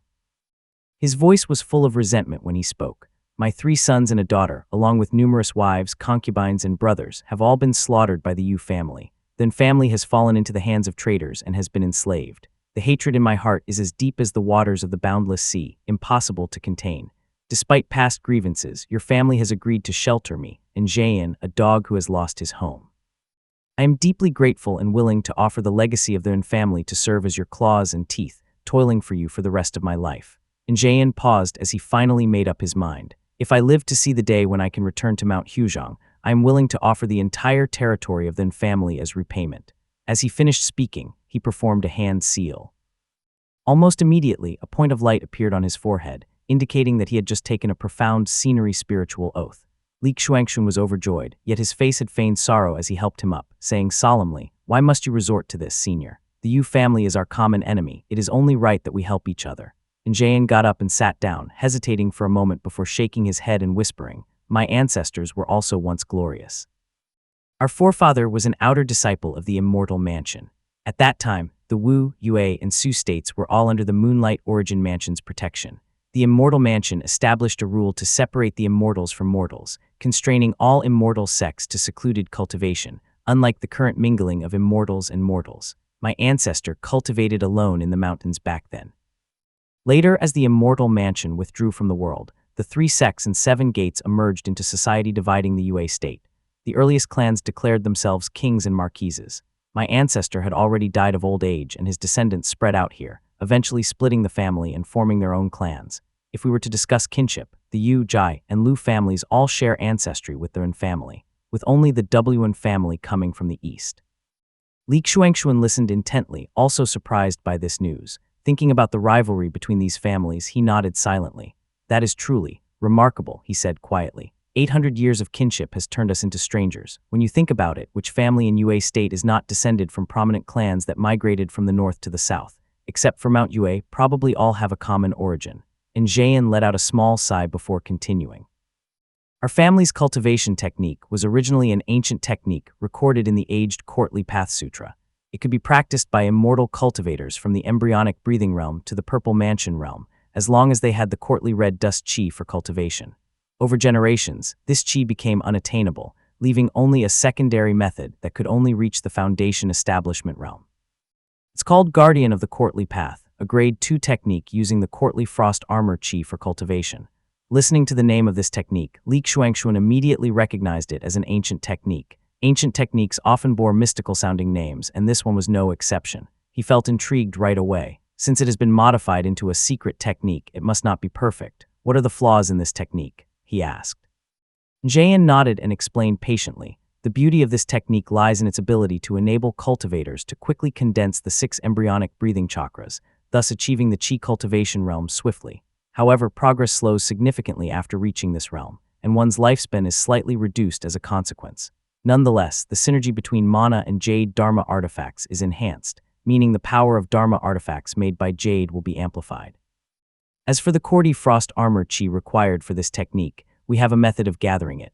By submerging copper and iron heavy armor into a specially crafted jade well to soak in rainwater, One can collect a wisp in 3 months, with 10 wisps making a full portion. This is considered the easiest to gather among the spiritual qi of heaven and earth. However, the courtly frost armor qi serves no other purpose and is solely useful for this ancient technique, so it barely fetches a few spirit stones. That's amazing. This essentially grants those with lesser talents nearly 100 more years to cultivate. What a treasure. Li Xuanxuan gasped upon hearing this. He was already brimming with ideas and was delighted. Exactly, and Jian nodded and paused briefly before responding. There is another important thing. Those who cultivate the guardian of the courtly path will find their power greatly reduced if they encounter someone practicing the aged courtly path sutra. Even if their cultivation realm is much higher, they would likely not be able to defeat them. Fortunately, that's not a big problem as this technique is no longer possible to cultivate. Indeed. Li Xuanxuan nodded repeatedly. And Jian continued, there is also the vein searching technique, known as earthly court detection technique. Let me find an empty jade slip later and write a copy of it for you. Thank you, senior, Li Xuanxuan said as he pondered for a moment. Sensing that something was not quite right, he spoke softly. But there is something I do not understand. If the guardian of the courtly path makes it easy to achieve the qi cultivation, then why in the past did only your father and you from the family achieve this realm while the rest lingered in the embryonic breathing realm? And Jian sighed deeply and cupped his hands awkwardly before responding. After experiencing so much, I have realized that I am stingy and lack vision. Only my father and I practiced this technique, and I used other methods to pacify the other branches of the family. I see. Li Xuanxuan fell silent and drank some of his tea, then inquired about the details of that fateful day on Mount Huizhong. And Jian answered each question patiently before cupping his fist once more. Fearing that carrying it on my person would risk the legacy falling into the hands of the enemy, I destroyed the jade slip when I left the residence. I will go transcribe the technique from memory now, he said with a somber voice. Having said this, he left hurriedly. As Jian departed, Li Xuanfeng, who had been silent throughout the conversation, then raised an eyebrow and issued an instruction. Uncle Dong is still on the mountain. Have him go down and watch this man. Li Zuan nodded and took his leave while Li Xuanxuan sighed softly, saying, Second uncle once told me about this man. And Jian was originally a greedy and miserly person, but he has undergone a transformation through this great disaster. After a brief moment of contemplation, he continued, their family's ancestor was originally an outer disciple of the immortal mansion. This technique might well be a special one imparted to outer disciples by the immortal mansion, and being able to pass down the technique unrestrictedly suggests that their family's ancestor must have held some status. Li Xuanfeng nodded, but was still unconvinced and skeptical. He waved his hand dismissively and said in a low voice, appearances can be deceiving. Although this man has taken the profound scenery spiritual oath, we cannot place too much trust in him. He has loose lips. Just let him exterminate demons and tend to the fields. When there's something to be done at home, let him be a handyman. There's no need to let him know more than necessary. I know, Li Xuanxuan nodded in agreement as he put down his tea bowl. Let's observe him for a while before discussing further, he added after a short pause.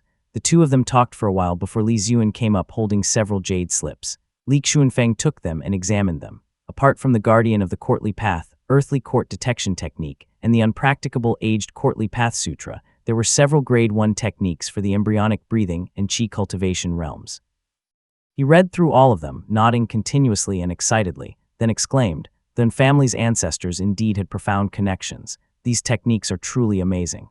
It's a pity that the aged courtly path sutra can no longer be cultivated. It's unclear what grade it belongs to. However, the guardian rite of the courtly path is quite unique and stands out even among grade 2 techniques, especially with its effect of hastening advancement to the qi cultivation.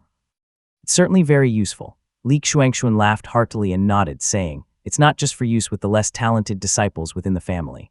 Nowadays, with cultivators in the late stage of the qi cultivation realm to suppress them, those external cultivators can also benefit from this technique. We're not looking for combat power. Having more qi cultivators means we would have more people that are capable of flying, which makes everything more convenient. You're right, Brother Xuan, Li Xuanfeng agreed with a small smile. He then passed over the earthly court detection technique, his voice soft as he spoke.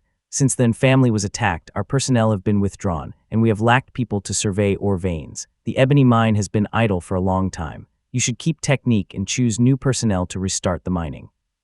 Li Xuanxuan took the jade slip, and seeing that Li Xuanfeng was ready to leave to continue his cultivation, he smiled slightly, teasing, it's a wonder how Jian could have fathered a genius like Jingaming. Maybe we should arrange more wives and concubines for him. Perhaps he could produce another genius. Wouldn't that be great for us? Li Xuanfeng laughed heartily, knowing that Li Xuanxuan was just joking. he left for the mountain, leaving Li Xuanxun in the courtyard to drink some. Li Xuanxun pulled out a piece of yellow paper and began drawing a talisman. It took him a while before he finally put away the ink and paper and instructed, "Let Njayan choose a few women. He may look a little dumb, but he's still a chi cultivator. Let's see if any women with spiritual orifices are willing to marry him." Li Zuan nodded in agreement while Li Xuanxun shook his head. Njayan's arrival had indeed profited the Li family greatly, yet he still harbored some regrets. If only our families had joined hands back then, allowing Njingaming to marry a girl from our Li family. Had that been the case, we wouldn't have had to face so many tragedies today, he murmured softly to himself.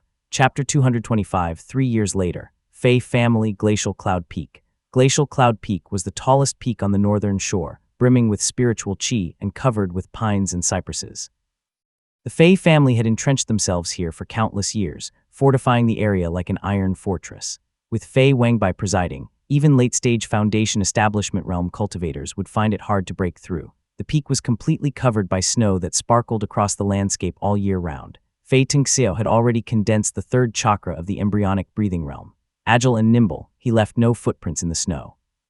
After running for a while, a small courtyard appeared before him, freshly painted in white. 2 pots of wintersweet were planted by the door, gently swaying in the breeze. Fei Tingxiao exhaled lightly, stopping carefully on the stone steps in front of the gate. After tidying his attire, he knocked twice on the door and called out clearly, "Sister Qinghang."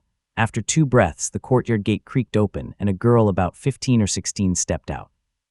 She was dressed in white, and her smile was as beautiful as the crescent moon in autumn. Her forehead glistened with a hint of sweat, and a white cloth belt cinched her waist, preventing her flowing robes from snagging her long spear, while still highlighting her slender figure.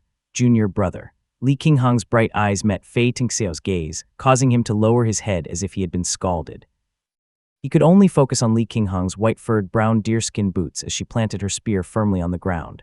"Are you here to practice spearmanship with me?" she asked with a smile. Fei Tingxiao nodded obediently. Seeing Li Qinghang smiling warmly, he could not help but smile back and said softly, "Sister Qinghang, did something good happen to you?" Li Qinghang playfully grabbed his hand and led him into the courtyard, crunching the snow beneath their feet.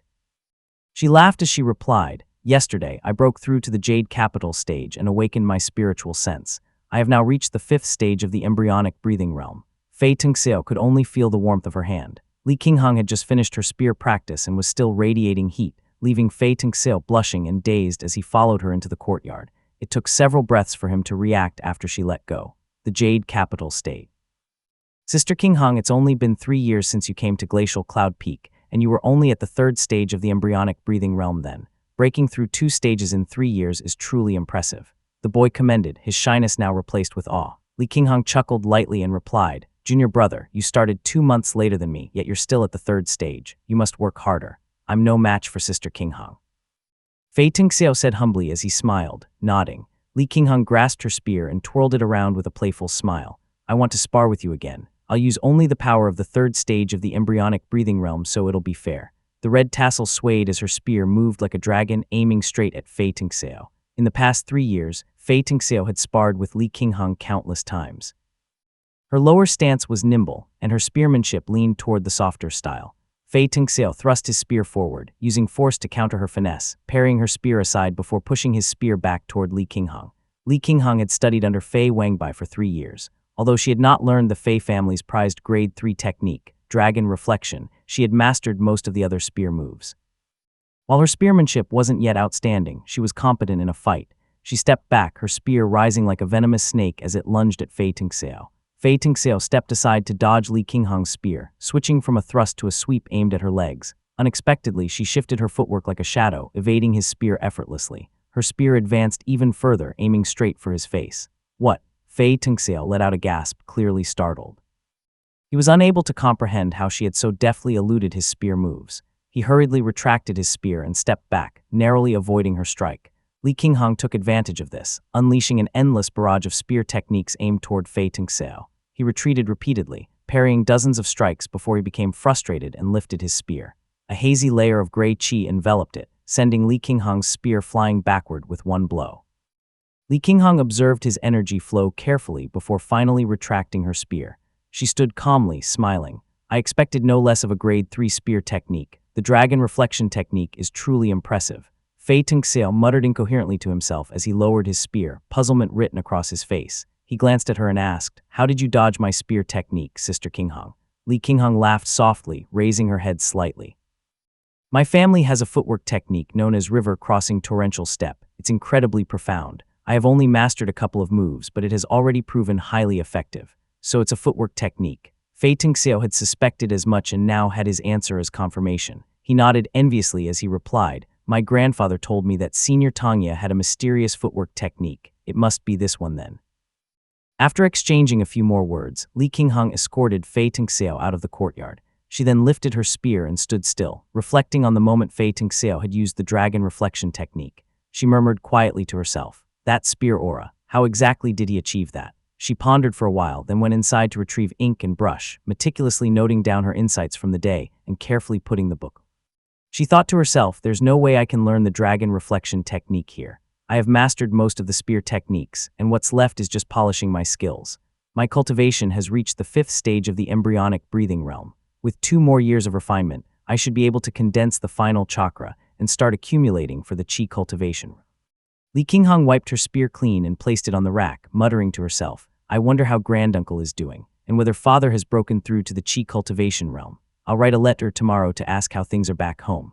Carefully closing the courtyard gate, Li Qinghong swept the snow away before settling down to meditate. She closed her eyes and sat cross-legged, beginning her cultivation.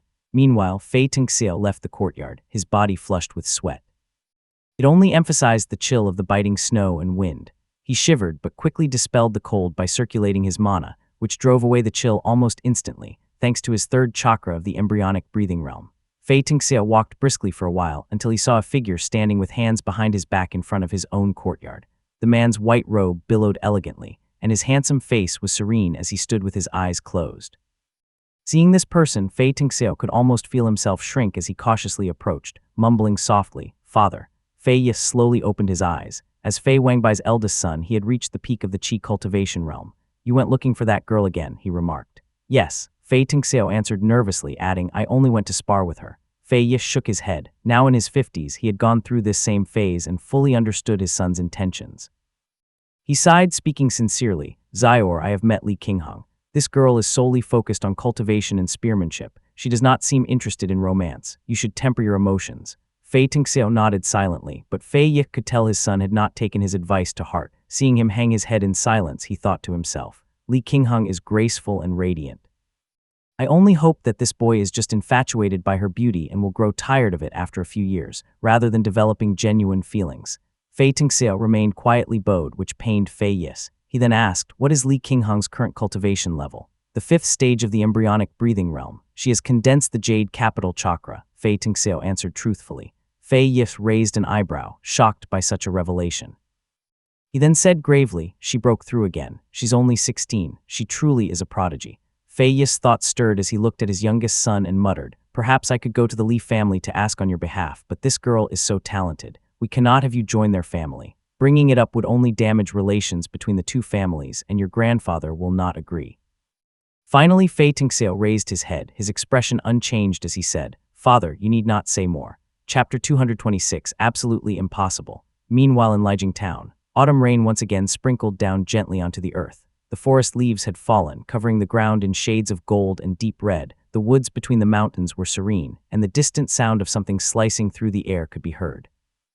A young man in a black robe with a sword strapped to his back leaped through the forest with great ease. His lips were pursed, eyes slightly narrowed and his cheeks thin, giving him a rather fierce look. Li Yuanjiao vaulted from the tip of a slender tree branch, causing it to sway from the impact. He paused in midair like a swallow, quickly adjusted his step, and gently landed back on the ground, splashing a few drops of the chilly autumn rain. The river crossing torrential step is indeed a grade 3 footwork technique, and it certainly is extremely difficult to master. I heard that only Uncle Ling managed to master it in 2 years. For others, it takes 5 or 6 years. In 3 years, I have only grasped a few of its forms. Li Yunjiao sighed as he closed his eyes slowly, his spiritual sense extending to scan around him. At just 18 years old, he had broken through to the Jade Capital stage before the end of last year. Judging by the passage of time, he should be able to break through to the Qi cultivation realm around the age of 20. For the past 3 years, things had been fairly peaceful for the Li family. The Xiao family had rebuilt the Gili Road, bringing many rogue cultivators through the area, most of whom were in the embryonic breathing realm. Occasionally, some Qi cultivators could also be seen roaming around. The passing rogue cultivators would often stop to rest in Lijiang town, and those from other families would sometimes chat with the Li family cultivators to exchange goods and information. Most of the embryonic breathing realm demons from Mount Dali had not yet gained intelligence and continued to venture outside. With the Li family's increased numbers, they now had cultivators stationed for defense and had even sent people to patrol the surrounding forests. In 3 years, a demon beast at the third heavenly layer of the Qi cultivation realm, which had secretly preyed on the townspeople, was eventually found and eliminated by Anjayan swiftly after Li Xuanxuan had sent him to investigate the matter. After practicing several sword moves, Li Yunjiao's ears perked up as he saw a middle-aged man riding the wind before descending in front of him. The man stood upright, his eyes piercing, and his gray robe was spotless. He had a faint smile on his face as he assessed the young boy before him. "Your footwork technique is quite good." His voice was warm and welcoming. "Greetings, uncle." Li Yunjiao beamed and he quickly sheathed his sword. "Thank you for the compliment. I'm just showing off my mediocre skills," he replied respectfully. This man was Li Xuanling, who had broken through to the Qi cultivation realm last year, condensing the river true essence and emerging as the fourth Qi cultivator in the main branch of the Li family. His expertise in the river crossing torrential steppe was profound, and he expertly pointed out the shortcomings in Li Yunjiao's footwork, which the latter promptly corrected. It was only then that Li Xuanling smiled and commended him, saying, "It seems you have been diligently cultivating these past years. Last year you broke through to the Jade Capital stage, and if you can advance to the Qi cultivation realm before 20, you'll have a good chance of reaching the Foundation Establishment realm." Watching Li Yunjiao nod respectfully, Li Xuanling then sighed and continued, "You and King Hong both have the talisman seed and are blessed with spiritual orifices. Only Brother Feng can compare to the two of you. You are all seeds capable of achieving the Foundation Establishment realm, so don't slack off." The two spoke for a while, and the rain in the mountains grew heavier. It dripped through the branches, seeping through the faint golden light of the sun right profound light formation. Li Yunjiao followed Li Xuanling along the stone paths through the mountains and arrived at the courtyard. Having broken through to the Qi cultivation realm, Li Xuanling was now protected by his true essence, and not a single drop of rain touched his skin. Meanwhile, Li Yunjiao's sleeves were slightly wet, having been dampened by the rain. As they approached the side courtyard, they saw Chen Dong reading a jade slip carefully under the eaves, looking very relaxed. Chen Dong, at the third heavenly layer of the Qi cultivation realm, was now 40 years old. Since he had reached the Qi cultivation realm early, he looked younger than his real age. Chen Dong raised an eyebrow and then cupped his fist. "Ah, it's you, Xuanling," he said with a soft smile. Li Xuanling laughed heartily and replied, "I haven't seen you in years, brother-in-law. For the past few years, I've been cultivating in seclusion to break through, and when I finally emerged, you had gone to Mount Huaqian. Now that you're back, I must make the trip to meet you." Mount Lijiang was not known as a famous mountain range, and its spiritual qi was limited. While it could support embryonic breathing realm cultivators, it was now strained by the many qi cultivators of the Li family, making resources scarce. Li Tongya was working to break through to the Foundation Establishment realm, and the entire Mike Peak cave dwelling had been given up for his sole use. Meanwhile, the remaining Lijiang Peak struggled to support Li Xuanfeng and Li Xuanxuan, and with the addition of Li Xuanling, the spiritual qi had grown even thinner. Chen Dong was thus assigned to Mount Huaqian, which reduced his time at home. The three of them entered the courtyard, and Chen Dong stepped forward and whispered, "Swords."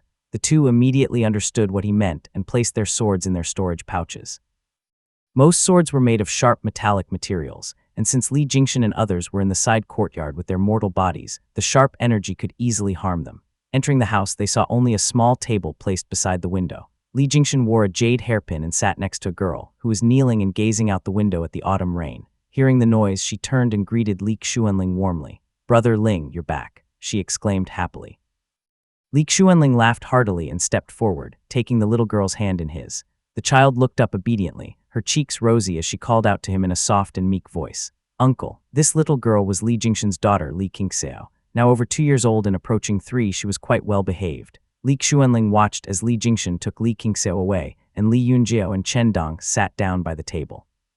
Chen Dong seemed puzzled and broke the silence first, saying, "I was summoned home this time, but I'm not sure what it's about." Li Xuanling nodded and spoke seriously. "Since Father retreated to the Mike Peak cave dwelling a year ago, all the spiritual qi on Mount Mike has flowed toward the summit.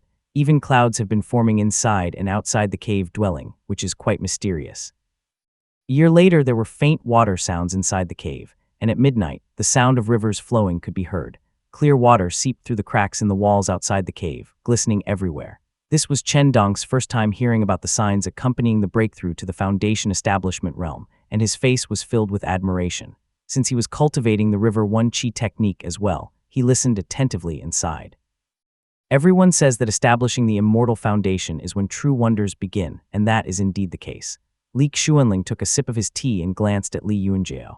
The night before last, the cave dwelling was completely silent and no longer settled on the ground. It's been quiet for 2 days now, he said softly, his voice trailing off toward the end of his sentence. What? Chen Dong raised an eyebrow, a little shocked, murmuring, he must have succeeded, right? Second uncle is not one to fail. Li Tongya had always planned everything carefully and meticulously before taking any action, and Chen Dong had admired him since his childhood.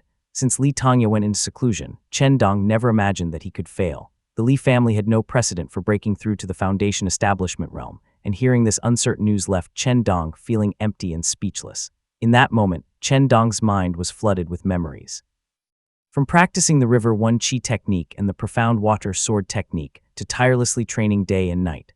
That year, when he was just 7 years old, Chen Dong had kneeled in the courtyard. The autumn wind was bleak and the chill was biting. Above him, Li Tongya had smiled at Li Xiangping and made a comment he still remembered clearly to this day. This child is reliable and may prove useful. Back then, the young Chen Dong had looked up and met Li Tongya's calm and deep gaze, and he was instantly filled with admiration and respect for the man before him. He secretly thought to himself, I want to become someone like him in the future. Chen Dong suddenly realized that his steady and quiet demeanor, composed elegance, and careful consideration in his actions were all imitations of this elder who commanded respect from all the families around the lake. To Chen Dong, Li Xiangping was like a father, and Li Tongya was like a mentor. This realization left Chen Dong both disoriented and relieved. He picked up his tea bowl gently and took a sip of tea to hide the fear rising in his heart. The thought of Li Tongya failing to break through lingered in his mind for a while before Chen Dong finally laughed and made a loud and confident declaration. It's absolutely impossible for him to fail. Chapter 227, Building the Immortal Foundation.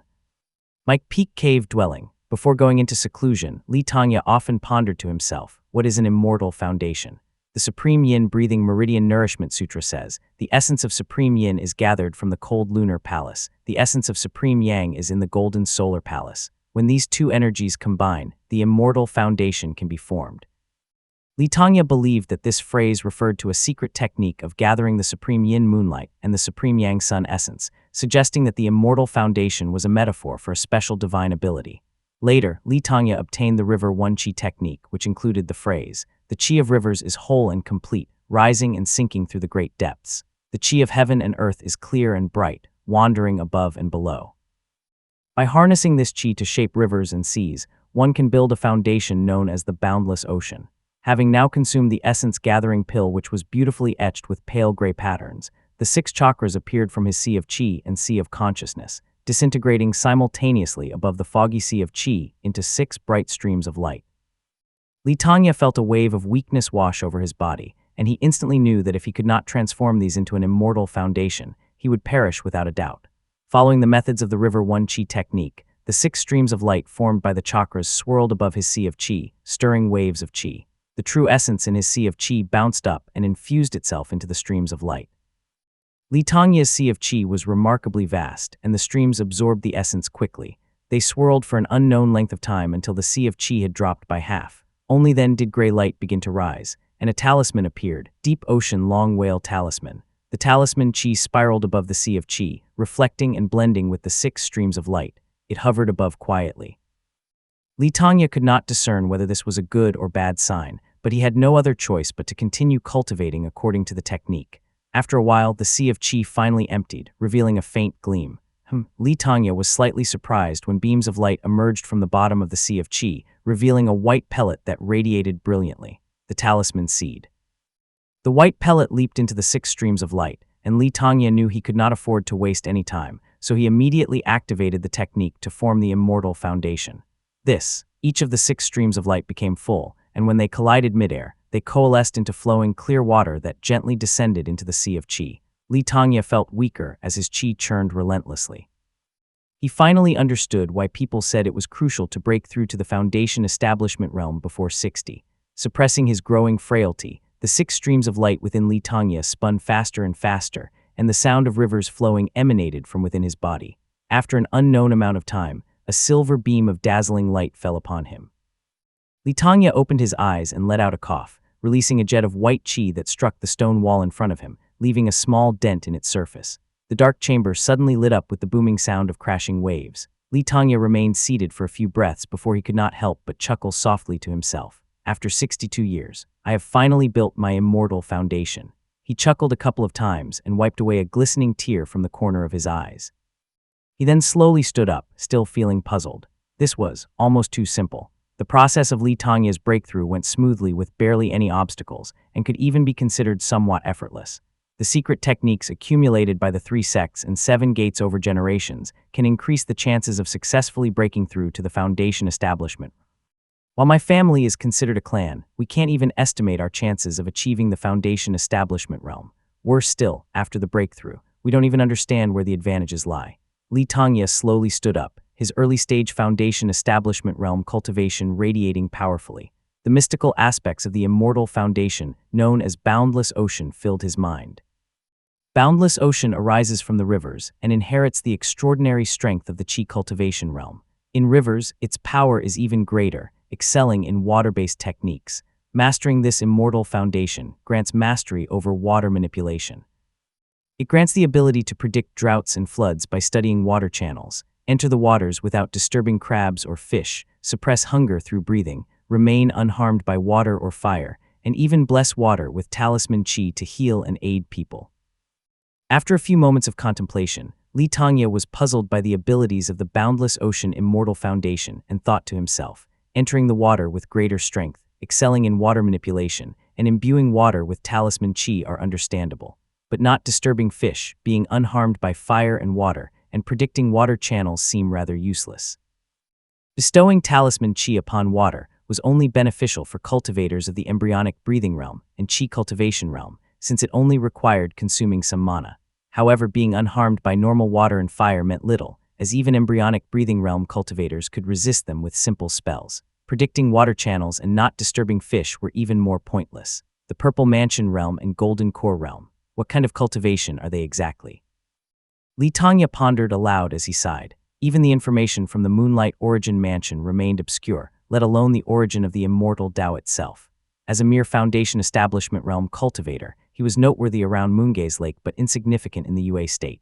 He set aside his doubts and gently pushed open the stone door, leaving the dark chamber like the wind. Outside, the main hall was empty, and the stone tables and chairs were spotless. However, he observed that they were wet with clear water. Puddles littered the floor, and the spiritual qi concentration had recovered significantly now that Li Tangye had stopped cultivating. The cave dwelling's main entrance was slightly ajar. Eager to test the power of a foundation establishment realm cultivator, he cast an illusion spell and walked through. Outside, Li Xuanfeng, who had been meditating, suddenly opened his eyes. He glanced around in confusion, then bowed his head when he saw that the dewdrops were undisturbed. He finally closed his eyes to resume cultivation. Fenger is at the 6th heavenly layer of the Qi cultivation realm. This should take about 3 to 5 years. Li Tangye stepped out of the cave dwelling, and the brilliant, dazzling morning sun was rising between the distant mountain peaks. The golden sunlight flowed down the mountains, filling him with joy. He smiled faintly and flew swiftly toward the town. Lijiang Town. This town had stood for many years. The stone roads were now worn with cracks from years of travel by carts, horses, and pedestrians. The stone path around the pear orchards of Lijiang Town was especially scarred, having been worn down daily by various wheels of sorts. The white walls were stained black, and the pear orchard was one of the few places where influential lords and commoners alike gathered to shed tears together and applaud in unison. The singing from the stage drifted out, and a group of children outside pressed their ears to the wall, listening attentively. Ah, on the golden platform, I Gianixi shall rise, with a beast crown upon my head and my iron armor draped upon my shoulders. On stage, an actor was dressed in black armor and was waving around a black banner. He was adorned with animal tusks and jade and had a fierce face painted on, inspiring a commotion among the crowd. Some were indignant, some sighed, and others wept silently. The actor, donning the black armor and waving a black banner, shook his robe and shouted, "Mu Jiaoman, your servant is here." A slightly plump man in golden armor this time, with a neatly drawn mustache that made him look quite sly, jumped onto the stage, immediately eliciting a chorus of boos from the audience. In the crowd stood an elderly man, shaking his head and sighing with his hands clasped behind his back. Unexpectedly, a warm voice came from behind him. "Elder, what is this play about?" With gray hair at his temples, the old man squinted and smiled warmly as he replied, "It's about Giant Ixie's tragic end at the Great Jueting." Chapter 228, Wolf-like Gray Pupils. Mount Yue should have fragmented, so why try to unify them by force? The Devil Lord stood upon the clouds, to ensure that he would be left with no place to be buried. A narrator shouted hoarsely, beating against gongs. The actor playing Giant Ixie, a young general dressed in a black robe, exuded an aura of power. With a flick of his robe, he declared, I did this deed, and it is known to me, and to the heavens and earth alike. Even if I die and become a ghost, my heart will remain guilt-free." In unison, the audience leaned forward and sighed deeply, and some even stood up to cheer. In the minds of the Mount Yue people, Giant Ixie held a high status. Many of the Mount Yue people who migrated from the Great Jueting were refugees who brought with them stories of Giant Ixie's last days. The reverence of the Mount Yue people mixed with the fear of the natives of Lijiang Town had given birth to the figure of this ruler who stood both just and evil. The old man continued to sigh, while a gentle voice from behind him calm and clear amid the commotion. "Elder, why are you sighing?" The old man shook his head, his eyes filled with sentiment as he whispered, "When I was 30, I followed Lord Xiangping to the lands of Mount Yue. I saw many things. Giant Ixie was a heroic figure." Turning to look at the person behind him, he saw a man who appeared middle-aged, with broad shoulders and long, gentle eyebrows. His aura was commanding, and he stood with his hands behind his back. Knowing that he was no ordinary person, the old man's attitude immediately became much more respectful. On stage, the narrator sang and continued to beat against his gongs. You don't harm the people under your rule. The common folk shall be my carriage, and my soldiers will be my blade and lance. What can you do about it?" The young general in the black robe shouted loudly, and the people in the audience withdrew their heads in silence. The middle-aged man nodded slightly and murmured, "Such words are something Giant Ixie would have said. He had such spirit." "Indeed," the old man said as he slapped his thigh and laughed. He then continued, "The next act is called Lord Xiangping's soul returns home, and Mu Jiaoman seizes power during a drought, which will make people sigh and curse with rage. It'll be quite a sight to see." "Drought," Li Tongya muttered softly and whispered. There was indeed a severe drought back then. "How old were you at the time to remember such things? That's remarkable," the old man praised. The longer he looked at Li Tongya, the more familiar he seemed, though he could not recall where he had seen him before. Tentatively, he asked, "My lord, is your surname Li?" Li Tongya shook his head gently and did not respond directly. Instead, he smiled and said softly in light amusement, "This young general in the black robe is nearly perfect, except for his eye color." Giant Ixie had fierce brown eyes. The fierce brown eyes of the eagle owl are a rare sight. The old man responded cheerfully. Seeing that Li Tongya appeared refined and courteous, giving him the respect he deserved, he leaned in closer and whispered in his ear, "My lord, the world always speaks of the wolf with the fierce eyes of an eagle owl. Since you know the sign of fierce brown eyes, are you also aware of another ominous trait?" Li Tongya's curiosity was instantly piqued, and he smiled warmly, urging the man to share more. "Tell me more, elder," he encouraged with a small smile. The old man coughed and then lowered his voice even further. If Li Tongya had not had exceptional hearing, he might not have caught the old man's words in the noisy environment. "Eagle owl-like brown eyes and wolf-like gray pupils." Those with wolf-like gray pupils possess the appearance of the wolf lord described in the play eyes gray and white, cautious and suspicious, harboring ill intentions, and always scanning around while walking. Such people have a nature that seeks to devour and annex enemies. "I see." Li Tongya laughed heartily, instantly grasping the old man's meaning. "People with fierce brown eyes are hard to find, but those with wolf-like gray pupils are abundant in Lijiang Town," he replied with a The old man jumped in surprise, forcing a bitter smile and whispering, "As long as you understand, my lord, speaking of this openly isn't a pleasant topic." Li Tongya chuckled softly, recognizing that the old man was hinting at the Li family, the master household. He straightened his expression and asked, "Since you are knowledgeable about face reading, elder, why not take a look at me?" The old man chuckled and observed Li Tongya for a while before responding. "You have an imposing aura and the face of one who will guard his domain, blessed with great fortune beyond description." Li Tongya let out a small laugh as the crowd erupted into a noisy frenzy. The play on stage had reached a climax, and the actor playing Giant Ixie had fallen. The old man quickly looked up, but when he turned back with a sigh, the person behind him had vanished. On Mount Lijiang, Chen Dong stood in the courtyard, dressed in white. A gentle drizzle slid past him, blocked by his mana. He slowly drew his sword, and a pale gray aura glowed from the blade. Opposite him, Li Xuanling had already drawn his sword, which was also radiating a gray light. Chen Dong nodded and advanced with his sword drawn. "Here I come," he announced. Li Xuanling did not unsheath his sword immediately, but instead watched Chen Dong approach with a smile on his face. When Chen Dong reached him, Li Xuanling finally drew his sword, unleashing a bright white arc. Chen Dong's pupils widened, and he switched to a defensive position right away, exclaiming in surprise, "The celestial moon slash." The sword technique clashed with Chen Dong's blade, forcing him to retreat several steps backward. He tightened his grip and steadied his breath before taking another step back to regain his composure. Li Xuanling capitalized on his momentum and advanced with relentless sword moves. Chen Dong had not expected Li Xuanling to have mastered the celestial moon slash technique and suffered a slight loss, leaving him at a disadvantage. However, both men had practiced the River One Qi technique and the profound water sword technique, so they were rather familiar with each other's techniques. With his stronger foundation, Chen Dong quickly turned the tide and went on the offensive, suppressing Li Xuanling. Brother-in-law is indeed superior. After an hour of fighting, Li Xuanling, slightly breathless, sheathed his sword and stepped backward, admitting his defeat. Chen Dong also returned his sword to its sheath and smiled. "I never thought you had mastered the celestial moon slash technique. Congratulations," he praised with a smile. 12 years, and that is all. Li Xuanling said as he shook his head and sighed. His voice was melancholic as he continued. "My father could use this celestial moon slash technique when he was only at the embryonic breathing realm. I, however, had only managed to wield it with true essence after I reached the Qi cultivation realm. The difference is clear." Chen Dong shook his head and smiled, reassuring him, "Don't compare yourself with your father. How many around the lake can rival him? Your talent in swordsmanship is already remarkable. I can only suppress you because I'm a few years older. Don't underestimate yourself. But Yuan Jio has already mastered the sword aura. His talent in this is quite good, possibly better than mine," he said quietly. The mention of Li Tongya brought a look of concern to Li Xuanling's eyes, and he said quietly, "I wonder how father is doing now." As soon as he spoke, the courtyard door creaked open, revealing a middle-aged man stepping inside. His temples were graying, and he wore a gray robe and simple cloth shoes. Though he radiated no mana, the light drizzle did not wet him at all. Raindrops slid off his silhouette obediently before touching him, giving an otherworldly impression.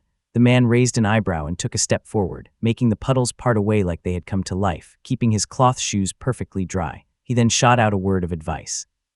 "If that sword technique had shifted 2 degrees to the right, you would have held your own against Dong."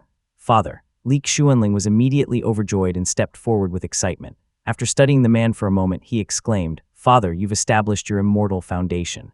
Li Tongya nodded with a gentle smile, and Chen Dong respectfully cupped his fist and congratulated him. "Congratulations, second uncle." Li Tongya looked at the 2 younger men in front of him, their faces radiating uncontrollable joy, and felt immense satisfaction within him. He smiled, proud. Now our Li family is the 3rd foundation establishment clan on the lake. Chapter 229, Wolf-like Gray Pupils II. Li Tongya took the main seat in the courtyard, with members of the Li family sitting neatly below him. Everyone wore joyful expressions, chatting and laughing heartily with one another. Li Tongya smiled gently from his position at the head of the table, with Li Xuanfeng at the 6th heavenly layer of the Qi cultivation realm on his left, and Li Xuanxuan at the 2nd heavenly layer on his right. Below them sat Li Xuanling and Chen Dong, and at the bottom were Li Yuanjiao and Li Yuanyuan. Together, they spoke in unison. "Congratulations, second uncle, father, granduncle, on successfully establishing your immortal foundation." Li Tongya nodded and said with a smile, "During my seclusion this time, I've formed the boundless ocean and advanced to the foundation establishment realm. Our family is now a clan and consequent changes must be made." After saying these words, he then looked at Li Xuanxuan and asked, "Xuaner, how have things been on the lake these years?" Li Xuanxuan stood up and cupped his hands respectfully before replying, "Second uncle, you were only in seclusion for a month when a geological upheaval struck the Milin prefecture. It caused the ground to crack, towns to collapse, and it left Yu Mugo at a loss. Soon after, the 3 main roads leading out of Milin prefecture were attacked. Relay stations and narrow passes were targeted, people were killed, roads were destroyed, and the mountain passes were blocked. Yu Mugo was furious but had to handle things alone. The younger generation of the Yu family is hardly promising, and Yu Mujian remains in seclusion. Do you remember the one who harmed Yuanxiu?" Li Tongya nodded slowly. That person was clever, quickly using others' corpses to create diversions and disposing of 2 storage pouches to prevent giving resources to enemies. Knowing escape was impossible, he had used talismans to destroy his own body. Quite a feat, indeed. Li Xuanxuan nodded and continued, "That man, Yu Maiyuan, was Yu Mugo's capable assistant, keen and decisive. With Yu Maiyuan gone, Yu Mugo is now overwhelmed and struggling. The next year, before the market in Milin prefecture could be fully restored, a rogue cultivator in the foundation establishment realm arrived among the families on the eastern shore, previously considered the Yu family's exclusive domain. He seemed intent on establishing a clan, stirring discontent among the Qi cultivation realm families, which left Yu Mugo with a severe headache. Li Tongya nodded and murmured, "This must be Fei Wangbai's doing. Yu Mugo is ruthless and cunning, but now he's completely overwhelmed, rendering him unable to be the usual troublemaker." The others nodded in agreement as Li Yunjiao clenched his fists, sighing bitterly. Li Tongya then continued, "It's always easier to harm than to defend. If the foundation of one's rule is unstable, and the larger the territory, the more challenging it would be to control." Li Xuanxuan nodded and brought Li Yuanping and Li Qingxiao forward. Li Qingxiao looked adorable with her rosy cheeks, and she greeted each elder. Li Yuanping was similar in age but appeared much smaller, still needing to be held by Li Xuanxuan's first wife. He seemed timid and was too afraid to speak. Li Tongya first pulled Li Qingxiao closer and stroked her head for a while, before taking Li Yuanping from Li Xuanxuan, frowning slightly. Li Xuanxuan raised his head guiltily while his wife slowly lifted her head and spoke softly. "When I was pregnant with Pinger, it was right when Zier had his accident. It led to premature birth, leaving him weak and showing signs of congenital deficiency." Li Tongya first raised an eyebrow at her and praised, "Xiangping and I arranged the marriage with you and Xuanxuan back when because we admired your dignity and resourcefulness. You have spent these years in the family residence, helping Xuanxuan a lot, and your cultivation has now reached the 5th stage of the embryonic breathing realm. Second uncle, you're too kind." The woman nodded meekly, handing the child to Li Tongya, who inspected him carefully. He performed a series of hand seals, and almost immediately, a pleasant fragrance wafted through the air which attracted everyone's attention. Li Yuanping looked up at Li Tongya innocently as small crystal-like particles appeared in midair, twirling around in the air as before entering his little mouth. Li Yuanping smacked his lips and let out a soft hum. Li Tongya stopped casting the spell, and with Li Xuanxuan and his wife watching him expectantly, he shook his head and explained, "All it does is replenish some vitality. With innate essence missing, only a divine ability can restore it fully." The woman took Li Yuanping back quietly and bowed before retreating from the room. Li Xuanxuan lowered his head and murmured, "That's good enough." Li Tongya glanced at everyone's faces and said warmly, "Since I've broken through to the foundation establishment realm, there are a few matters that need to be scheduled." Dong. Chen Dong took a step forward as Li Tongya continued, "You should visit the Zhao family and deliver the news. Don't go empty-handed. Bring some spirit items from the clan, though they need not be too valuable. Spirit items suitable for the qi cultivation realm will suffice." "Understood." Chen Dong responded respectfully and quickly left the courtyard, heading down the mountain.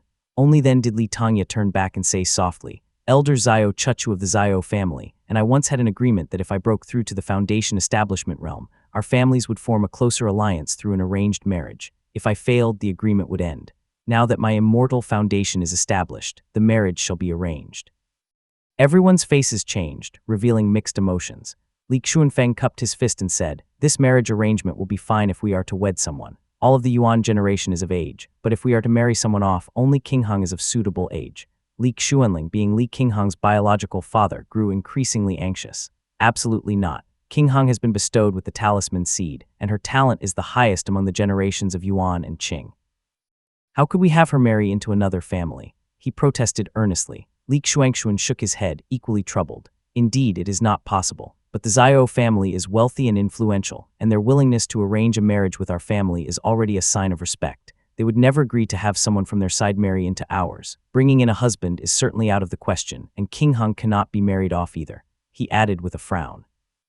Li Tongya shook his head, setting the tone of the conversation before continuing. "Although the marriage has yet to be finalized, our family's power is weak. Logically, it makes sense to marry a daughter into their family. There is actually a solution to this." He took a sip of tea and continued, "We can have our legitimate son marry their concubine-born daughter. Such a compromise is enough and should satisfy the Zhao family."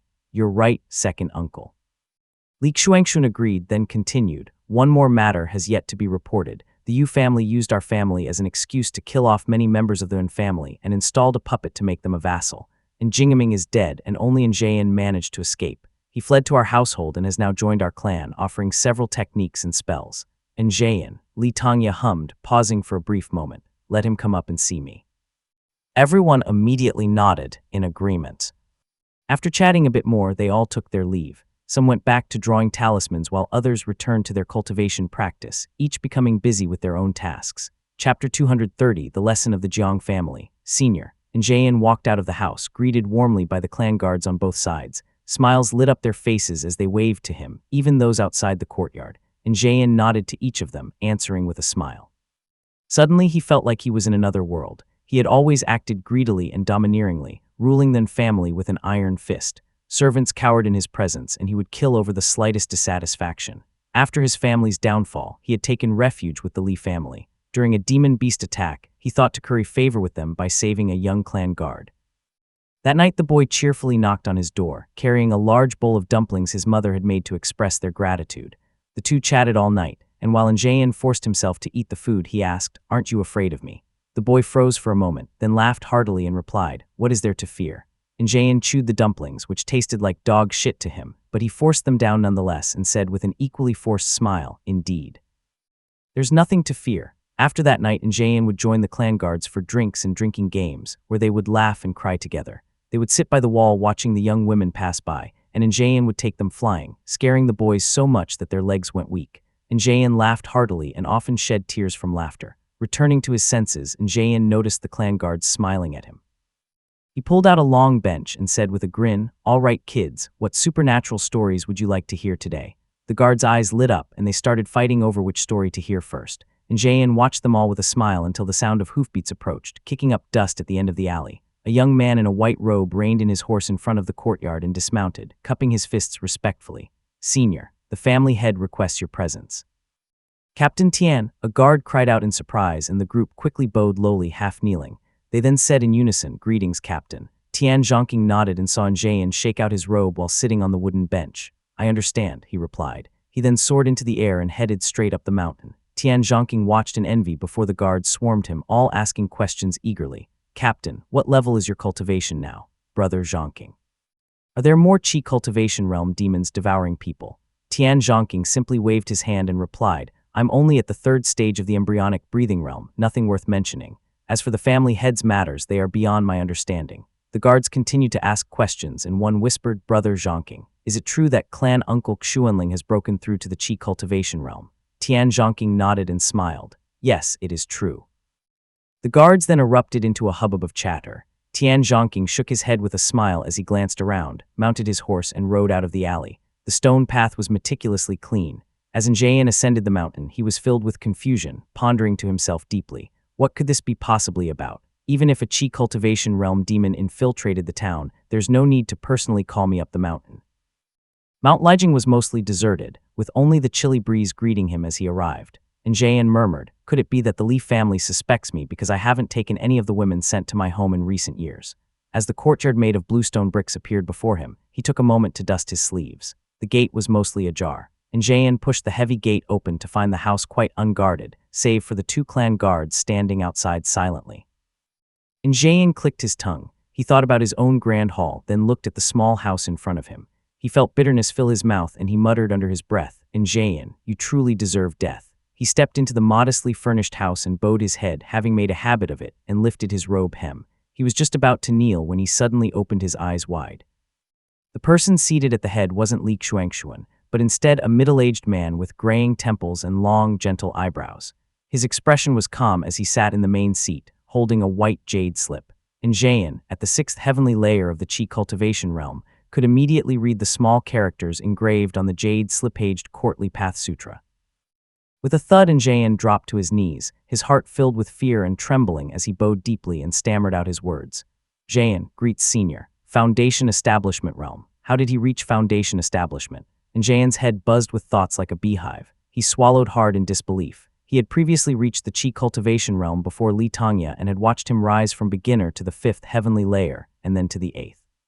Now with Li Tongya achieving Foundation Establishment Realm, Njayan's attitude shifted from disdain to amazement, from amazement to respect, from respect to fear, and finally, he kneeled in front of him. His conflicting emotions were clear. They were all written on his facial expressions. Seeing that Li Tongya had reached the realm he had only dreamed of reaching, Njayan bowed deeply and closed his eyes, a mix of admiration and fear. Li Tongya then smiled gently.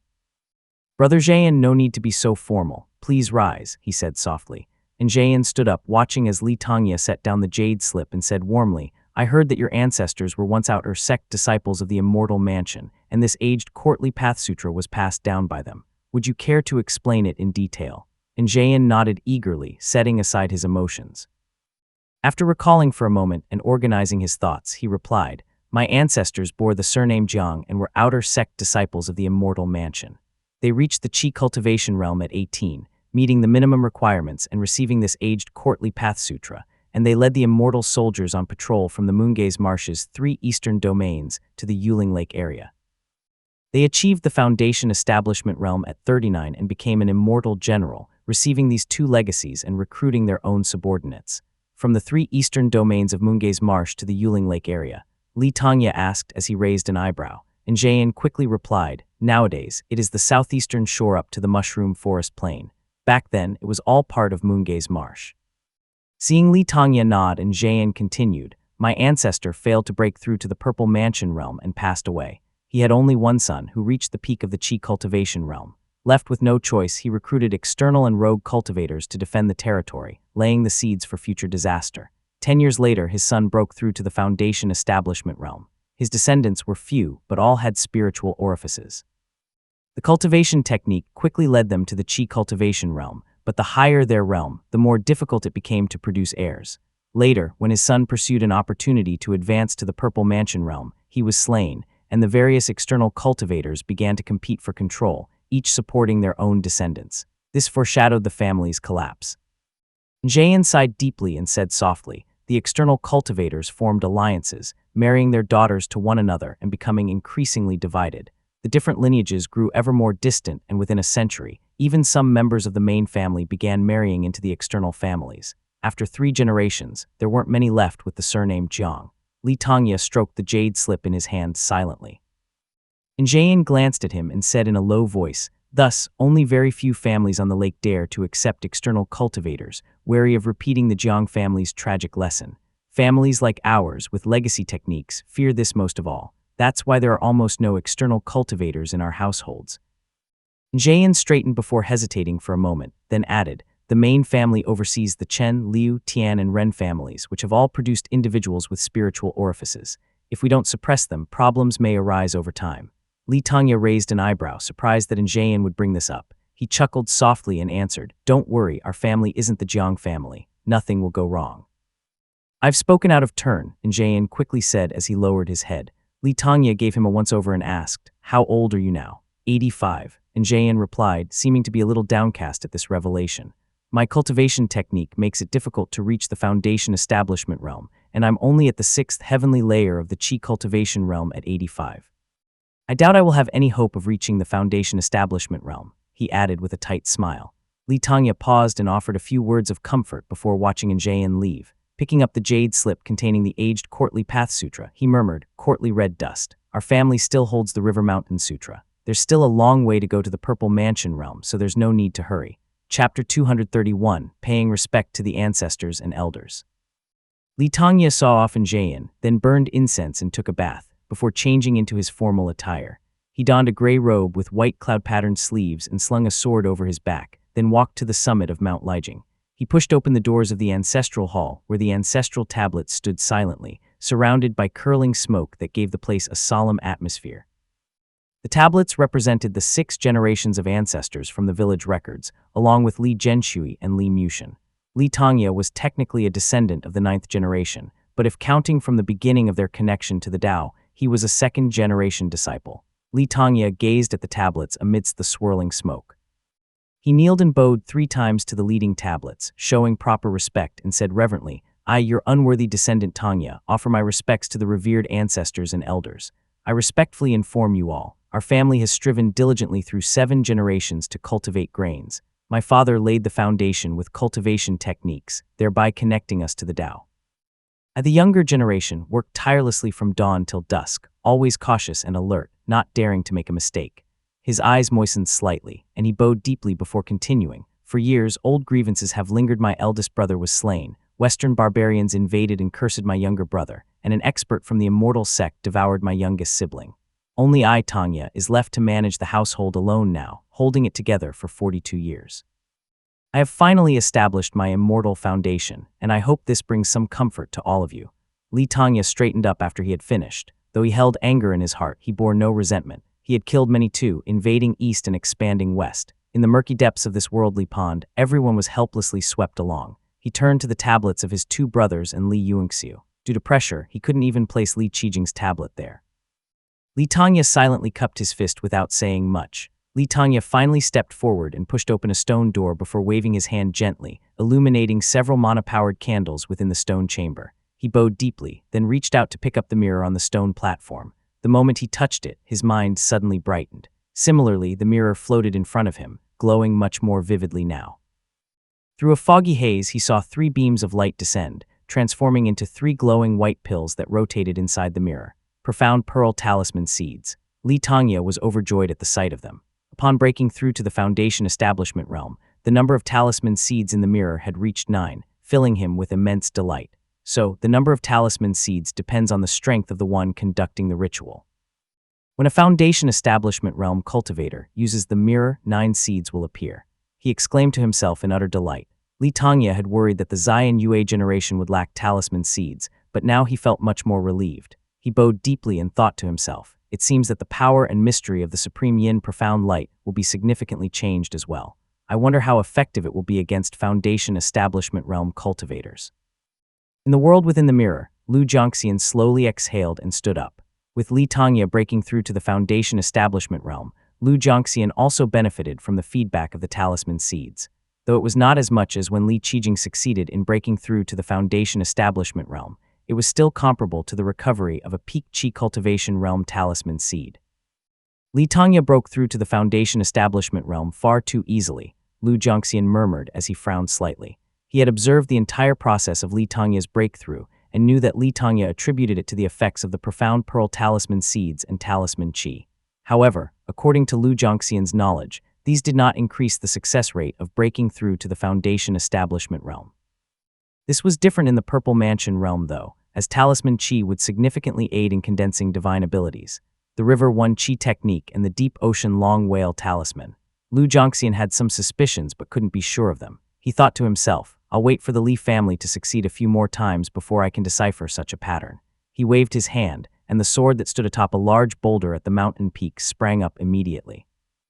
Lu Jiangxian caught the long sword and tossed it lightly. Is there anyone else worthy of notice? He asked the sword. The sword paused, then slowly released a glow, buzzing deeply before returning to the boulder motionless. It seems that Li Tanya and Li Yuanjiao's swordsmanship talents still fall a bit short. Lu Jiangxian shook his head. Not everyone could receive the power of this sword, which required a talent for swordsmanship that was comparable to that of Li Qijing. Of course, one couldn't attain Li Qijing's mastery through mere enlightenment alone. Instead, a sword mark would appear on their brow, slowly elevating the host's swordsmanship. Patting the table, Lu Jiangxian picked up a small book on the table, which contained the spells he had compiled over the past decade. After pondering for a while, a line of words appeared on the book cover: automatically profound shamanic spells. Dusting off the cover, Lu Jiangxian placed the book back on the table and thought to himself, this shamanic spell isn't something everyone can practice either. In a few years, when someone in the Li family has extraordinary spiritual insight, I'll grant it to them to test what I've learned. Li Tanya left the ancestral hall, now feeling much better. He checked around the cave dwelling to find that Li Xunfeng was in seclusion for cultivation, while Li Xuanxuan was studying talisman arts. Li Tanya thought to himself, King Heng is still with the Fei family, so I should inform Fei Wangbai and bring her back. Having made up his mind, Li Tanya rode the wind from Mount Lijiang, flying over the deep green lake for a while. Before long, a large island appeared in front of him, with flashing lights and the sounds of thunder and fire echoing continuously. Among the ruins, broken walls and remnants could be faintly discerned. This was the site of the Moongaze Lake Market. Seeing the ruins, Li Tanya suddenly felt a stirring in his heart. The market had been destroyed years ago when Chen Taoping from the Lingyu Gate activated the formation. The lightning shattered the formation wedges, creating the Forbidden Formation. At that time, Li Tanya was still a Qi cultivator and could only watch on helplessly. Now, having achieved the Foundation establishment realm, he could finally explore this island. Li Tanya used his true essence to form a protective shield and descended into the Forbidden Formation. Thunder roared all around him, lightning striking his shield relentlessly. His true essence poured out like water, but with his deep mana reserves, he resisted the lightning head-on. With help from the river crossing torrential steppe, he landed on the island with ease. After a dozen breaths, Li Tanya finally passed through the formation and set foot on the island, immediately feeling the abundant spiritual qi and a sense of refreshing clarity. This place has more spiritual qi than anywhere else I have seen. If it were not for the Forbidden Formation, a family would have long claimed this place. Li Tanya marveled as he calculated his mana mentally. He had consumed over 20% of his power, which was equivalent to about 50% of a typical early-stage Foundation establishment realm cultivator's strength. All around him lay broken walls and ruins, with thick weeds growing everywhere. He stepped forward, carefully avoiding the bones at his feet, and began wandering around the island. After a dozen years, the Foundation Establishment Realm cultivators who have passed through here must have looted this place many times over. There likely is not much left of value. Li Tongya wandered about for an hour without finding anything, before finally landing in the center of the island. The smooth ground was covered in formation patterns. Originally, there must have been a large structure here, but now only 4 pale stone pillars of varying heights remained, creating a desolate and deserted atmosphere. In the middle was a deep well, pitch black and seemingly bottomless. Li Tongya probed it with his spiritual sense but could not reach the bottom. He thought for a moment before placing his hands on the well's edge. The well water suddenly surged upward, bringing up muddy water from its depths. The water gushed on endlessly, rapidly depleting Li Tongya's sea of qi and draining another 20% of his mana. He drew up a mass of water the size of a small hill, and the well water trickled out like a small stream, flowing away in accordance with the terrain. Li Tongya was delighted as he beckoned, and a jade box flew out of the well's bottom. The complex patterns on the box felt warm to the touch. Li Tongya flicked his fingers, and the jade box opened, only to reveal that it was completely empty. Li Tongya froze for a moment before letting out a laugh and said softly, "I have indeed come too late." The box's contents had obviously been taken already.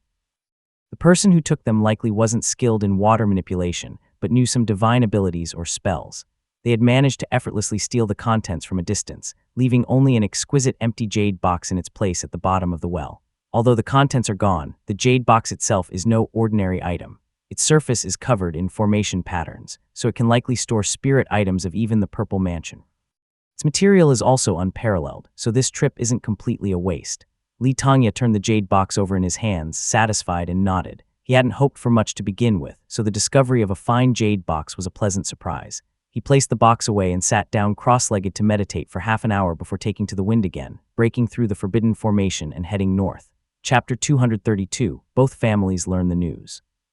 Chen Dong landed at the foot of Cloud Crown Peak, where a cold wind rustled through the pines and cypresses. He took a few steps forward and caught sight of a middle-aged man dressed in a gray robe, sweeping the stone path. The broom gently brushed the ground as Chen Dong approached him. "Please deliver a message. Tell them that Chen Dong of the Li family has come to visit and would like to see Senior Xiao Yongling." The man in front of him straightened up with a smile, carefully examined Chen Dong, and replied, "Please wait a moment, honored guest. I'll report this right away." Soon a small opening appeared in the formation, and Chen Dong quickly entered. He climbed the stone steps to the small courtyard, where 2 potted dwarf pines stood by the entrance. The middle-aged man bowed and left, while Chen Dong had gently pushed open the door to see Xiao Yongling. He wore a snow-white, long, straight-collared robe with a crescent-patterned sash around his waist, all exuding a luxurious aura. His long sword at his waist shone brilliantly, and he looked like he had just returned from elsewhere. Chen Dong was stunned into silence by Xiao Yongling's attire. In the past, Xiao Yongling hadn't worn dharma robes and had always been polite, so his family's wealth wasn't as apparent. Now, dressed in complete luxury, Chen Dong felt a twinge of envy. "Greetings, senior," he greeted respectfully. "So it's you, young friend Dong," Xiao Yongling said as he nodded slightly and continued politely. "Does the Li family need my assistance?" "Not at all," Chen Dong answered respectfully with a smile. "Our elder has achieved the Foundation Establishment Realm, so I was sent here to share the good news." "What?" Tongya did. Xiao Yongling's expression changed dramatically as he heard this, and he tightened his grip on the hilt of his sword. His face went through several emotions before he finally sighed after a dozen breaths. "Brother Tongya has ultimately bested me," he exclaimed. Years ago, when Xiao Yuanxi had returned home, he told Xiao Yongling, then at the 7th heavenly layer of the Qi cultivation realm, that Li Tongya had reached the 8th layer. Xiao Yongling had lamented that Li Tongya was advancing faster than him, and looked forward to seeing who would reach the Foundation Establishment Realm first. 3 years had passed since then. Xiao Yongling had taken spirit medicine and reached the 9th heavenly layer, but still needed time to gather strength for a breakthrough. Meanwhile, Li Tongya had already achieved the Foundation Establishment Realm, leaving Xiao Yongling with a mix of emotions. His lingering discontent finally dissipated, turning into deep admiration. Everyone says Li Qijing had extraordinary talent but overlooked Brother Tongya. He may be quiet and steady, yet he's also a dragon among men. Xiao Yongling sighed as he gazed into the distance. He didn't know that Li Tongya had the assistance of talisman qi and talisman pills, believing that Li Tongya's independent training in the wilderness was faster than his own cultivation at Cloud Crown Peak, even with spirit medicine. He let go of the competitive spirit and grew more composed. Chen Dong waited silently until Xiao Yongling came back to his senses and smiled warmly at him.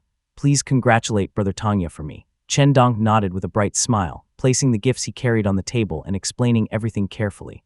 Xiao Yongling immediately offered earnestly, please stay for a few days, my young friend. First, I need to discuss our family's marriage arrangement with our ancestors. Second, it is only right to follow proper etiquette. Brother Tanya's breakthrough to the Foundation establishment realm is a joyous occasion, and our Xiao family must show our goodwill. You're too kind, senior. Chen Dong responded politely. After chatting with Xiao Yongling about the Li family's current affairs, the latter waved for the middle-aged man to lead Chen Dong to the guest room for a rest. After Chen Dong left, Xiao Yongling stroked his beard and nodded, a smile lingering on his face. Chen Dong, not bad at all.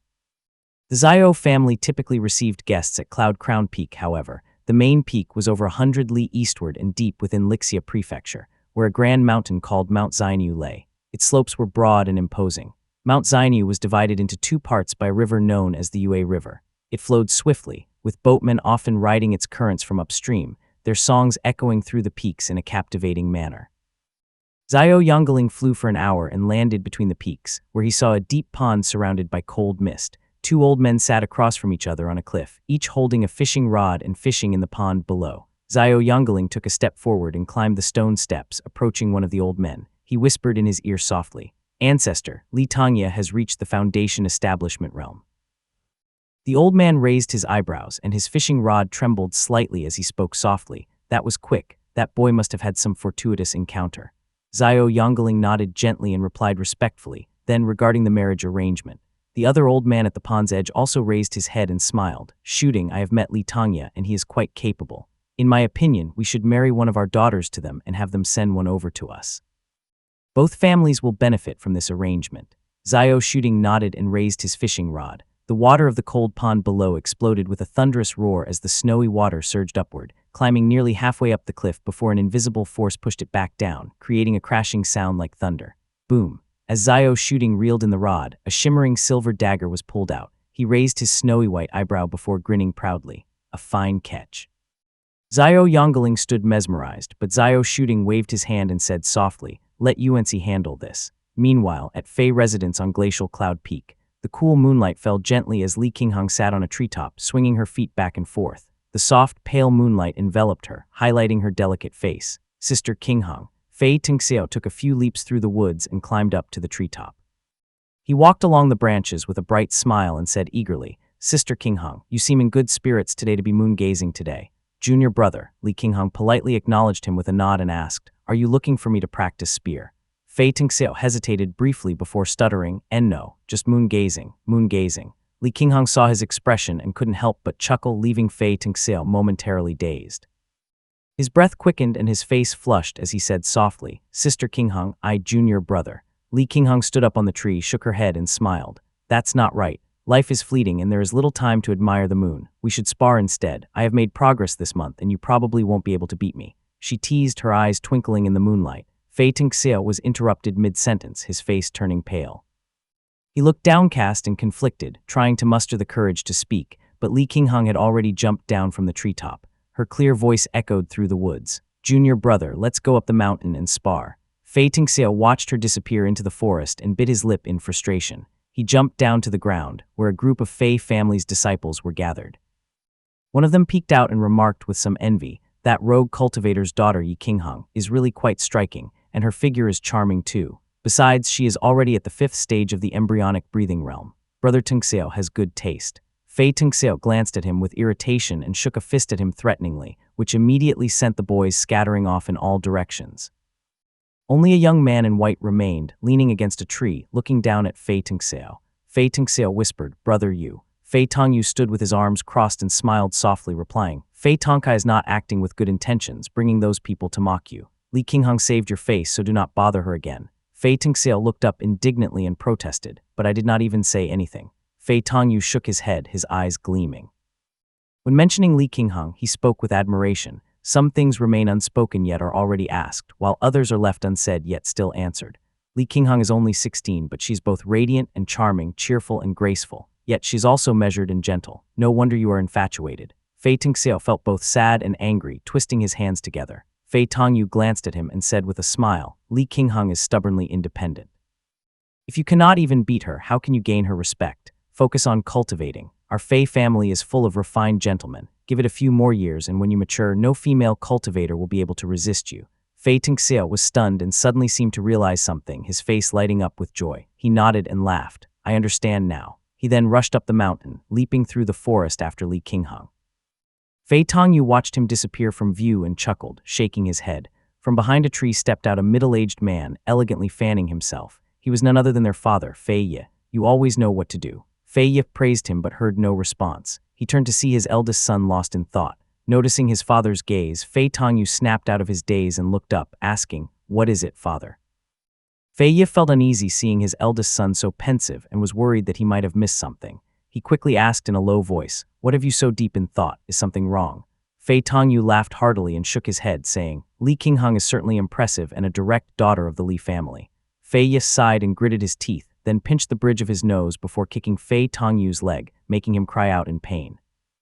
He then scolded angrily, "Perish the thought." Chapter 233, Patterned Brocade. Li Qinghang walked alone at the mountain's summit, her white deerskin boots crunching the perennial snow underfoot. She brushed her loose hair behind her ears and walked with her hands clasped behind her back. "Grandfather, I wonder how he is," Li Qinghang wondered out loud as she pressed her lips together and pondered to herself. It's only been 3 years. Grandfather is likely still refining his cultivation. Breaking through to the Foundation establishment realm is a life-and-death ordeal. It's not easy. Sister Qinghang. Fei Tingxiao trotted up behind Li Qinghang, smiling as he was about to speak. However, he didn't expect the grand formation of Glacial Cloud Peak to slowly activate, and a strong voice reverberated across the peak. "Rogue Cultivator Wan has come to visit. Please open the mountain gate, Senior." These words brought a smile to Li Qinghang's lips, and her almond-shaped eyes widened in surprise as she murmured with joy, "It's grandfather." Fei Tingxiao, standing behind her, stiffened. His heart felt empty, but he forced a smile and stepped forward. "Congratulations, senior sister," he said, feigning excitement. Li Tongya descended on Glacial Cloud Peak, where Fei Wangbai greeted him warmly. Wearing a silver-white brocade robe, he looked even more handsome in the falling snow. With a cupped fist, he said, "Congratulations on your breakthrough to the Foundation establishment realm, truly transcending the mundane. You're too kind, senior." Li Tongya's attire was much simpler this time, a gray robe with white cloud-patterned sleeves and a long sword on his back. He did not appear smug about his achievement, but politely cupped his fist and answered, "I am here to disturb you again today. I apologize for the trouble." The two of them stepped into an elegant pavilion on the mountainside and sat down on the white jade terrace at the top floor. Fei Wangbai swung his sleeves, shaking off the snowflakes, and smiled. "Congratulations, Brother Tongya." Li Tongya joined him and accepted the tea. He took a slow sip before smiling warmly. "I have been in seclusion for 3 years and only now see your handiwork, senior." The Yu family was completely caught off guard.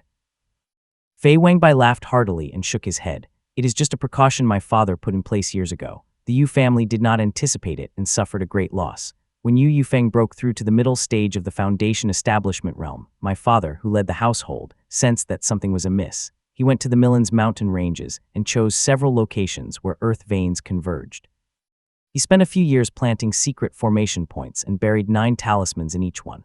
When my father returned, he sought me out and said, 'The Yu family grows ever stronger, but I left these formations to shake the earth veins of the Millen Mountains. They may be useful one day.' Not long after, he attempted a breakthrough to the Foundation establishment realm but perished, and the formations remained undiscovered until the Yu family surveyed the earth veins and built a market there." "I see," Li Tongya nodded and praised. "Your father was truly farsighted." Fei Wangbai sighed and shook his head before continuing solemnly. "As for the Foundation establishment realm rogue cultivator on the eastern shore, he is a friend of mine. He is at the early stage of Foundation establishment realm and is only staying here to give you Mugo a scare." After putting down his teacup, Fei Wangbai chuckled softly before a hint of puzzlement crossed his face. "It took me 5 years to break through, and you Xiaogui needed over 5 years as well. But Brother Tongya, you managed it in just 3 years. It really is surprising. Truly, you are a man of exceptional talent." Li Tongya maintained a serious demeanor and cupped his fist, humbly saying, "It is mostly due to the essence gathering pill. Senior's praise is too kind. I am unworthy of it." Oh, Fei Wangbai had never seen an essence gathering pill, so he listened credulously. He quickly shook his head and laughed. "You are good in every way but too humble. According to proper etiquette, you can just call me Wangbai. Calling me senior makes me feel rather old."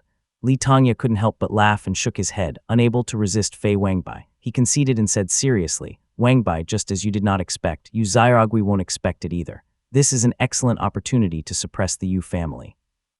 Fei Wenbai also became excited and placed his white jade teacup down, saying softly, "Fellow cultivator, he from the western shore has been wary of the Yu family for a long time. If we call upon my friend as well, the 4 Foundation Establishment Realm cultivators can make the Yu family suffer a significant loss. Of course, that is not to mention any other reinforcements Brother Tangya might bring along as well." Li Tangya nodded as snowflakes drifted past him. "This cultivator, is he the Foundation Establishment Realm rogue cultivator, Taoist he, from the western shore?" he asked. The families on the western shore were mostly small clans at the embryonic breathing realm, scattered like stars, but one Foundation Establishment Realm rogue cultivator named Taoist he stood out. With no children of his own, he built a small temple in the mountains and took in 6 or 7 disciples, collecting tributes from the families. Taoist he had a close friend in the Azure Pond sect who served as a protector and had little ambition, content with living among the western shore families. "That's right," Fei Wenbai replied, laughing. "This Taoist he has a long-standing grudge against Yu Yufeng, the Yu family's ancestor in seclusion. It is said that Yu Yufeng once took away an opportunity from Taoist he, and he has been resentful ever since, troubling the Yu family repeatedly." Later, when Yu Muxian joined the Azure Pond sect, someone came down to mediate and the conflict stopped. Li Tangya suddenly understood and nodded silently. Fei Wenbai extended a finger and said softly, "But we cannot ignore Yu Muxian. He is still a disciple of a high sect, though it is unclear how highly he is regarded there. Brother Tangya, could you ask the sword immortal? We should align our actions with the situation." "I understand." Li Tangya nodded calmly and tapped the white jade table before answering.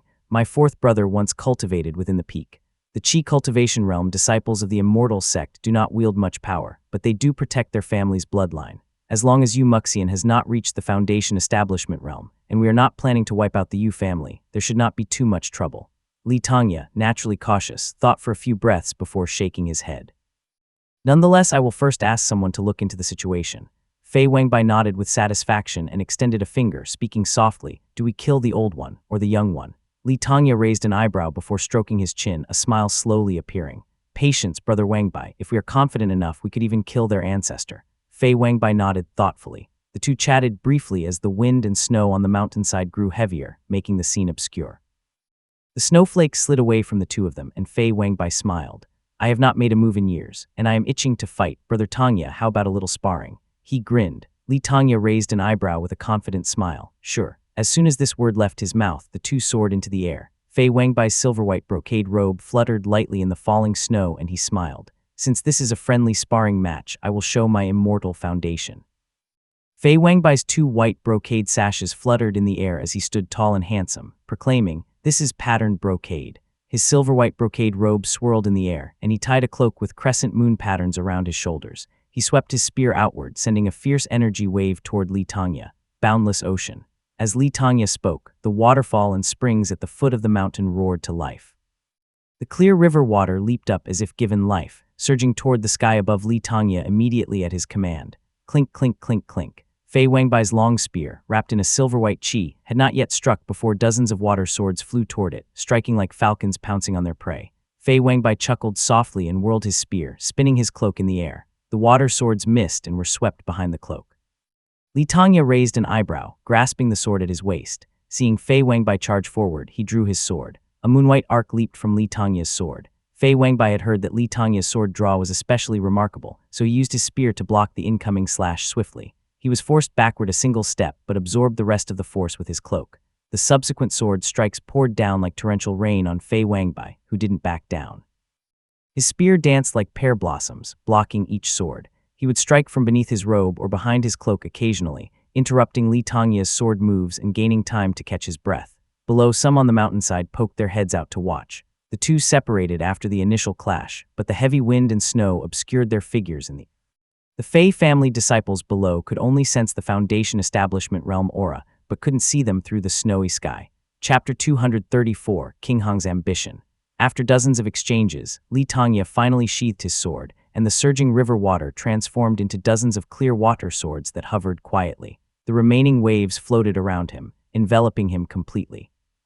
The cold climate formed tiny ice crystals on the water surrounding him, occasionally releasing a string of ice flakes that fell.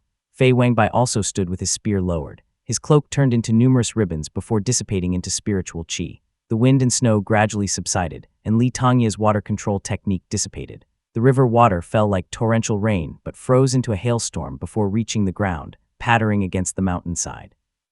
"Brother Wangbai, your spear technique is truly impressive," Li Tongya praised as he gradually withdrew his energy and landed next to the jade table. Fei Wangbai landed with a smile and said softly, "Everyone knows Brother Tongya's swordsmanship is superb, but they do not realize your water control technique is just as good."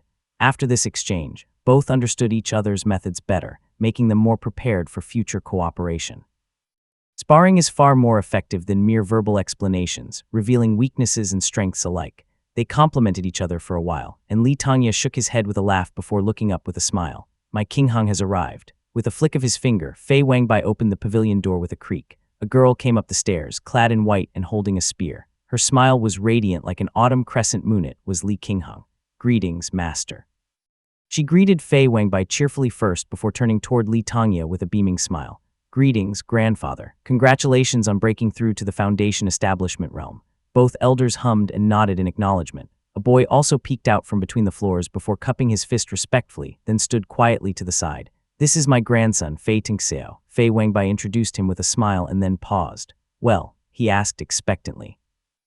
Li Qinghang and Fei Tingxiao, seemingly unaware of what was happening, stood watching the elders. To them, the two men appeared to be sitting across from each other in silence. Clearly, Fei Wangbai had cast a spell, and the two were unknowingly caught in an illusion.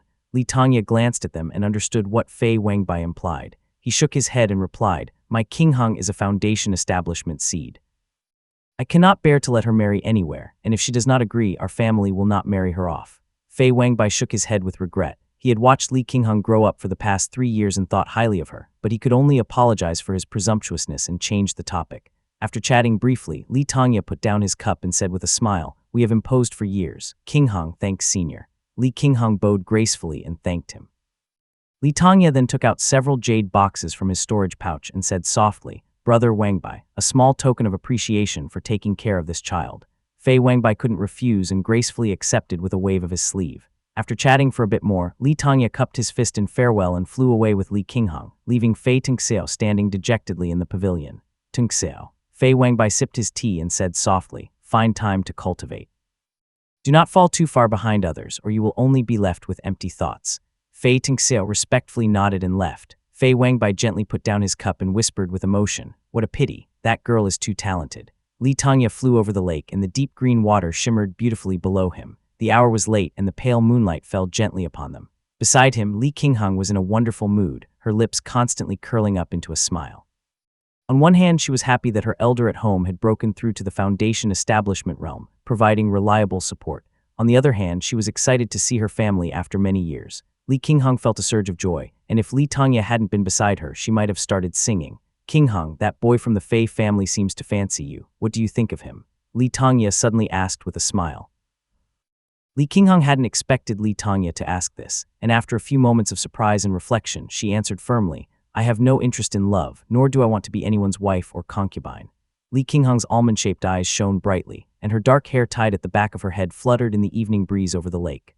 The moonlight lit up her rosy lips as she declared, "Though I am not a man, I aspire to condense my 6 chakras and cultivate my divine abilities. I want to hunt down demons and protect the realm, wielding my red-tasseled spear as heroes falter and immortals bow their heads." Li Tongya hadn't expected such words from Li Qinghang. He listened with a shiver, staring at her smiling face. After a few breaths, he spoke, his voice gentle yet firm. "That'll be difficult." Li Qinghang's determination only grew as she grabbed Li Tongya's hand and said softly, "I want the Purple Thunder secret origin technique." "No." Li Tongya shook his head and refused her right away, speaking indignantly. The Purple Thunder secret origin technique was derived from a grade 4 cultivation method and is a secret technique. Though lightning is powerful, the technique is too aggressive. It will render you infertile and even shorten your lifespan. "Grandfather, I know about that." Li Qinghang nodded and said through clenched teeth, "I seek the power of lightning. I desire that Foundation establishment realm spear in our family's possession. I do not intend to marry or become someone's concubine. This technique is the one I want most." Li Tongya sighed and shook his head, advising, "You still have a few more years to reach the Qi cultivation realm. You should think it over again." Li Qinghang responded respectfully to the advice.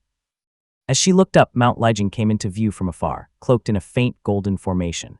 With her parents and siblings in sight, Li Qinghang felt uplifted. Meanwhile, Li Tongya furrowed his brow, feeling a mix of emotions within his heart. "Qinghang is ambitious. I wonder if that is a blessing or a curse." He He landed on the mountain with Li Qinghang, where Li Xuanxuan and Li Xuanling were already waiting. Li Xuanling, not having seen his daughter for years, was overcome with tears. Li Xuanxuan stepped forward and spoke softly. "Second uncle, someone from the Zhao family is here. Senior Zhao Yuanci has been waiting in the courtyard for a while." Li Tongya had been smiling but was taken aback by this news. He quickly turned and followed Li Xuanxuan into the house. Stepping over the threshold, he saw Zhao Yuanci sitting to one side, holding a jade slip. Li Tongya adjusted his gray robe and cloud-patterned sleeves, respectfully bowing as he greeted, "Greetings, senior. I'm sorry to have kept you waiting." Zhao Yuanci put away the jade slip and had a conflicted expression on his face. He sighed as he replied, "Not at all. I suppose I should now address you as a fellow Taoist." Zhao Yuanci had watched Li Tongya rise step by step to reach the foundation establishment realm. When they first met, Li Tongya had only been a lowly cultivator at the third stage of the embryonic breathing realm. Now, he had achieved the foundation establishment realm. Zhao Yuanci sighed but saw Li Tongya solemnly bow and cupped his fist as he said, "Senior has shown my family immense kindness, instructing us like a mentor. Such praise is overwhelming for a junior like me." Zhao Yuanci chuckled, visibly more relaxed. "This is a joyous occasion. Do not worry too much. I'm sure Qijing is pleased with your progress." Li Tongya took a seat while Zhao Yuanci smiled and said, "Our ancestors made a marriage arrangement with your family years ago. Do you remember it, Tongya? Chapter 235, Kai Wei I dare not forget." Li Tongya nodded. Zhao Yuanci placed his tea bowl down, saying warmly, "Our two families should establish a marriage alliance and support each other. Does the Li family currently have any unmarried direct descendants?" "Indeed, we do," Li Tongya replied respectfully and used his mana to send a voice transmission to Li Xuanxuan. "Bring up all of the Yuan and Qing generation, except for King Hong and Yuanian." Li Xuanxuan hurried off to make the arrangements while Zhao Yuanci studied Li Tongya carefully and said with a smile, "If I'm not mistaken, you have established your immortal foundation through the River One Qi technique, which we traded with your family. It should be called Boundless Ocean." "That's right," Li Tongya replied, cupping his fist. Zhao Yuanci became serious and said, "Achieving one's immortal foundation is significant. Since you have succeeded, I should give you some advice." "Please do, senior." Seeing Li Tongya respond earnestly, Zhao Yuanci sipped his tea and said softly, "Boundless Ocean and our Manon Creek share the same origin. These two immortal foundations are closely related. If you encounter a foundation establishment realm cultivator with either immortal foundation, be extremely careful." Li Tongya looked up, immediately thought of something and asked, "Are there any taboos?"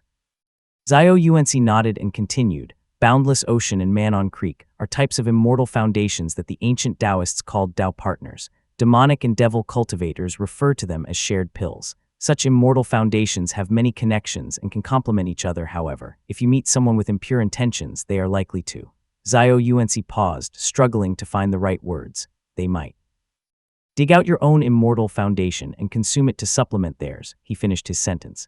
"Consume." Li Tongya was silent for a moment before asking quietly, "Senior, how common is this practice?" "Not common," Zhao Yuanci replied as he shook his head and explained. "First, this method is risky and may cause madness. Moreover, it is hard to find Tao partners. Consuming them requires considerable skill in alchemy. Second, although it greatly enhances one's cultivation and makes the immortal foundation more marvelous, the person will be stuck at foundation establishment realm and will not be able to advance to the Purple Mansion realm. Only those who have no hope of breaking through and are desperate might attempt such a feat." Li Tongya sighed softly and asked Zhao Yuanci, "Senior, which types of immortal foundations are considered Tao partners of Boundless Ocean?" Zhao Yuanci folded his sleeves and replied, "The first is Darkening Clouds, the second is Boundless Ocean, the third is Manon Creek, the fourth is Holding the Ridge, and the fifth is Grieving River Departure." Seeing Li Tongya carefully noting them down, Zhao Yuanci transmitted more information to him with mana. These immortal foundations are also coveted by Purple Mansion realm cultivators. However, to claim an immortal foundation, a Purple Mansion realm cultivator must first carefully cultivate and implant a Tao seed starting from Qi cultivation realm. "We do not need to worry about that." "I understand, senior," Li Tongya nodded, finally realizing why Qijing had been targeted by the Purple Mansion realm cultivator of the Azure Pond sect. He sighed softly and smiled bitterly. A foundation establishment realm cultivator may improve their cultivation by stealing an immortal foundation, but they struggle to advance to Purple Mansion realm. There must also be hidden consequences for Purple Mansion realm cultivators who take one. Zhao Yuanci nodded curtly and became more cautious in discussing the topic, speaking in a low voice. "With proper preparation, Purple Mansion realm cultivators can gain significant power by taking an immortal foundation.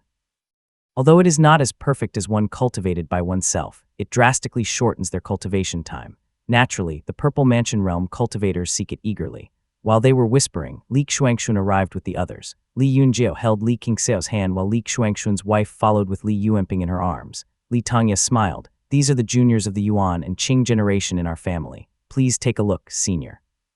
The two children looked nervously at Zhao Yuanxi. Li Yunjiao stepped forward and said respectfully, "Greetings from Junior Li Yunjiao, Senior." Zhao Yuanxi glanced over them, focusing on Li Yunjiao, who at just 17 or 18 had already reached the 5th stage of the embryonic breathing realm. He nodded. Li Yunjiao, that's a good name. Li Tangya added, there was originally another eldest child, but he was assassinated by the Yu family. The Yu family. Zhao Yuanxi stroked his chin and offered his condolences, speaking softly, I have heard about them in Lixia Prefecture. When my clan uncle reached the Foundation establishment realm, the Yu family also sent someone to offer congratulations. I have heard their actions are ruthless and tyrannical, and now I have seen it for myself. After speaking, Zhao Yuanxi shook his head and returned to the topic at hand with a smile. It is just that your clan has no suitable girls of age, so I cannot make a proposal. Our family has an unmarried direct daughter who could marry Yunjiao. What do you think, Brother Tangya? This is out of the question. Li Tangya was stunned at how Zhao Yuanxi proposed this marriage and immediately exclaimed, such a marriage alliance between our families would be us overreaching. This cannot be allowed. Zhao Yuanxi smiled warmly and continued, I see that Qingxiao is only about 3 to 5 years old and has not grown up yet. We can wait a few years, there is no rush. Li Tangya dismissed the younger ones and bowed deeply, saying earnestly, a direct daughter marrying our Yunjiao is really inappropriate. Please reconsider, senior. Don't worry, Brother Tangya. The ancestor favors your clan. I'll handle this and there will be no problem from our side, Zhao Yuanxi said, attempting to persuade him further. However, Li Tangya remained bowed, saying solemnly, I know you mean well, senior, but our family cannot accept it. Please reconsider, senior. Zhao Yuanxi paused, thought for a moment, and seemed to understand something. He then said quietly, I did not consider this carefully. Please forgive me, Brother Tangya. You're too kind, senior. Li Tangya replied as he thanked Zhao Yuanxi. Zhao Yuanxi then stroked his beard and continued, in that case, we do have a direct concubine-born daughter named Zhao Giluan, who is excellent in character and appearance. She is surely a perfect match for Yunjiao. Thank you for your understanding, senior. Li Tangya immediately agreed, then paused when he recalled something. I heard from Dong that your family's main peak is called Mount Xianyu, and there is a river named Yue River. Is that true? He asked. Yes, Zhao Yuanxi nodded, slightly puzzled. Li Tangya then asked, Senior, do you know Xianyu? Zhao Yuanxi's expression immediately grew serious, and with a wave of his hand the courtyard gate closed tightly. Mana flowed around it, isolating them. Brother Tangya, how did you learn that name? Xianyu is from our line and is the ancestor's second uncle. Li Tangya hesitated and then recounted. I once obtained a sword, and when I channeled River True Essence into it, I obtained a secret technique known as River Crossing Torrential Step, which was created by Ancestor Xianyu. Is that true? Zhao Yuanxi was overjoyed at this news. Li Tangya took out the sword, but the emblem of Lingyu Gate had already been replaced by a generic engraving. Zhao Yuanxi took a closer look at it and shook his head in disappointment. It is just a standard Dharma sword with nothing remarkable about it, he said finally. Li Tangya nodded and pulled out a jade slip, saying softly, since this belongs to your family's ancestor, I'll return it to you, senior. This, a footwork technique, was precious, and for Li Tangya to offer it so freely left Zhao Yuanxi stunned. He wanted to refuse, but words failed him. River Crossing Torrential Step held exceptional significance to the Zhao family, far beyond that of an ordinary grade 3 footwork technique. Zhao Yuanxi sighed quietly and said, Brother Tangya, your integrity is impressive, but I do not know what to offer in return. Is your clan lacking anything at the moment? Chapter 236, Kaiwei Ai. The evening wind swept through the mountains, drifting through the forests of Azure Pond Peak before reaching Kaiwei on the mountaintop. His white hair fluttered in the breeze and his wrinkled eyes squinted. He reached out to touch his face. He could have used a younger visage, but after living for hundreds of years, Kaiwei no longer cared about beauty or ugliness. Scattered figures stood among the clouds. Kaiwei's reputation was not as prominent as Duanmuqi's, but Purple Mansion realm cultivators from the 3 states of Yue, Wu, and Su still came to observe him. Standing behind him was Kai Jian, his face full of sorrow and reluctance. He watched Kaiwei's moonwhite patterned robe fluttering in the wind and said softly, Ancestor, the matters in the sect have been resolved. Kaiwei remained silent, standing on the mountaintop, facing the evening breeze while he reminisced. He smiled and said, Jian, what do you think of this man named Kaiwei? Kai Jian was puzzled but cupped his fist respectfully and answered, The ancestor is the cornerstone of the Azure Pond sect. With immense power, he dominates an era, learned beyond mortal comprehension, profound as a deep pool and possessing extraordinary bearing. Kai Wei laughed heartily and shook his head as he heard this, then waved his hand. Dominating an era. I cannot compare with Dunmu Kui and Li Jiangquan. As for being learned beyond mortal comprehension, that is nonsense. I am not even a match for that old flood dragon and am inferior to both Xiao Xianyu and Tang Yunwu, he replied rather bitterly. He paused, his expression thoughtful and his gaze sharp. He laughed, and as for being profound as a deep pool, I'm nowhere near Xiao Shooting. Xiao Shooting. Kai Jian searched his memory for this name before finally recalling it, leaving him stunned. He mumbled, Xiao Shooting. Xiao Shooting, from the Xiao family in Lixia. Kai Jian wasn't stupid. He looked up abruptly and exclaimed, Xiao Shooting has broken through to the Purple Mansion realm. Kai Wei smiled broadly, then nodded toward a point in the clouds. Kai Jian mumbled in disbelief. How could that be? How did he obtain Purple Mansion realm techniques, let alone find secret divine abilities, or even have the courage to do so? Courage, Kai Wei chuckled hoarsely. Do not think of Azure Pawn sect as some superior sect that treats all beings like pawns. The world is full of talents scrambling to climb up like fish crossing the river, for the Azure Pawn sect to hold its current position. Kai Wei paused, sighing. It is like sitting on a hot pan over burning coals. Kai Jian simply stuttered, unable to speak, and Kai Wei continued, You young ones have grown up hearing my name, believing me to be a hero who dominated an era. Is that not true? Kai Jian protested indignantly, saying firmly, You prevented the calamity, drove away the demons, swept across the southern border, and eliminated the monsters. Ancestor, you have saved millions of people. Even if tens of thousands were sacrificed for your cultivation, so what? These people should remember that without our protection, they would not be alive. Humph, Kai Wei scoffed, shaking his head. I am but a petty man. From the age of 17, when I stole Li Jiangquan's pouch, to now, at 377 years old, swallowing human pills to extend my life. It is all the behavior of a scoundrel, shameful to behold. I borrowed Li Jiangquan's influence and collaborated with various sects to eradicate 2 gates. I destroyed Lingyu and eliminated Xiao Xianyu. Every year, I harvested families and refined the disciples who absorbed the foundation of moonlight. The Purple Mansion realm cultivators have all seen this, Kai Wei said as he looked up and smiled, calling out to the dark night sky. Everyone above can hear me clearly. Tell me, does that not make me a scoundrel? In the sky, the Purple Mansion realm cultivators looked at each other with varying expressions. Some sighed softly, some sneered in disdain, while others hummed coldly. After a while, a cool female voice spoke. If you are not a scoundrel, then who else is worthy of the name? You. Kai Jian was enraged but remained silent, wary of the Purple Mansion realm cultivators above. Kai Wei simply nodded with a smile. The sunrise was already on the horizon, but he stood still. The Purple Mansion realm cultivators also watched him silently. They had all lived for at least a century, and were in no rush, at least not as much as Kai Wei was. The rising sun gradually illuminated the world as pure qi floated upward and murky qi sank. The essence of the sun and moon blended harmoniously, creating the perfect conditions for a breakthrough. Divine light began to rise from Kai Wei's body, and his expression remained calm. As the celestial energy of the sun and moon reached its peak, Kai Wei's spiritual sense activated. A faint glow flew out from his Shenyang mansion, his divine ability, heavy murk now in full effect. Kai Wei took a step forward, and his vision cleared. 2 indistinct figures appeared among the clouds.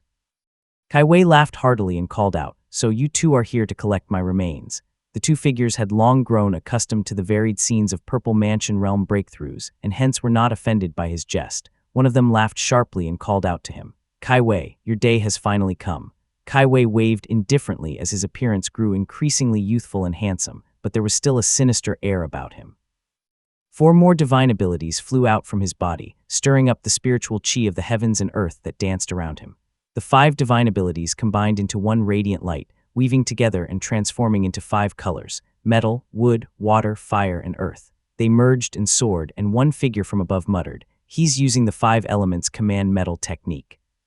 Kai Wei flicked his fingers and a pill appeared in his hand, radiating colorful light and emitting a rich fragrance. Its brilliance illuminated the surroundings, and the observers above craned their necks, murmuring in curiosity.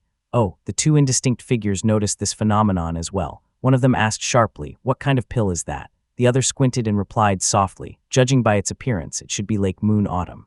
Indeed.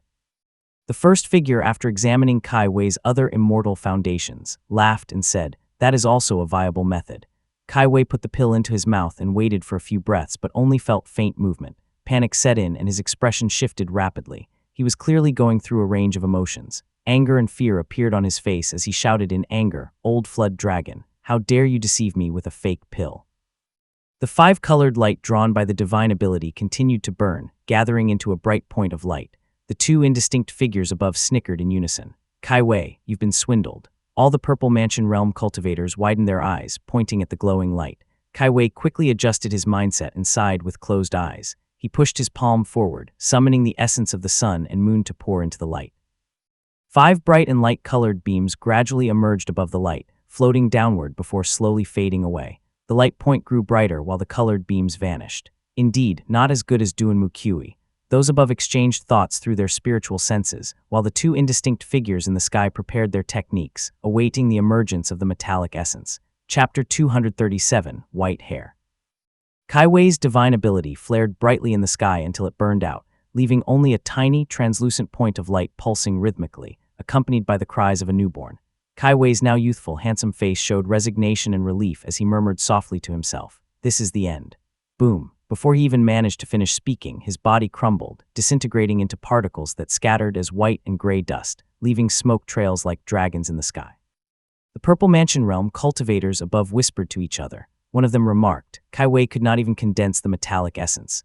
Another Purple Mansion Realm cultivator looked up at the two blurry figures and heard one of them laugh sharply. "I knew your divine ability is heavy murk, so why pretend?" The envoy clapped his hands, pulled out a gray net, and laughed. "I even borrowed the Exalted Immortal's 9-layer attribute net, just for a beast like you." He pinched one corner of the net, cast it out, and pulled hard. His arms stretched into long strips like noodles, mimicking a tugging motion in the air. He laughed sharply. "You cannot escape."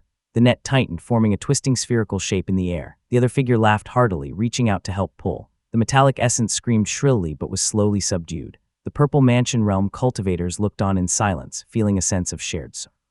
Below them, Kai Jian was already in tears. After securing Kai Wei's metallic essence, the two figures turned to the other Purple Mansion Realm cultivators and said, "We'll take our leave now, fellow Taoists." After that, the two figures grew even more blurry and disappeared. The rest of the Purple Mansion Realm cultivators also dispersed, leaving only a few standing in the air. The Azure Pond sect has now lost its pinnacle Purple Mansion Realm cultivator. They will need to make substantial reparations. A cool female voice came from above. Immediately after, a refined, noble voice chimed in, "Absolutely, absolutely." The Purple Mansion Realm cultivators listened with mixed expressions. A heavy, clanging voice asked, "Why are you getting involved in this mess, Fox? Is Mount Dolly's Demon Cave also going to intervene?" The youthful voice laughed playfully before responding, "I am just listening in. Why are you all so sensitive?" Though my ears can pick up whispers from lowly cultivators, it is much better to hear things directly. Kai Jian listened quietly from below. The remaining 4 Purple Mansion Realm cultivators in the sect slowly ascended, and the heavy, clanging voice said, "Fellow Taoists, let us test our true capabilities through action. I wouldn't dare ask for any compensation." Li Tongya responded with a gentle laugh. Zhao Yuanxi shook his head repeatedly and explained, "My ancestor's original name was Zhao Jinzhou. He used the alias Zhao Xianyu of Lingnan while traveling to avoid implicating the family. Since this is a grade 3 footwork technique, he had to make it harder to decipher." Li Tongya nodded and said, "My family has a daughter named Li Qinghang, who excels at spear techniques. However, her cultivation method is unique and unsuitable for marriage, so I did not bring her to meet you, senior." He deftly shifted the topic to Li Qinghang, subtly using this to transition the conversation, and continued, "But my family doesn't have many legacies and lacks noteworthy spear techniques. If your clan has any, could my granddaughter study them?" Zhao Yuanxi nodded. The Zhao family was aware of Li Qinghang, but had not seen her in years since she was hiding with the Fei family. They had even assumed she was dead.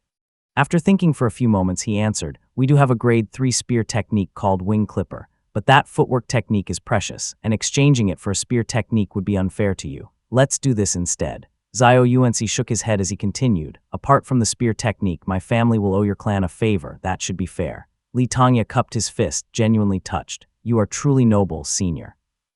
Zhao Yuanxi laughed, and after exchanging a few words, Li Tongya asked, "Senior, are you familiar with Yu Muxian?" Zhao Yuanxi raised his eyebrows thoughtfully. "This person is a disciple of Yuanwu Peak. If I remember correctly, he should be between the 6th and 7th heavenly layers of the Qi cultivation realm. He has some talent as a weaponsmith." He glanced at Li Tongya and asked softly, "Do you have plans for the Yu family?" Given Yu Muxian's current position, the Azure Pond sect would not protect the Yu family if there was internal unrest.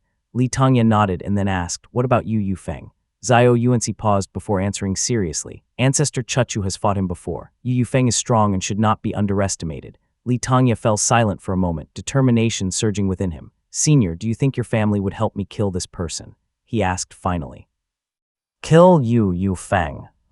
Zhao Yuanci sighed and replied, my family would have no problem helping, but this is not a good time for us to make a move. Moreover, killing Yu Yufeng silently is nearly impossible. Using Foundation Establishment Realm cultivators alone would create a disturbance that would offend Yunwu Peak and many others. Zhao Yuanci's hesitation was evident, and Li Tongya couldn't bear to put him in a difficult position. He promptly cupped his fist. I understand, Senior. If this option isn't feasible, my family will find another way. Do not trouble yourself over it.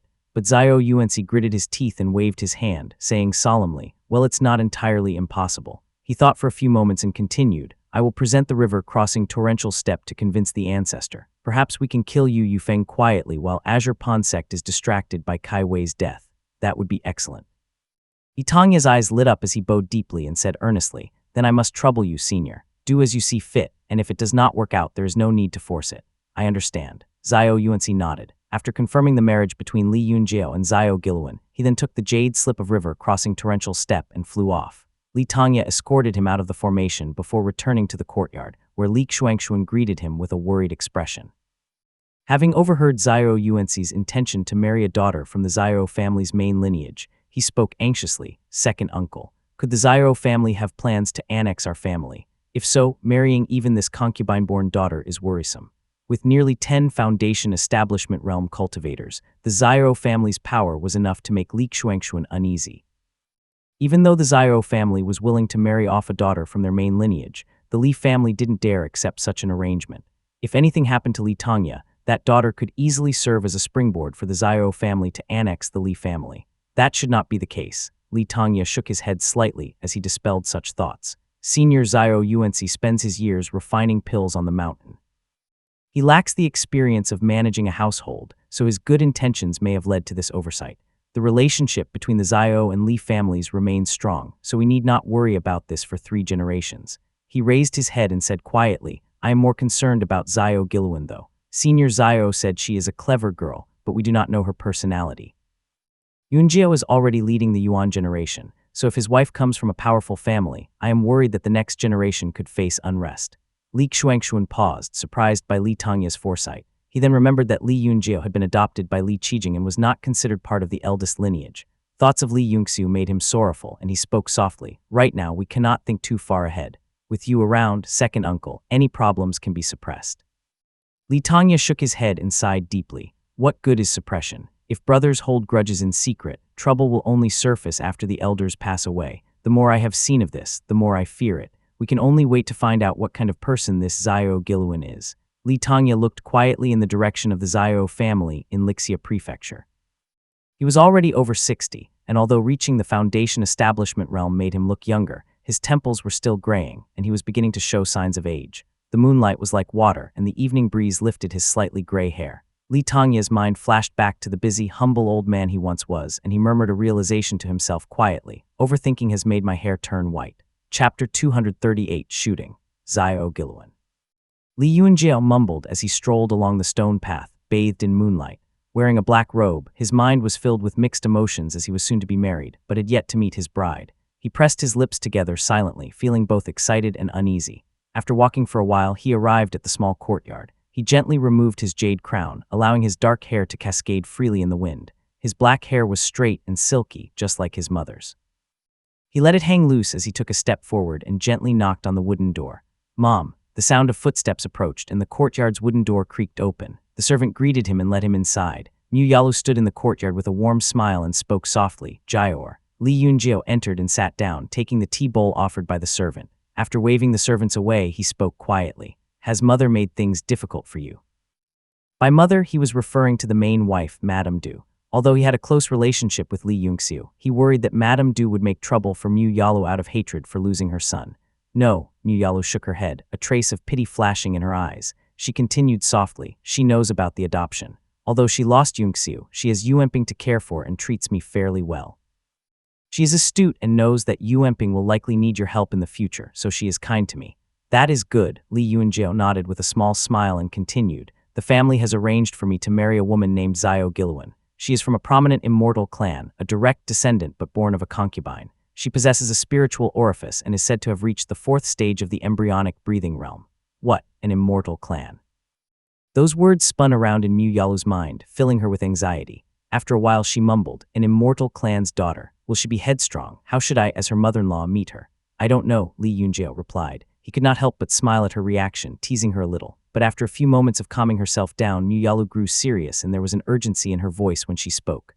Jiaor, are you really not going to be the head of the family? Things are different now and you should consider carefully. You are the leading figure of the Yuan and Qing generation, and Yu Enping has congenital deficiencies and cannot compare with you. Now that you are marrying an immortal clan's daughter, if you do not take the headship, what will others think? Li Yunjiao shook his head and replied quietly, I'm not interested in it, leave it to Yu Enping, and as for what others think. Li Yunjiao laughed heartily and placed his sword on the table, saying softly, once I reach the Qi cultivation realm, I will find a place to cultivate and rarely come down from the mountain. That way I will have fewer worries. As for Yu Enping managing the family. Li Yunjiao laughed and shook his head, signaling Mu Yalu to come closer before whispering, Mom, do not forget my half-brothers. Now they each control their own territory. They worry that I will take over and are also afraid the family headship will go to another branch. They prefer Yu Enping as head, and with their support who can cause trouble. Mu Yalu nodded, sighing silently. She held back many concerns, unsure where to start. It wasn't Yu Enping's ability to manage the family that worried her. With Li Xuanxuan and Li Yunjiao around, even if Yu Enping could only nod in agreement, he would hold his position securely. She thought to herself, the greatest threat is my son. The brothers are harmonious now, but who can guarantee filial loyalty for future generations? If one branch is too strong while the other three are weak, with a powerful in-law family, it's dangerous. Her anxious thoughts left her uneasy. She spoke softly, Jiaor, Yu Enping is not the problem, but Zhao Giluan comes from a strong background. You are the leader of the Yuan and Qing generation, and our branch is strong while the others are weak. If you do not take the family headship, and your descendants start harboring ideas. Mother, Li Yunjiao abruptly cut her off as if he understood what she was about to say and smiled. Our family does not raise cowards. Zhao Shooting stood silently in the northern wind at a high altitude, gazing toward the Azure Pond sect. The divine abilities of Purple Mansion Realm cultivators clashed in the sky, releasing colorful radiance. He exhaled lightly, and the divine abilities within him stirred restlessly. It's been over 300 years. He looked into the distance where Azure Pond Peak appeared intermittently among the clouds, surrounded by autumnal colors. Lights of mana often swirled down, and below mortals hawked their wares. Over 5 prefectures, families, and countless commoners had been feeding the Azure Pond sect for over 3 centuries, building up others' cultivation. At the age of 12, Zhao Shooting had stood beside his second uncle, Zhao Xianyu, at the same spot. Zhao Xianyu had explained in detail how the Azure Kai Devil Gate used various bloody methods to drain blood from mortals, rogue cultivators, and families. I have heard that Mount Yue has an immortal foundation aptly named Blood Drinker. If this divine ability became a metallic essence and escaped those two's grasp to witness the world's scenery, it would laugh its head off, feeling utterly humbled. He laughed. Zhao Shooting listened in bewilderment and asked, I heard there was a battle between immortals and demons at Pingaming Ford that caused the death of many exalted immortals and destroyed the celestial order. Is that true? Zhao Xianyu remained silent as he took a swig from his gourd. That is exactly what should happen. He replied dejectedly. Frustrated, Zhao Shooting asked, why, if I were in charge, I would support rogue cultivators externally and unite families internally, make disciples work the fields, have cultivators look after the people, overthrow Azure Kai and create a new world. Zhao Xianyu said nothing and just smiled. It was only then Zhao Shooting realized he had boasted too much and felt ashamed. After Zhao Xianyu died and Zhao Chuchu left in anger, the family declined. When Zhao Shooting was left to manage the family, he finally learned that the Zhao family was also drinking the people's blood, albeit less blatantly. If Zhao Shooting wanted to change everything, he would have to kill his uncles, aunts, brothers, and sisters and watch the Zhao family fall. But then new families would just rise again and do the same thing, even more openly this time. The mountains and rivers of Lixia Prefecture undulated before his eyes, and the bloody calamity seemed to have passed.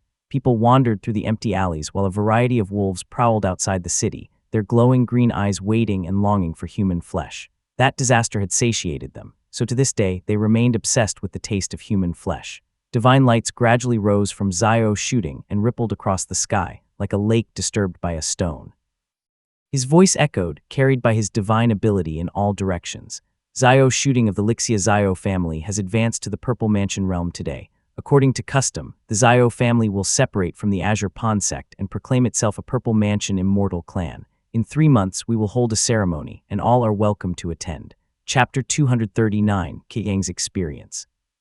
Xiao shooting of the Lixia Xiao family has advanced to the Purple Mansion realm today. According to custom, the Xiao family will separate from the Azure Pawn sect and proclaim itself a Purple Mansion immortal clan. In 3 months, we will hold a ceremony, and all are welcome to attend. Lixia Xiao family. Divine abilities rippled through the sky like waves, passing from Lixia Prefecture over Moongaze Lake, Mushroom Forest Plain, and Azure Pond Peak, all the way to Linen Prefecture. Mortals looked up, puzzled, while cultivators glanced at each other before soaring up and inquiring among themselves. Xiao shooting. He actually dares to publicly announce his real name. Is he not afraid to die? Is that not Xiao family's expert in alchemy? Another Purple Mansion immortal clan has emerged. Cultivators rose into the air and bowed respectfully to Xiao shooting. He stood in the sky when a blue-robed man appeared in the distance, surrounded by the radiance of his divine abilities. He cupped his fist and praised, "Congratulations on breaking through to the Purple Mansion realm, fellow Taoist. I'm Ning Tiaxiao from the Azure Pawn sect. On behalf of the sect, we offer you the 5 western towns of Lixia as a congratulatory gift for attaining mastery of the divine abilities, and wish you great success in refining your golden core."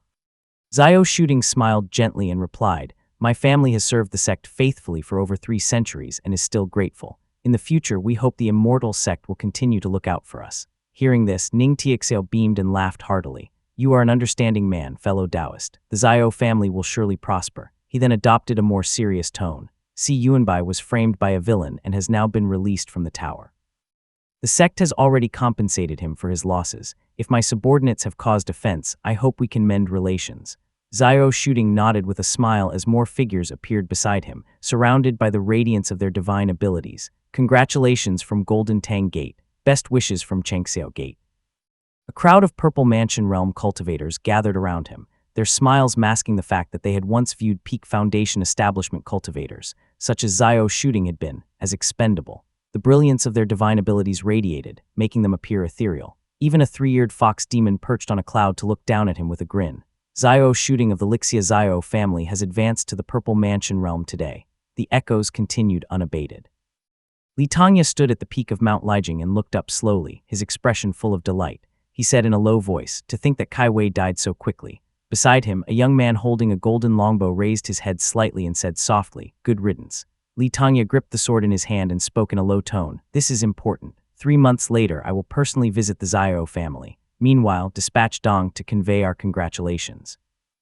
Li Xunfeng acknowledged the instruction and slung his bow over his back, then rode the wind down right away. Before long, Li Xuanxun and Li Xuanling had hurried up the mountain, both with joyous expressions. Li Xuanxun commented, "Kai Wei is finally dead. The Azure Pawn sect is now in chaos and has lost some influence over the various prefectures." Indeed. Li Xuanling nodded enthusiastically and added, "Now, the Xiao family controls most of Lixia Prefecture, making Moongaze Lake a remote, isolated enclave only connected to Mushroom Forest Plain by a few roads. Moongaze Lake is adjacent to Golden Tang Gate and Mount Dali, and beyond the desert lies the Golden Feather sect. The Azure Pawn sect will inevitably have a period of weakness ahead, and Moongaze Lake is the tricky, undesirable burden for them that is hard to control." Li Tanya nodded slightly and said in a low voice, "In a few months, I will attend the Xiao family's ceremony and inquire about these matters with Xiao Yuanci." Understood. Both men cupped their fists respectfully, but Li Xuanxun frowned with some worry and said, "If we are going to celebrate this achievement of reaching the Purple Mansion realm, we cannot attend empty-handed. Offering spirit items of the Qi cultivation realm would look shabby, but our supply of Foundation establishment realm treasures is depleted. What should we do?" After a few moments of thought, Li Tanya replied, "We must present a gift of the Foundation establishment realm. The Xiao family is on good terms with us, and we are also relying on them, so we must not cut corners. Do not worry about the Foundation establishment realm treasures. I will visit the fox at Mount Dali later. If there is no news, I will head to Mount Yue." He paused for a moment and then asked, "How many spirit stones are left at home?" Li Xuanxun understood Li Tanya's intention and replied quickly, "The spirit stones offered annually by Mount Yue accumulate each year. After meeting the needs of the family's cultivators, there are about 100 remaining. Adding the various items looted from Mount Yue before, the total comes to about 200. Li Tanya nodded and instructed gently, "Good, bring them over. This should be enough to buy some decent precious medicine so we can rest easy." He waved his hand and the two withdrew. Soon after, a clan soldier approached with his head bowed. He looked at Li Tanya with reverence and said respectfully, "Ancestor Li Keang requests an audience." Keang. Li Tongya raised an eyebrow, immediately guessing Li Keang's intentions. He then responded in a low voice, "Let him come up." After a while, a figure appeared on the stone path, draped in a green robe. His temples were graying and his face showed slight wrinkles, marked by guilt as he bowed deeply before him. "Congratulations on breaking through to the Foundation Establishment realm, clan uncle," Li Tongya hummed in response. Seeing that Li Keang's cultivation remained stuck at the peak of the embryonic breathing realm with his vitality declining and his spirit now dejected, Li Tongya remarked gently, "I remember you went into seclusion to break through to the Qi cultivation realm years ago. It seems it has not worked. I am deeply ashamed." Li Keang sighed with remorse, bowing his head. "I took the family's Cave Spring Clear Spirit technique and Cave Spring Clear Qi into seclusion for a long time but failed to absorb the spiritual Qi of heaven and earth. Instead, I lost some years of my lifespan, wasted the family's spirit pills." He stuttered in shame and guilt. Seeing Li Keang in tears, Li Tongya sighed softly and said in a low voice, "Embryonic breathing realm and Qi cultivation realm are both mortal realms. Once you're over 60 and your vitality starts declining, cultivation becomes increasingly difficult. Only upon reaching the Foundation Establishment realm can one somewhat limit signs of aging. You have already passed 50, and your chances were slim from the start. Do not be too hard on yourself." He patted Li Keang's shoulder and said gently, "Right now, the only option is to consume various unrefined Qi to advance to the Qi cultivation.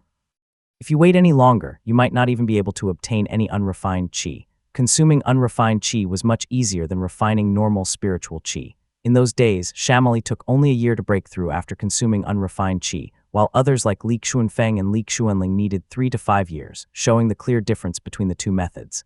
"Understood. Thank you, clan uncle," Li Keang said as he nodded silently.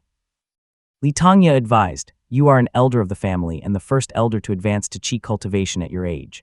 You took spirit pills and the family's secret medicinal pills without successfully breaking through, showing how challenging it is. Your lesson will help future embryonic breathing realm cultivators over 50 understand the benefit of unrefined Qi and avoid futile efforts that only shorten their lifespan." The secret medicinal pills naturally referred to talisman pills. Over the years, Lu Jiangxian converted several talisman Qi of the Qi cultivation realm into talisman pills, resulting in abundant reserves in the Li family. They didn't dare to sell them casually due to their ability to help cultivators break through minor stages. Li Keang swore a profound scenery spiritual oath before receiving one to speed up his progress by several years. Li Tongya's words immediately improved Li Keang's. Offering his experience for the benefit of younger generations, he felt his loss of lifespan was worthwhile. Cupping his fist respectfully to Li Tongya, Li Keang lamented, "I do not mind if clan uncle finds this laughable, but in my youth I had a fateful encounter with a spirit fruit. My early cultivation progressed rapidly, and I believed I was destined for great things. I never expected it would later hinder my path. The swift changes between fortune and misfortune are beyond words. If future generations learn from my experience, perhaps they will avoid detours, and it would have been worthwhile." Indeed, Li Tongya comforted him with a few gentle words, then took out a jade vial, performing incantations that conjured droplets of crystal-clear talisman water in the air. He collected them into the jade vial and then sealed the vial with a spell before handing it to Li Keang. Chapter 240, Jing Dragon King. Seeing Li Keang step forward to receive the bottle with both hands, Li Tongya advised once more, "You failed to break through and damaged your body. This talisman water was condensed from my own immortal foundation and cannot be stored for long. Take it twice a day for 3 days, meditate carefully, and perhaps you can recover a little. Thank you, clan uncle." Li Keang thanked him gratefully as he accepted the bottle and bowed deeply. Li Tongya then asked with a smile, "I heard that you took a kid from the Chen family as your disciple. It has been several years now. How is he?" Li Keang nodded. "His name is Chen Mufeng, a member of the Chen family from the same lineage as Dong. His talent is remarkable, even better than mine. He is now 12 years old and has just reached the 3rd stage of the embryonic breathing realm." Li Tongya raised an eyebrow, somewhat surprised by this revelation. "He is indeed promising." "You have taught him well," he praised. Li Keang repeatedly shook his head and answered, "The boy is a hard worker. Dong's lineage has always been remarkable. I suspect his ancestors were not ordinary men at all." Li Tongya made a mental note of this before dismissing Li Keang. He sheathed his long sword and then flew toward Mount Dali. He traveled along the mountain paths he was familiar with until he reached a cliff. A large banyan tree with pale leaves stood on the slope, its white leaves drifting to the ground. It covered the area with a beautiful dappled white pattern. As expected, a large red fox was sleeping under the tree. The moment Li Tongya landed, the fox's ears pricked up instantly, squinting warily before lying back down lazily. "Kai Wei is dead. Even his metallic essence was taken away. The emissaries of death specially brought a Dharma artifact just to capture his metallic essence, it squeaked. Metallic essence, Li Tongye asked quietly. He had heard rumors before that the metallic essence was the key to forming the Golden Core, the source of the mysticism of the Golden Core realm cultivators, often transforming into various divine objects. However, he was unfamiliar with the emissaries of death, and his curiosity was very much piqued. Who are the emissaries of death? He asked. The fox flicked its tail before shooting a fleeting glance at Li Tongye, and it was about to respond when it suddenly jumped up, its eyes wide with surprise. It exclaimed loudly, You broke through to the Foundation establishment realm. Li Tongye nodded lightly, and the fox's expression immediately drooped. It rolled on the ground, grumbling, how annoying. I'm still stuck between the 6th and 7th heavenly layers of the Qi cultivation realm, while you have already reached the Foundation establishment realm. It is frustrating. The fox was quite blunt, saying whatever was on its mind, which brought a smile to Li Tongye's face. The fox eventually sighed weakly. I don't know all that much. I was only repeating what I heard the demons above me say. Then it lifted its head, sniffing at Li Tongye before grinding its teeth. What kind of immortal foundation did you cultivate? Li Tongye paused briefly and replied gently, Boundless ocean. Boundless ocean. The fox cocked its head in confusion and stroked its whiskers for a moment, when suddenly its eyes widened as big as saucers, as if hit by sudden realization. It's the Jing Dragon King. Jing Dragon King, Li Tongye repeated. Now it was his turn to be puzzled. The fox chuckled and explained, Is it the immortal foundation that grants the ability to predict droughts and floods by studying water channels, enter the water without disturbing crabs or fish, and has the ability to create talisman water? It is, Li Tongye confirmed. Initially, he had intended to keep it a secret, but he noticed that this fox was already well informed, so he cupped his fist and simply admitted it. The fox continued with a smile. In ancient times, this immortal foundation was called the Jing Dragon King, often formed by snake and dragon demons. That is how it got its name, and it is said to be a good one. It paused for a moment, smiling as it took the spirit rice handed over by Li Tongye, then added, There was once a Foundation establishment realm rogue cultivator who practiced the Jing Dragon King in the northern foothills of Mount Dali. He came into the mountains a few times to slay demons, but he lacked insight and offended several demon generals. Hence, they chased him away. I saw that battle myself and have been keeping an eye on this immortal foundation ever since, so I know a bit more about it. Li Tongye nodded in comprehension. The fox rolled over to find a comfortable position to lie down and asked, So, what orders does this esteemed Foundation establishment realm cultivator have for me today? Seeing the teasing expression on the fox's face, Li Tongye knew it was joking and replied, I would not dare give orders, but do you know where to find valuable medicinal herbs in the mountains, my friend? Medicinal herbs, most are already claimed, though some might still remain hidden. It mumbled. The fox raised its head, waving its paw. But if I knew where to find them, would I leave them for you? I would have already eaten them to improve my cultivation.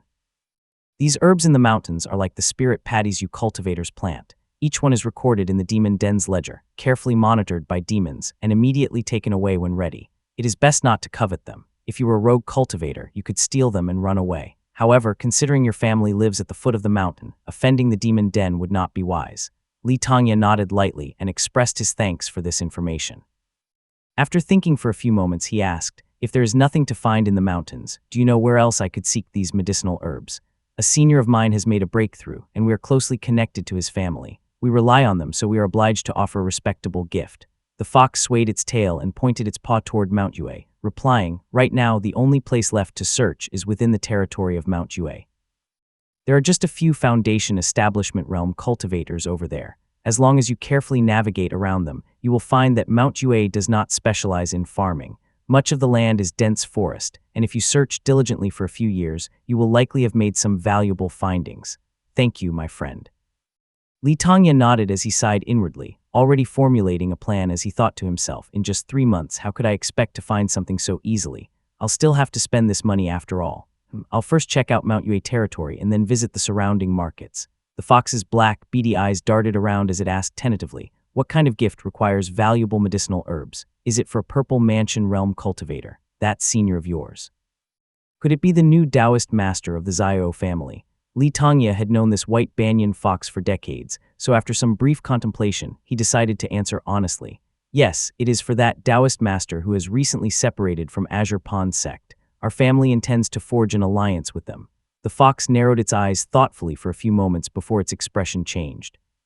It exclaimed, That Taoist master cultivates a divine ability known as Man on Creek, and your boundless ocean is one of its Dao partners. You must be careful not to consume any pills or herbs given by them. Do not follow in your younger brother's footsteps and become someone's supplement. The fox's concern was genuine, and Li Tongya nodded appreciatively, saying quietly, "The Zhao family specifically brought up the topic of Dao partners with me, intending to be transparent to avoid such suspicion. As for the pills," Li Tongya carefully recalled, and after digging through distant memories, he spoke with a serious expression, "I only received one medicine powder from the Taoist master back when I was in the 4th stage of the embryonic breathing realm. That was the only instance, so it shouldn't be a concern. Make sure you stay aware is all." The fox lowered its head and gloomily counted the spirit rice as it replied, "I came down from the demon den and do not have many friends in the mountains. There are plenty who want to eat me, though. I imagine your world is not much different. I have to protect myself, and you should avoid being eaten too. For at least 100 years, you and I can still chat under this tree." Li Tongya stared blankly at the fox for a moment before chuckling softly. Agreed. Chapter 241, Achievements Through Generations I. Dividing off the eastern mountainous region, offering treasures from the southern border to the old flood dragon, and keeping the purple smoke gate in the north allied and relatively quiet, while being cut off by Zhao shooting to the west. Kai Jian muttered as he sat silently on the radiant throne, holding his forehead in distress. He felt deeply uneasy, only now realizing what Kai Wei had meant. At this point, the Azure Pond sect was like a volcano on the verge of erupting. No sooner had Kai Wei died than the Zhao family declared themselves an immortal clan. Several other immortal sects had continually tested the waters, and families across various prefectures had grown restless. If not for the 4 Purple Mansion realm cultivators holding the fort, things would have already gone awry. Now the only option is to appease and keep the Zhao family neutral, while firmly suppressing the families. As long as there are 4 Purple Mansion realm cultivators within the sect, nothing too drastic will happen. Kai Jian thought of how the Zhao family had produced 4 Foundation Establishment realm cultivators overnight and ground his teeth in fury. He struck the armrest heavily and cursed it out loud. What an annoying claim. While he remained deep in thought, a person approached and reported respectfully, "Sect Master, Linghai Prefecture has been in turmoil. A group of devil cultivators incited rogue cultivators to attack the market established by our Azure Pond sect. Fortunately, several peak masters arrived in time to disperse the crowd and capture a few impoverished rogues." Kai Jian raised his head in disbelief, asking in a stern voice, "How could this happen? How dare these rogue cultivators assault our immortal sect's market?" The man hesitated for a moment before replying, "According to the peak masters, it seems these people have been bewitched by devil techniques and acted in madness. This is no trivial matter. Devil techniques." Kai Jian froze for a moment. In ancient times, people would always say devils should be killed on sight. Nowadays, few distinguished between immortals and devils. If anything, it was most likely a curse. "Don't worry about them for now," he said with a dismissive wave of his hand. The man cupped his fist in acknowledgement before continuing. "Si Yunbai has left the tower, gathered his belongings from the Azure Pond Peak, and left without speaking to the Taoist master. He headed out on his own." Kai Jian chuckled and nodded. "Let him do whatever he wants." Li Tongya bid farewell to the fox and continued heading east with the wind, landing at the market on Cloud Crown Peak. Now that Zhao shooting had attained the Purple Mansion realm, the market felt different, frequently hosting cultivators who arrived specifically to discuss the Zhao family. Li Tongya found a spirit medicine store. Inside, a Qi cultivation realm apprentice was counting medicinal ingredients behind the counter. Spotting Li Tongya, he immediately stood up and walked over with a welcoming smile. "Old master, are you here to purchase some herbs?" "Yes, good medicine," Li Tongya replied with a nod. The apprentice was momentarily stunned before dropping to his knees. "Might you be a Foundation Establishment realm cultivator?" he asked nervously, head bowed. "Yes," Li Tongya answered softly. With that confirmation, the apprentice fell prostrate, bowing repeatedly and struggling to speak. "I apologize for my lack of manners. Please follow me upstairs, senior," he stammered. Li Tongya was at a loss for words, surprised by the reverence given to Foundation Establishment realm cultivators. He wanted to speak but remained silent when he noticed the apprentice trembling, simply ascending the stairs without another word. The second floor was furnished much more lavishly, with several Qi cultivation realm cultivators busy browsing the counters for ingredients. As Li Tongya walked through the door, all eyes turned toward him instantly. The moment their spiritual senses came in contact with his aura, they quickly withdrew it in shock and greeted him respectfully. "Greetings, senior." "Greetings, ancestor." Seeing how cautious the Qi cultivators were, and sensing the sudden hush in the shop, Li Tongya waved his hand somewhat awkwardly. "Continue as you were. I'm only here to find some ingredients." "Understood." The cultivators awkwardly resumed their browsing but exchanged uncertain glances with each other, eventually leaving one by one until the entire shop was empty, except for Li Tongya. The shopkeeper, though business was disrupted, plastered on an ingratiating smile and said respectfully, "What would you like, senior? Do you have any spirit medicine?" Li Tongya asked. The shopkeeper frowned slightly at this, and he stammered, "Selling spirit medicine is forbidden under the orders of the Azure Pond sect. Only the immortal sect itself can handle such transactions." Li Tongya paused and reflected on the earlier presence of Qi cultivators, a suspicion forming in his mind.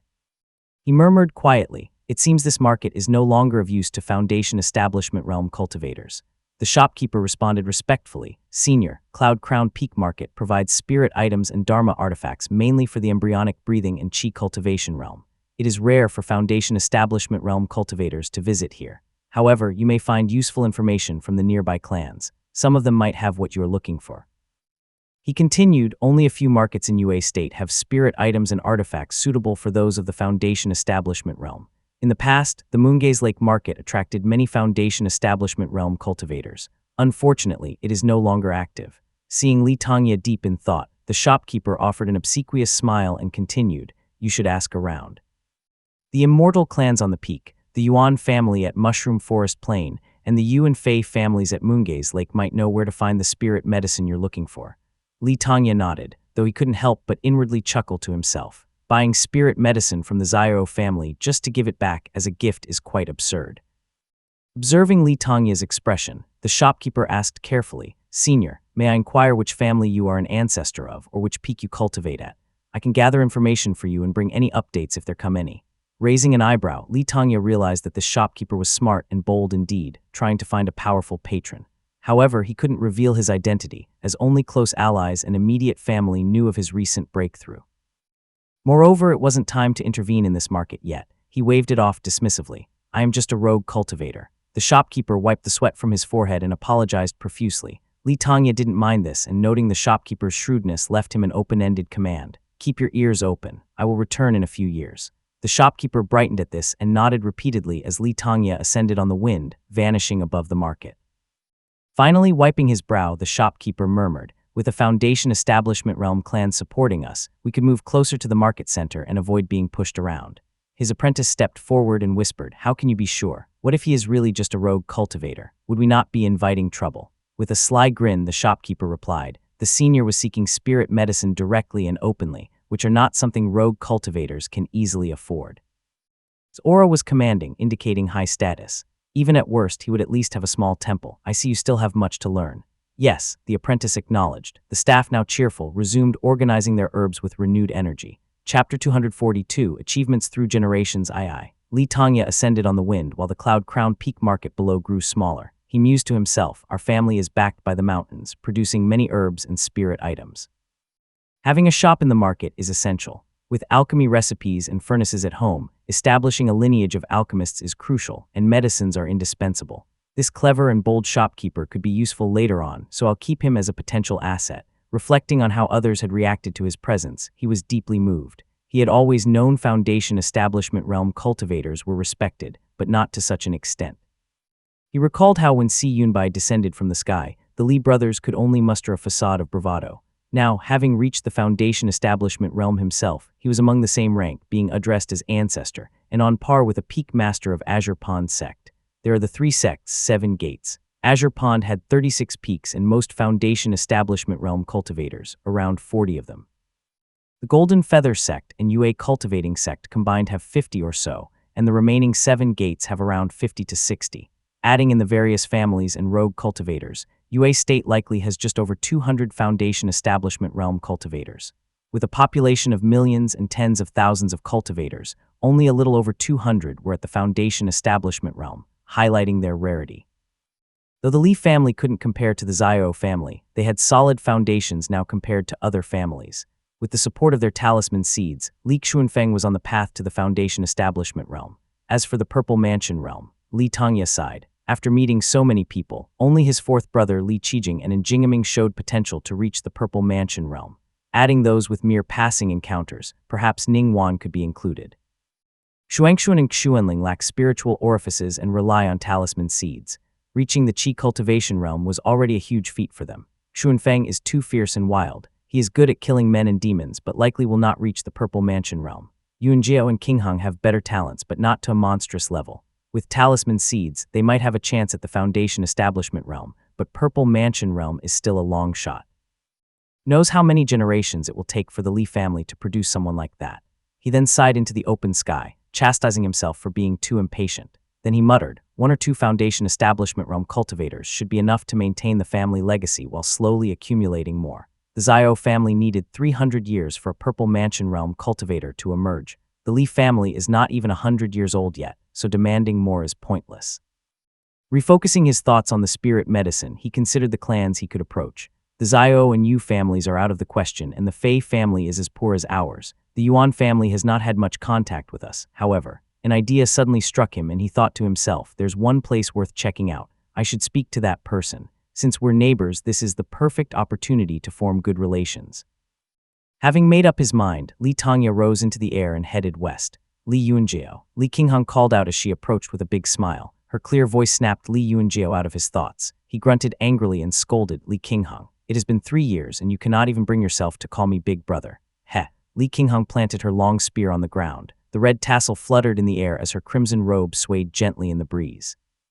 Are you thinking about my future sister-in-law? She teased. Li Yunjiao blushed, letting out a humph. He smiled and drew his sword, feigning anger. Still so cheeky, call me big brother. With that, he raised his sword to fend off Li Qinghong's sharp spear. They laughed as they sparred for dozens of exchanges. Li Qinghong's spear skills had improved significantly, causing Li Yunjiao to raise an eyebrow in surprise. Despite this, he did not shy away from taunting her relentlessly. You spent all those years with a clan and only learned this much. He chuckled. Li Qinghong didn't respond but swung her spear even more fiercely. They both employed the river crossing torrential step, though neither was very skilled at it. Each one would execute half a move for every full one of the other, each taking turns gaining and losing the upper hand. After reaching a stalemate, they burst into laughter and stopped their sparring, sitting down to chat. Qinghong, your spear skills have greatly improved, and your cultivation has also increased. Those 3 years with the Fei family were not wasted. Li Yunjiao praised, speaking earnestly this time. Brother, you do not know this, but the spiritual qi concentration on the Fei family's glacial cloud peak greatly surpasses ours. Moreover, they have a vast territory and many peaks, so it is no wonder they produce so many qi cultivators, Li Qinghong replied with a smile. Li Yunjiao wiped his brow and sheathed his sword. With a laugh, he said, is that not the truth? If our family did not have Mount Huaqian and Mount Yue to support us, where would our steady supply of spirit rice come from? We would not even be able to pay the family's tributes. Our elders and we juniors alike would probably delay our breakthroughs by 3 or 4 years. The two locked eyes. Li Qinghong said softly, brother, you are absolutely right. From my perspective, without the family's expansion and prosperity, how could the branches and clans be as compliant as they are now? People are motivated by profit and fear death. The ancestor uses intimidation, and the elders placate with benefits. This is the way to achieve lasting stability. I never thought you would have such insight, Li Yunjiao teased her before saying seriously, you have indeed hit the nail. With our eldest brother gone, it is up to you and I to lead our generation. We must plan carefully to maintain control over the various clans and branches. Li Qinghong's sincere nod showed her agreement, and Li Yunjiao appreciated her understanding, feeling the mutual trust between them deepening. Suddenly, he recalled something, his expression changing as he asked in a grave tone, I heard from the elders that you intend to practice the Purple Thunder secret origin technique. Father asked me to dissuade you. Qinghong, if you have something on your mind, why not share it with me? Li Qinghong nodded slowly and spoke softly. That's right. The technique is exceptionally powerful and perfectly matches a Dharma artifact in the family. I love the spear, so how could I not be tempted by such a technique? My branch already has Yunyan to carry on the lineage, so I am free from such a burden. Not being able to bear an heir is no problem. Li Yunjiao could only nod. After 3 years apart, both siblings had made great progress. They exchanged thoughts and judged people, appreciating each other's growth. Looking up, Li Yunjiao noticed a streak of light coming from the east. Uncle is back from his hunt. His golden age longbow is truly dazzling, he remarked with awe. Li Qinghong's mood dimmed as she responded softly, do not laugh at me, brother. I am ambitious, so I understand him well. Uncle is skilled in the art of killing, but is constrained within the small world of Mount Liking. I fear he is not content. People like him are meant to roam the world like the heroes in novels, settling scores freely, but he is confined to this mountain. Naturally, he is frustrated, though he never expresses it.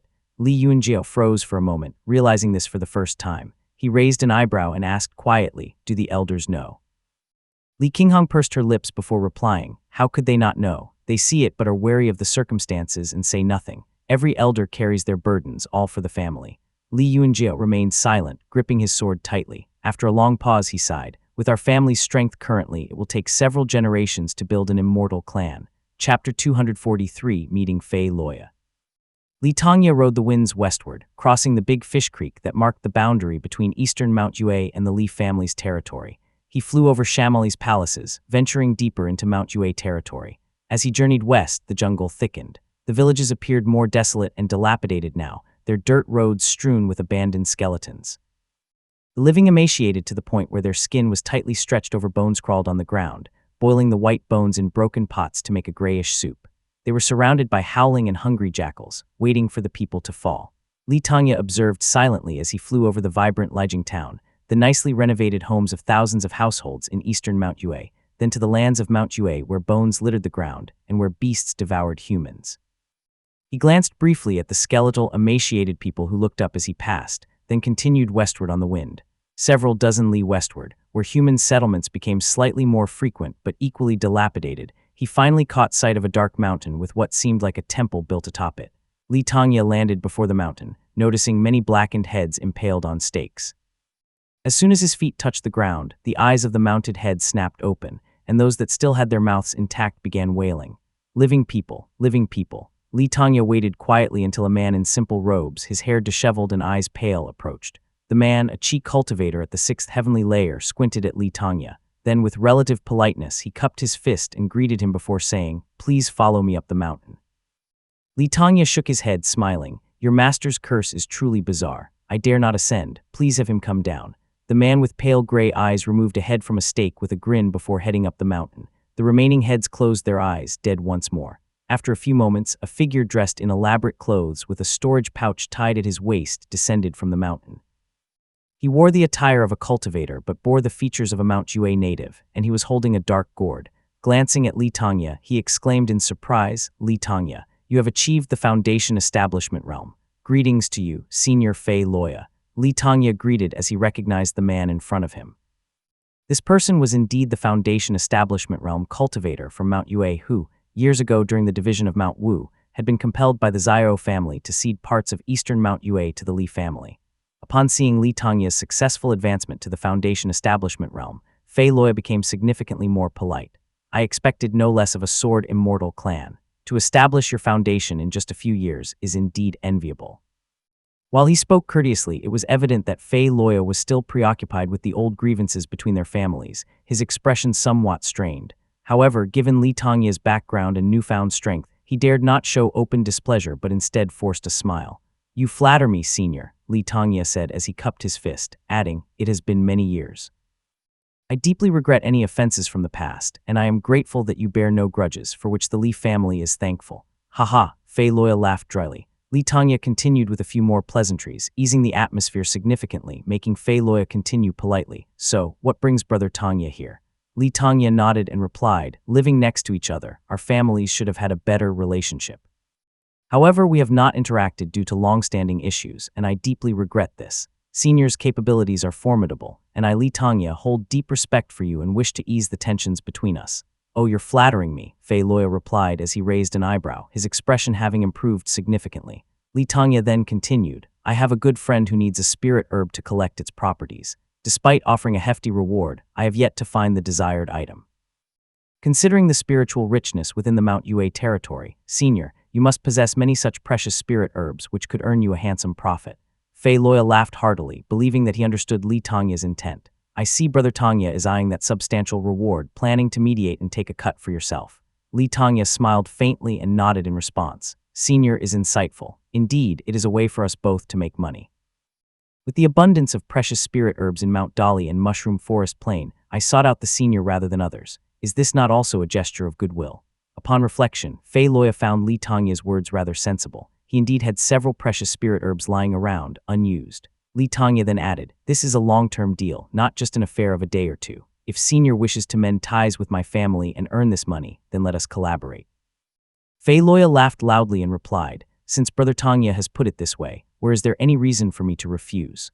Li Tongya, having previously forced Fei Loya back, had already noticed that this man spent his days cultivating in Mount Wu, not mingling with the secular world. He was someone fierce on the outside but tender-hearted, and having been frightened by the joint efforts of the Xiao and Fei families, he was actually terrified of Li Tongya. From creating something out of nothing, inverting right and wrong, Li Tongye had turned a situation where he had no choice but to ask for help into a mutually beneficial relationship-smoothing opportunity. He thought to himself, this man is skilled in curses and is a Mount Yue native. He probably doesn't even know the prices of most spirit herbs. However, he is a Foundation Establishment Realm cultivator, and it wouldn't be right to deceive him.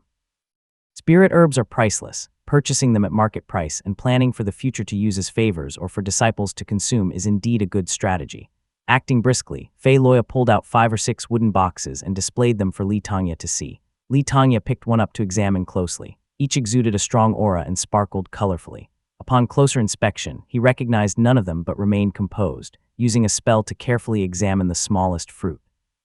Fei Loya was momentarily embarrassed and whispered, I am afraid to say this for fear of being laughed at, but brother, I do not know what this is either. Thus, I have never used it and have stored it here for many years. The medicinal power is about to dissipate. If Brother Tongye had not come, I would have no trustworthy acquaintances in this area to turn to. You're truly solving my urgent dilemma. Li Tongye cupped his fist and said with a smile, since brother is being so honest, I will not mince words. The fruit matches the specifications required by my friend, and although the size is a bit small, it will just about do. Fei Loya nodded before gritting his teeth. Brother Tongye, do you think this fruit is worth 100 spirit stones? He asked rather awkwardly. 100 spirit stones. Li Tongye let out a laugh, and although he didn't know much about it, he was aware that spirit herbs couldn't be bought for merely 100 spirit stones. He replied in a straightforward manner, I will give you 200 spirit stones for now. I will take this item, and if I find out its price, I will return for the excess or compensate for the shortfall and bring it to you. 200 spirit stones. Fei Loya was instantly shocked. Li Tongye's honest way of speaking gave him a new perception of Li Tongye, earning much of his trust. Meanwhile, Li Tongye thought to himself with glee, as for when I'll find out the price and when I'll return or compensate, that's all up to me to say. Fei Loya is truly an honest man. Fei Loya nodded repeatedly as Li Tongye counted out 200 spirit stones. Watching him joyfully accept them, Li Tongye then took out the jade box he had retrieved from the ruins of the Moongaze Lake Market to store the brightly colored spirit fruit. Fei Loya glanced reluctantly at it, but then suddenly became startled, greatly alarmed. Far more knowledgeable about formations and curses than Li Tongye, he found himself transfixed by the intricate patterns on the jade box, continuously scrutinizing its exquisite details. Li Tongye, ever so sharp, quickly thought of a witty response and casually said, this jade box was a gift from that friend of mine so that I can collect the precious medicine. The more Fei Loya looked, the more amazed he felt, murmuring, this could easily hold treasures of the Purple Mansion realm, this friend of yours. Li Tongye laughed heartily and replied, he was introduced by the Sword Immortal, a Taoist master of the Purple Mansion realm. Chapter 244, Demoted to a Minor Sect. A Taoist master of the Purple Mansion realm. Fei Loya was startled by the revelation. Previously, he had only heard that the ancestor of the Li family held a prestigious position within the Azure Pond sect and showed potential of reaching the Purple Mansion realm, but he had never imagined that a Taoist master of the Purple Mansion realm would humbly address the Li family as brothers. The gap between them was vast, not measurable by ordinary standards, and for a moment he didn't know what to say. Although Fei Loya had spent many years in seclusion on Mount Wu and didn't quite grasp the art of social interaction and speech, he was no fool. His mind quickly turned and he thought to himself, this is not just potential for the Purple Mansion realm. Their starting point is the Purple Mansion realm, with prospects for the Golden Core. To have a Taoist master of the Purple Mansion realm lower himself to address Li Tongye as a brother is truly unbelievable. Observing Li Tongye's calm and composed demeanor, Fei Loya suddenly had an epiphany and internally exclaimed in shock, this is probably not about a hefty reward. It's clear that some Purple Mansion realm cultivator is using his influence for personal gain, leveraging the Azure Pond sect's procurement channels to profit the Li family, aiming to please that Li Qi. Sword Immortal. Li Tongye is not only making a friendly gesture but also issuing a warning. This thought lingered in his mind for a while, and as Fei Loya grew more convinced of his speculations, he couldn't help but praise his own clear and sharp mind.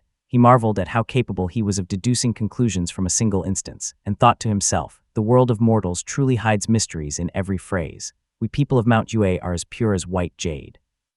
Fortunately, I was born astute, able to deduce the deeper truths from slight hints.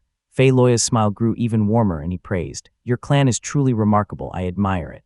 Li Tongye chuckled softly, knowing that this man had likely understood his hint. After chatting briefly with Fei Loya, he said with a smile, the Taoist master of the Xiao family has made a breakthrough, and I must attend the ceremony, so I will not stay long. I will visit you again soon, brother.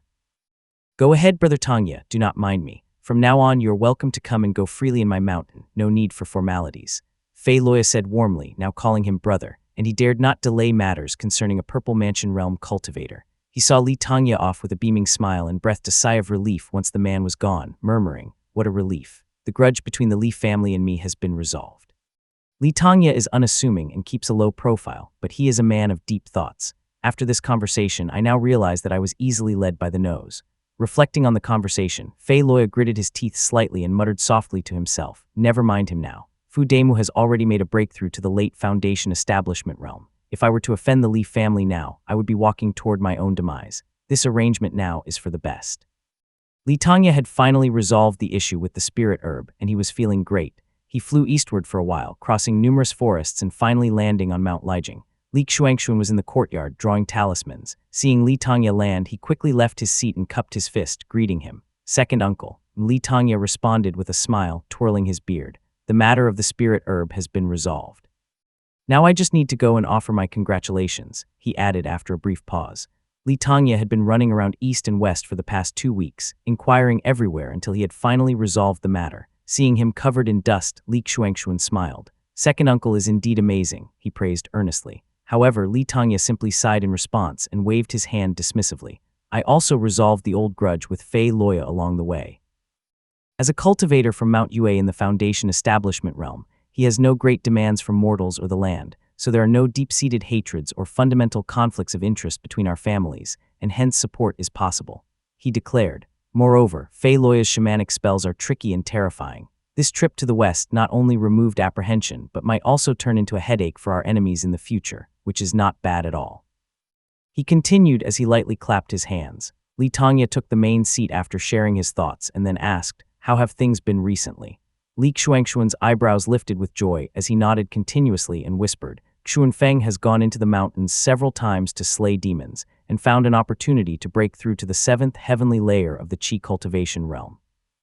He says that unaffiliated Qi cultivation realm demons in the mountains are becoming rarer, so he has gone into seclusion to break through. Yuanian has reached a suitable age, and Xuanling has selected a maiden with a spiritual orifice for him, set a good date for their wedding, and returned to the mountain to go into seclusion. Household affairs are still managed by me, but..."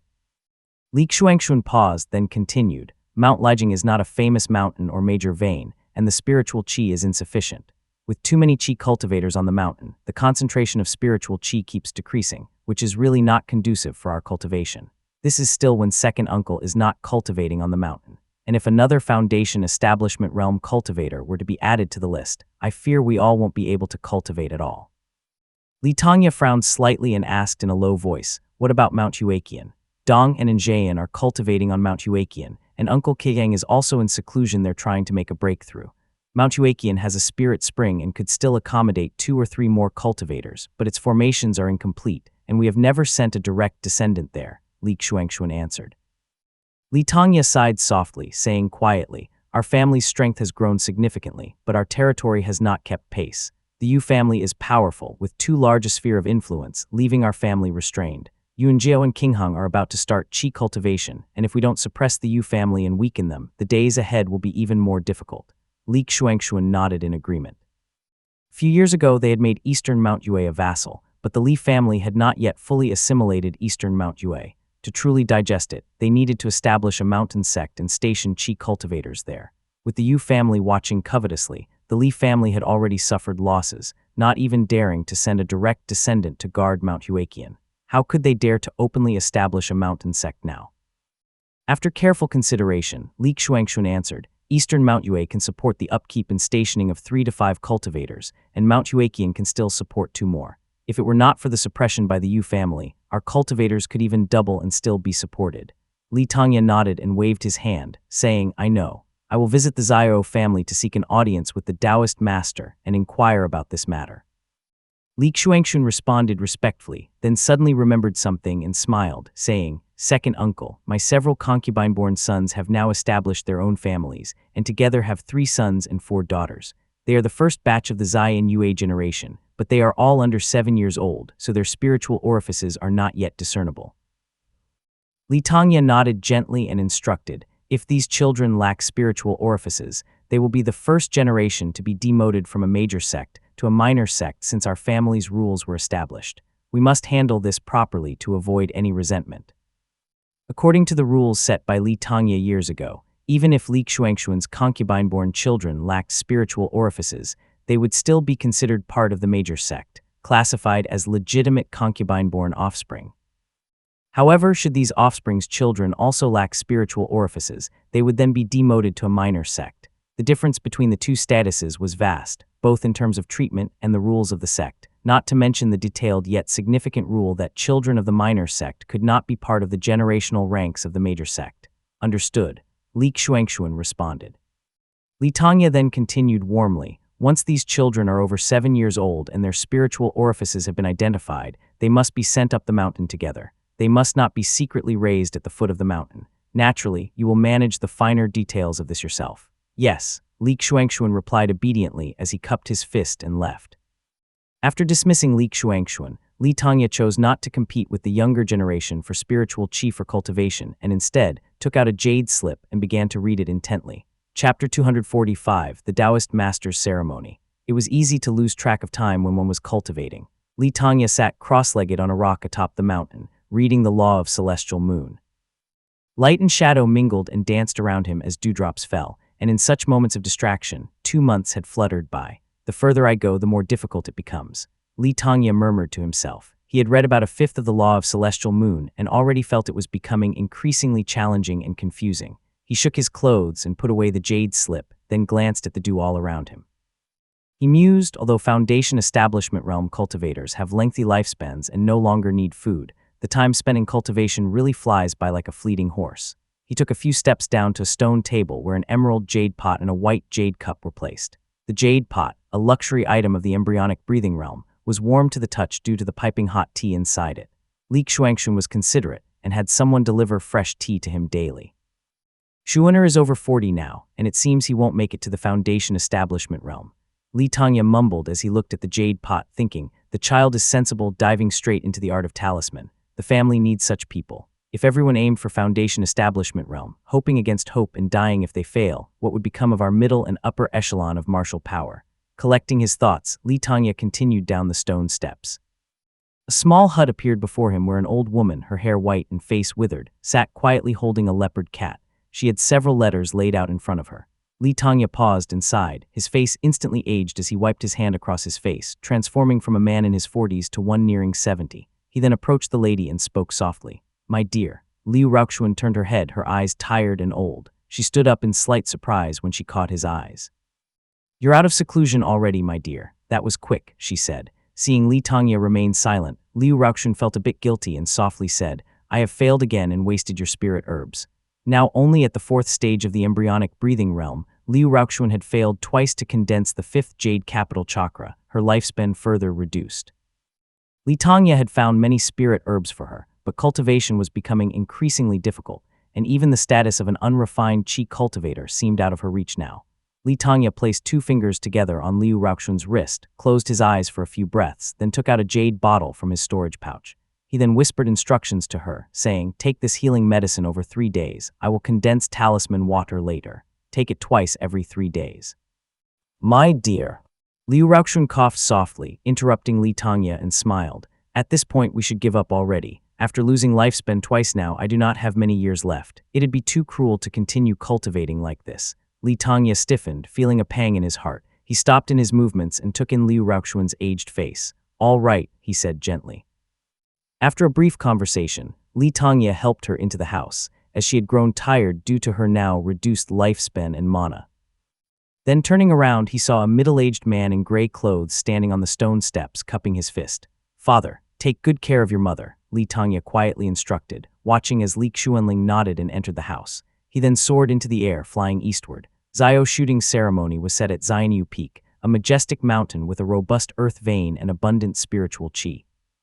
Its summit was shrouded in clouds and mist, and from time to time, figures shuttled through the air, alighting from the breeze. The Yue River flowed by, its clear waters carrying numerous boats. Li Tongye landed at the foot of the mountain where a stone gateway stood. It was carved with many formation patterns, its surface shimmering with mana, substantial and thick. 2 youths in brocade robes stood on either side of the gate. Upon seeing Li Tongye descend, they approached respectfully and greeted him. Greetings, senior. May we ask which sect, which prefecture, or from which secluded immortal mountain does your immortal clan hail? Li Tongya nodded lightly and answered, I dare not claim to be of the immortal clans. I am Li Tongya from the Li family of Lijiang. The face of the youth on the right, adorned in brocade and silver boots, lit up immediately and responded respectfully, Greetings, Senior Tongya. I am Zio Gidu. Gilwin is my younger sister. Our families will soon be joined in marriage, and I hope for your continued favor. The youth on the left smiled politely, adding, So you are from a sword immortal clan. Please ascend the mountain, Senior. My clan's elder has been waiting for a long time. Li Tongya nodded, and the embryonic breathing realm cultivators on either side stepped back, allowing a Qi cultivator to come forward to lead them. After all, a foundation establishment realm cultivator should be given distinguished treatment.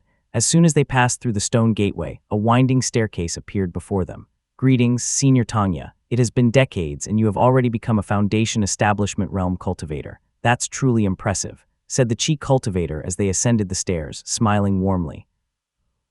Li Tongya was slightly startled and curious, seeing that the cultivator was only at the second heavenly layer of the Qi cultivation realm. You have seen me, yet I do not recognize you, Li Tongya continued, observing the man. The cultivator smiled and replied, I am from a branch of the Zio family, most closely related to Brother Yongling. That year I had just formed the profound scenery chakra and served Brother Yongling, working near Cloud Crown Peak. That year the snow was heavy, and it was cold in spring. I accompanied elder brother Yongling on a tour of our family properties, and we stopped at a tavern. We saw two men, dressed in simple attire, belied their extraordinary demeanor. Elder brother Yongling was delighted and drank with them. I was just one of many attendants, yet I listened to the inspiring conversation. Li Tongya nodded in realization, and the Qi cultivator laughed. One of those men was called Wan Yuankai, and the other was you. It was a brief meeting at the tavern. After we left, I shared my impressions with Brother Yongling, especially about Wan Yuankai's mastery of the Azure Essence Chakra at such a young age, and his refined discourse. I felt he was not ordinary indeed. Elder Brother Yongling simply laughed and remarked that Wan Yuankai, despite his talents, was overly straightforward and naive. He said that he was more suited as a friend than a partner, being only above average. He then spoke highly of you, noting your cautious and profound character. He was convinced that given time, you would accomplish great things. Li Tongya couldn't help but smile, truly moved by the man's words.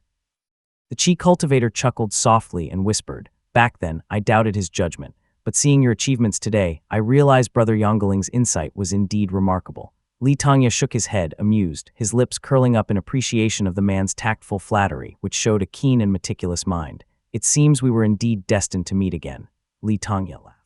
The Qi cultivator nodded enthusiastically, and after a brief chat he asked with some concern, But I have not seen Wan Yuankai in many years. How is he now? Li Tongya paused and sighed deeply. When the Golden Tang Gate moved south, the Wan family was annihilated, and Brother Yuankai died in that conflict, over 30 years ago now. The Qi cultivator's expression faltered, his eyes dimming as he struggled to find words. Chapter 246, The Golden Bamboo Fruit.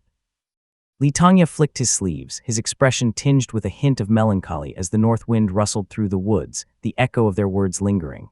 The Qi cultivator gently cupped his fist and responded, That's a pity. Li Tongya nodded and asked, May I know your name? The man responded with a light gesture of respect and smiled as he replied, Zio Jiuking. As they were talking, a gust of wind whooshed down the path. The newcomer had sharp eyes and was clad in a snow-white fox fur coat with a dharma sword tied at his waist. Despite appearing to be in his early 40s, he maintained the handsome features that a middle-aged man would otherwise possess. Relaxing his spell, he cupped his fist and greeted them. It has been many years, Brother Tongya, but you still carry yourself with grace. Li Tongya laughed heartily and returned the gesture. Likewise, Brother Yongling. The newcomer was none other than Zio Yongling, possessing the 9th heavenly level of the Qi cultivation realm, a status he had polished over many years. He smiled warmly. Brother Tongya, your progress has been swift, putting me to shame. He waved to Zio Jiuking, who was standing quietly aside, waiting on them. Jiuking, I have not seen Brother Tongya for many years, and we have much to catch up on. Go attend to the others. I'll personally take care of Brother Tongya, he instructed. Zio Jiuking quickly excused himself as Li Tongya and Zio Yongling took to the air, laughing. Zio Jiuking is indeed talented. Li Tongya then recounted earlier events, and Zio Yongling listened with amusement, playfully remarking, My words from that day have indeed come to pass. Li Tongya chuckled and shook his head, while Zio Yongling continued with a beguiling smile, But Brother Tongya, you've really been keeping such a low profile. You didn't even send out invitations or celebrate your breakthrough to the Foundation establishment realm. I was thinking of sending a gift or two, but it seems there was no way to do that. They exchanged a knowing smile and Li Tanya chatted with him for a few more moments before they landed on a small peak within the mountain range. A middle-aged man was sitting at a jade table, engrossed in reading an alchemy manual. Xiao Yongling landed and said with a smile, "Clan uncle, guess who's here?" The middle-aged man looked up in surprise and quickly put away his manual. He cupped his fist and greeted, "Ah, you've come, Tanya, my friend. Greetings, senior." This person was Xiao Yuanzi, the senior brother of Li Qijing. As they took their seats and accepted the tea served to them, Li Tanya weighed his next words carefully, then spoke earnestly. "I have a favor to ask, senior. For the Taoist master's ceremony, I put great effort into finding a spirit herb I thought to offer to the Taoist master. However, I am unsure what spirit root it actually is or its quality, and I am afraid of making a fool of myself. Could you please take a look?" "Sure," Xiao Yuanzi agreed, and Xiao Yongling also turned his attention to him eagerly. Li Tanya then reached into his storage pouch and pulled out a jade box. Using his mana, he extracted the spirit herb. It was a glowing, yellow, delicate fruit that seemed almost translucent, with a halo of light around it which made it quite captivating. Xiao Yuanzi examined the item carefully for a while and even pulled out several jade slips to verify his findings before he responded. "From what I can see, this appears to be a golden bamboo fruit. It is known for enhancing cultivation and stabilizing vital essence. Among the Foundation establishment realm treasures, it is considered top-notch. It fears direct sunlight or flames and is rare in the UA state. In fact, this is my first time seeing one." As he spoke, Xiao Yuanzi held the fruit in his left hand and flicked his right hand, igniting a burst of flame. As the flame came close to the fruit, it immediately started to tremble and split open like a mouth, emitting a loud and grating wailing noise. Xiao Yuanzi nodded slightly and extinguished the flame, confirming his speculations. It is indeed a golden bamboo fruit. The scripture states that when approached by fire, it cries incessantly and curses frequently. From this, one can discern its origin. If it is older, it might even attempt to flee. Consuming it at this stage benefits a cultivator of the Purple Mansion realm. Both listened intently, their faces showing surprise. Xiao Yuanzi laughed. "Right now, this fruit can only cry, but if it reaches the age when it can move, even Purple Mansion realm cultivators would be greatly tempted by it." Even though Xiao Yuanzi had already extinguished the flame as he was speaking, the golden bamboo fruit continued to fuss, babbling on and on. Xiao Yuanzi, with a strange look on his face, whispered, "Be quiet." However, the fruit ignored him and kept on shouting. Xiao Yuanzi, unable to hold back a chuckle, remarked, "My immortal foundation is vermilion sage, which enables me to understand the language of plants." He formed a hand gesture, and suddenly Li Tanya's hearing cleared. He listened as the fruit screamed profanities. "Stupid motherfuckers. I was doing just fine on the vine, but that damn barbarian had to pick me." Li Tanya was astonished and listened for a while, but the fruit just repeated the same few phrases over and over. He eventually took out the jade box, forcefully stuffed the struggling golden bamboo fruit back inside, and shut the lid. Just as he did so, a loud and final "motherfucker" was heard before everything went silent. Both the uncle and nephew of the Xiao family burst out laughing, while Li Tanya shook his head helplessly. Xiao Yuanzi commented, "Once plucked, this fruit can speak within moments, then dies soon after. Although it can still speak later, it only repeats a few phrases. It is certainly quite peculiar." Li Tanya nodded slightly and asked about the most pressing issue on his mind in a low voice. "How much might it be worth?" Xiao Yuanzi paused slightly before responding. "Ordinary spirit herbs are priced between 200 and 300 spirit stones. This one, being of superior quality, is roughly worth around 250 spirit stones. If someone urgently needs it, the price could go up by a dozen or so stones." After saying this, he glanced at Li Tanya and added softly, "If Brother Tanya uses this as a gift for the Taoist master, it certainly conveys your sincerity even if it might not be considered precious to a man of his caliber." Li Tanya nodded, feeling relieved. He then inquired quietly, "Do you have any updates on the Yu family's situation?" Xiao Yuanzi nodded gently and replied, "I have already presented the river-crossing torrential step to our ancestor. He was very pleased but is still deliberating on how to deal with the Yu family. He might summon you to discuss this before or after the ceremony. Just wait a little longer." Li Tanya quickly expressed his gratitude. Xiao Yuanzi shifted aside, then pulled out another jade slip which was imbued with mana light. It was the wing clipper spear technique. Li Tanya carefully took it, and as they chatted and waited, they saw the spiritual qi above the Xiao residence interconnect with the earth veins and swirl up like a lotus flower. Xiao Yuanzi smiled. "Brother Tanya, come with me." Following the jade stairs upwards, the Xiao family had set up a formation at the summit. It was shrouded by clouds and mist, creating a scene akin to that of an otherworldly paradise. At the very top, the main hall, which was constructed of gold and jade, housed exquisitely crafted tables with 17 high seats. This caused Li Tanya to furrow his brow slightly as he thought to himself, 3 sects, 7 gates, and 7 other clans. I wonder if they are rogue cultivators or foreign cultivators. The 17 high seats were still conspicuously empty. The forces from the Purple Mansion realm indeed had a grand presence. The tables were filled with spirit wine and fruits, and the jade vases and bowls emanated a soft glow. They were clearly not ordinary objects. Below the high platform was a ring of tables for less formal seating, each set with utensils made of white jade. Li Tanya observed the setup carefully for a while until Xiao Yongling approached him, walking through the mist. Foundation Establishment Realm cultivators sit at the highest places, as befits your esteemed clan, he said with a smile. Li Tanya, not one to be comfortable with such distinction, quickly waved his hand and whispered urgently, "I'll pass." He sighed softly and cupped his fist, saying, "Brother Yongling, you are putting me on the spot here. Let us do away with that seat. I would rather find a spot at the lower end to sit." Chapter 247, Cultivation Techniques I. Upon hearing Li Tanya's words, Xiao Yongling's expression changed subtly. After a moment of hesitation, he whispered, Would this not be seen as disrespecting your clan? I fear it might not be appropriate." Li Tanya, fully understanding the implications of Xiao Yongling's words, which were merely formalities, he cupped his fist and responded, "Our families have not yet made our matters public, and my breakthrough to the Foundation Establishment realm has not been announced. To sit so prominently would be to prematurely reveal our hand. Brother Yongling, do not worry. The friendship between our families transcends such formalities." Xiao Yongling nodded, understanding the significance. He was concerned that placing Li Tanya at a lower seat might foster resentment between the two families. Thus, he had sought out Li Tanya early to specifically point out the spot reserved for the Li family, awaiting the very reassurance Li Tanya had just provided. He then said with a respectful gesture, "Brother Tanya is wise. I have already arranged another seat for you on the other side, and I have spaced out the seats for those from the Moongaze Lake families to keep them away from the lower ranks. With the clouds and mists enveloping us, no one will scan around with their spiritual senses so rudely. All should be well." Xiao Yongling handled the matter cleanly, and Li Tanya nodded in gratitude, smiling warmly. He then proceeded to the lower seats, with Xiao Yongling personally escorting him before he returned to the high seats.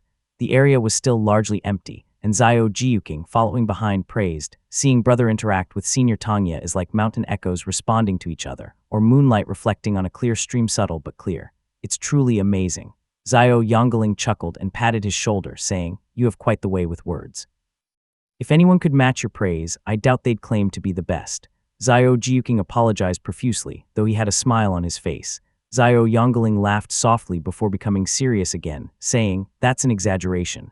Li Tanya and I both tend to overthink and speak circumspectly, which is why we can understand each other so well.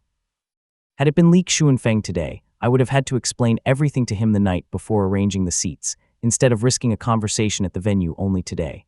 Xiao Jiuqing nodded quickly and then added, "I have learned much, brother. However, I heard that the Azure Pond sect on the southern border has encountered demonic disturbances and is recruiting aid for Yi Mountain City. How true is this?" Xiao Yongling shook his head and replied, "The Demon King of the southern border and the Azure Pond sect are in cahoots. It's just a strategy by Kai Jian. Fortunately, our family is not under Azure Pond's jurisdiction anymore, so we need not worry." While the Xiao brothers were talking, Li Tanya had already found a seat and sat down. After a while, people began to trickle into their seats.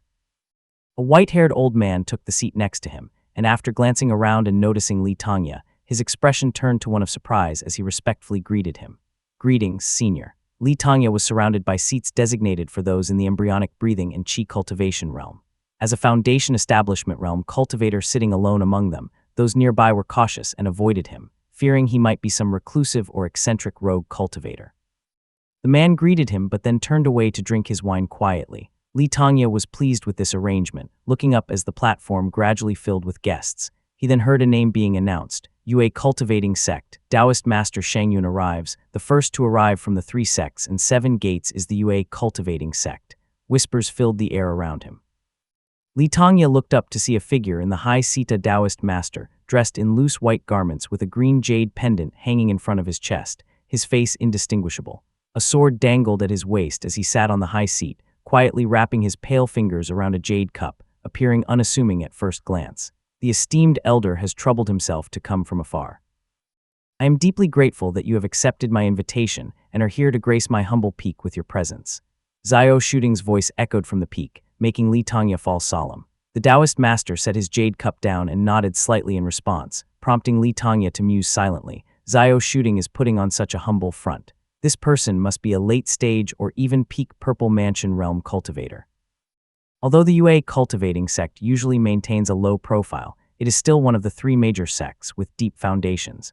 At the lower seats, people were whispering among themselves. The UA cultivating sect, despite being one of the three major sects, was the least conspicuous. Its gates were elusive and ethereal, and it uniquely allowed its vassal families considerable autonomy, maintaining a stance of detached observation. It was also the only sect among them that had a Purple Mansion realm immortal clan under its governance.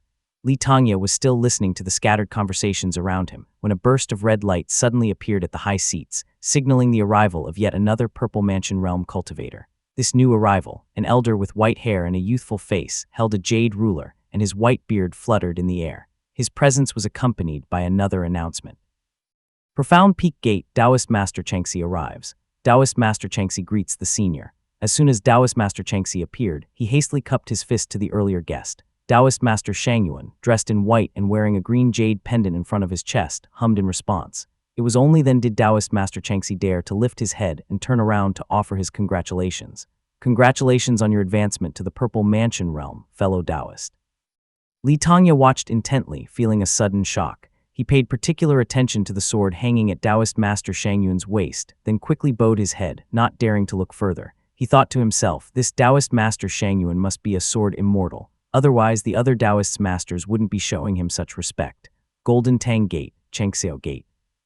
One by one, the Purple Mansion realm cultivators arrived, and each cupped their fists to Taoist Master Shang Yuan before taking their seats.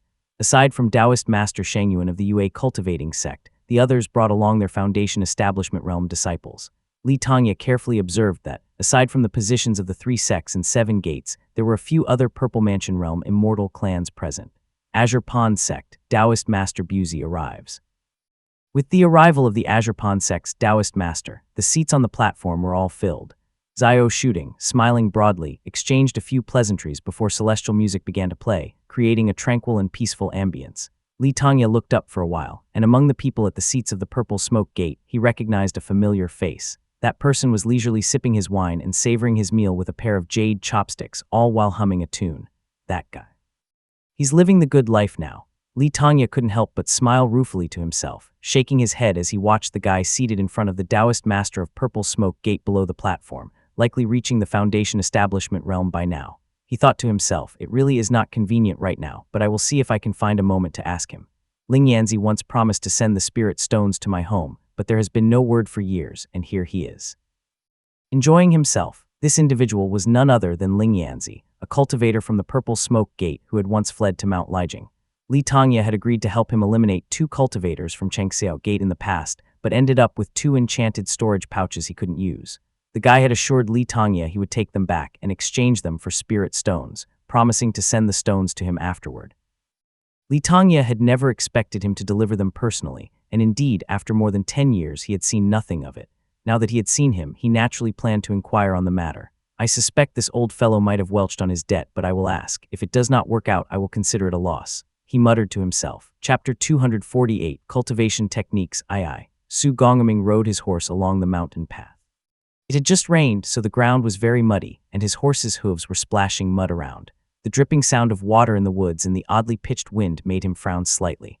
Now at the 4th stage of the embryonic breathing realm, Su Gongming could even outrun the horse beneath him. However, people are inherently lazy, and even immortals are no exception. He would rather stay indoors on a rainy day than come out and walk in the mud.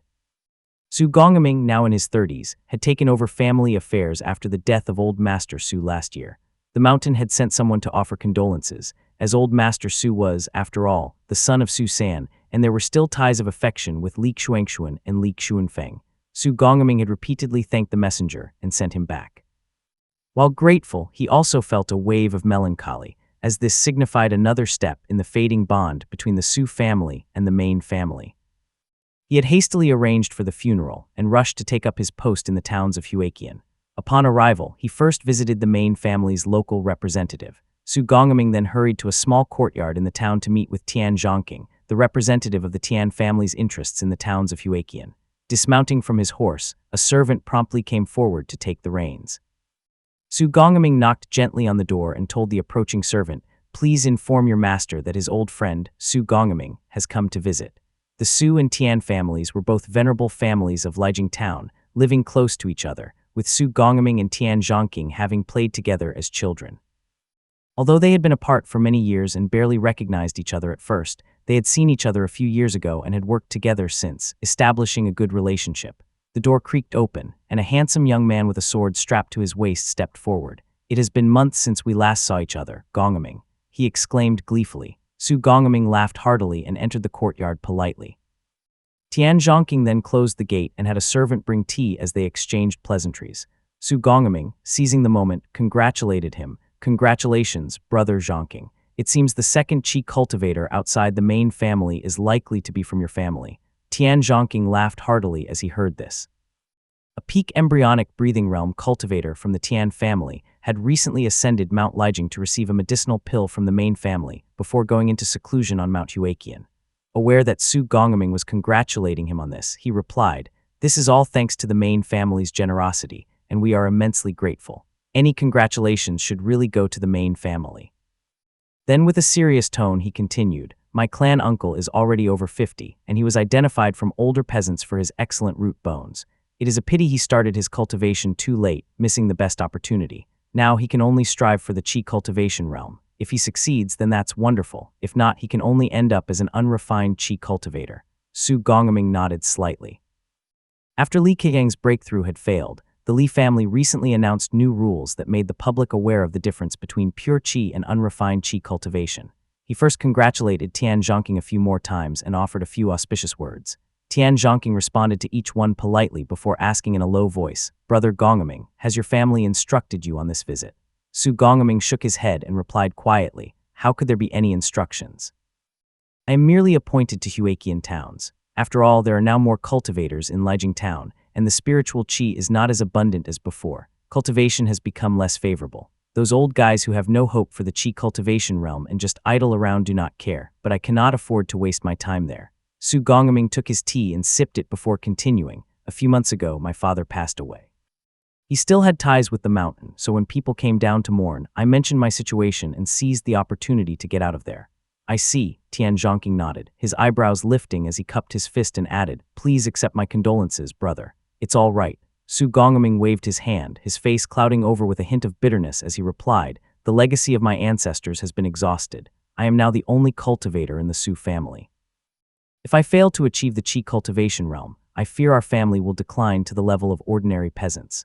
Tian Zhongqing paused slightly, taken aback. His own family, under the governance of the Li family, was at the height of its power and had never faced such worries. He sighed in sympathy and responded, "Brother Gongming, your talents are exceptional. Qi cultivation realm should surely be within your reach." Mentioning his talent only added to the irony for Su Gongming.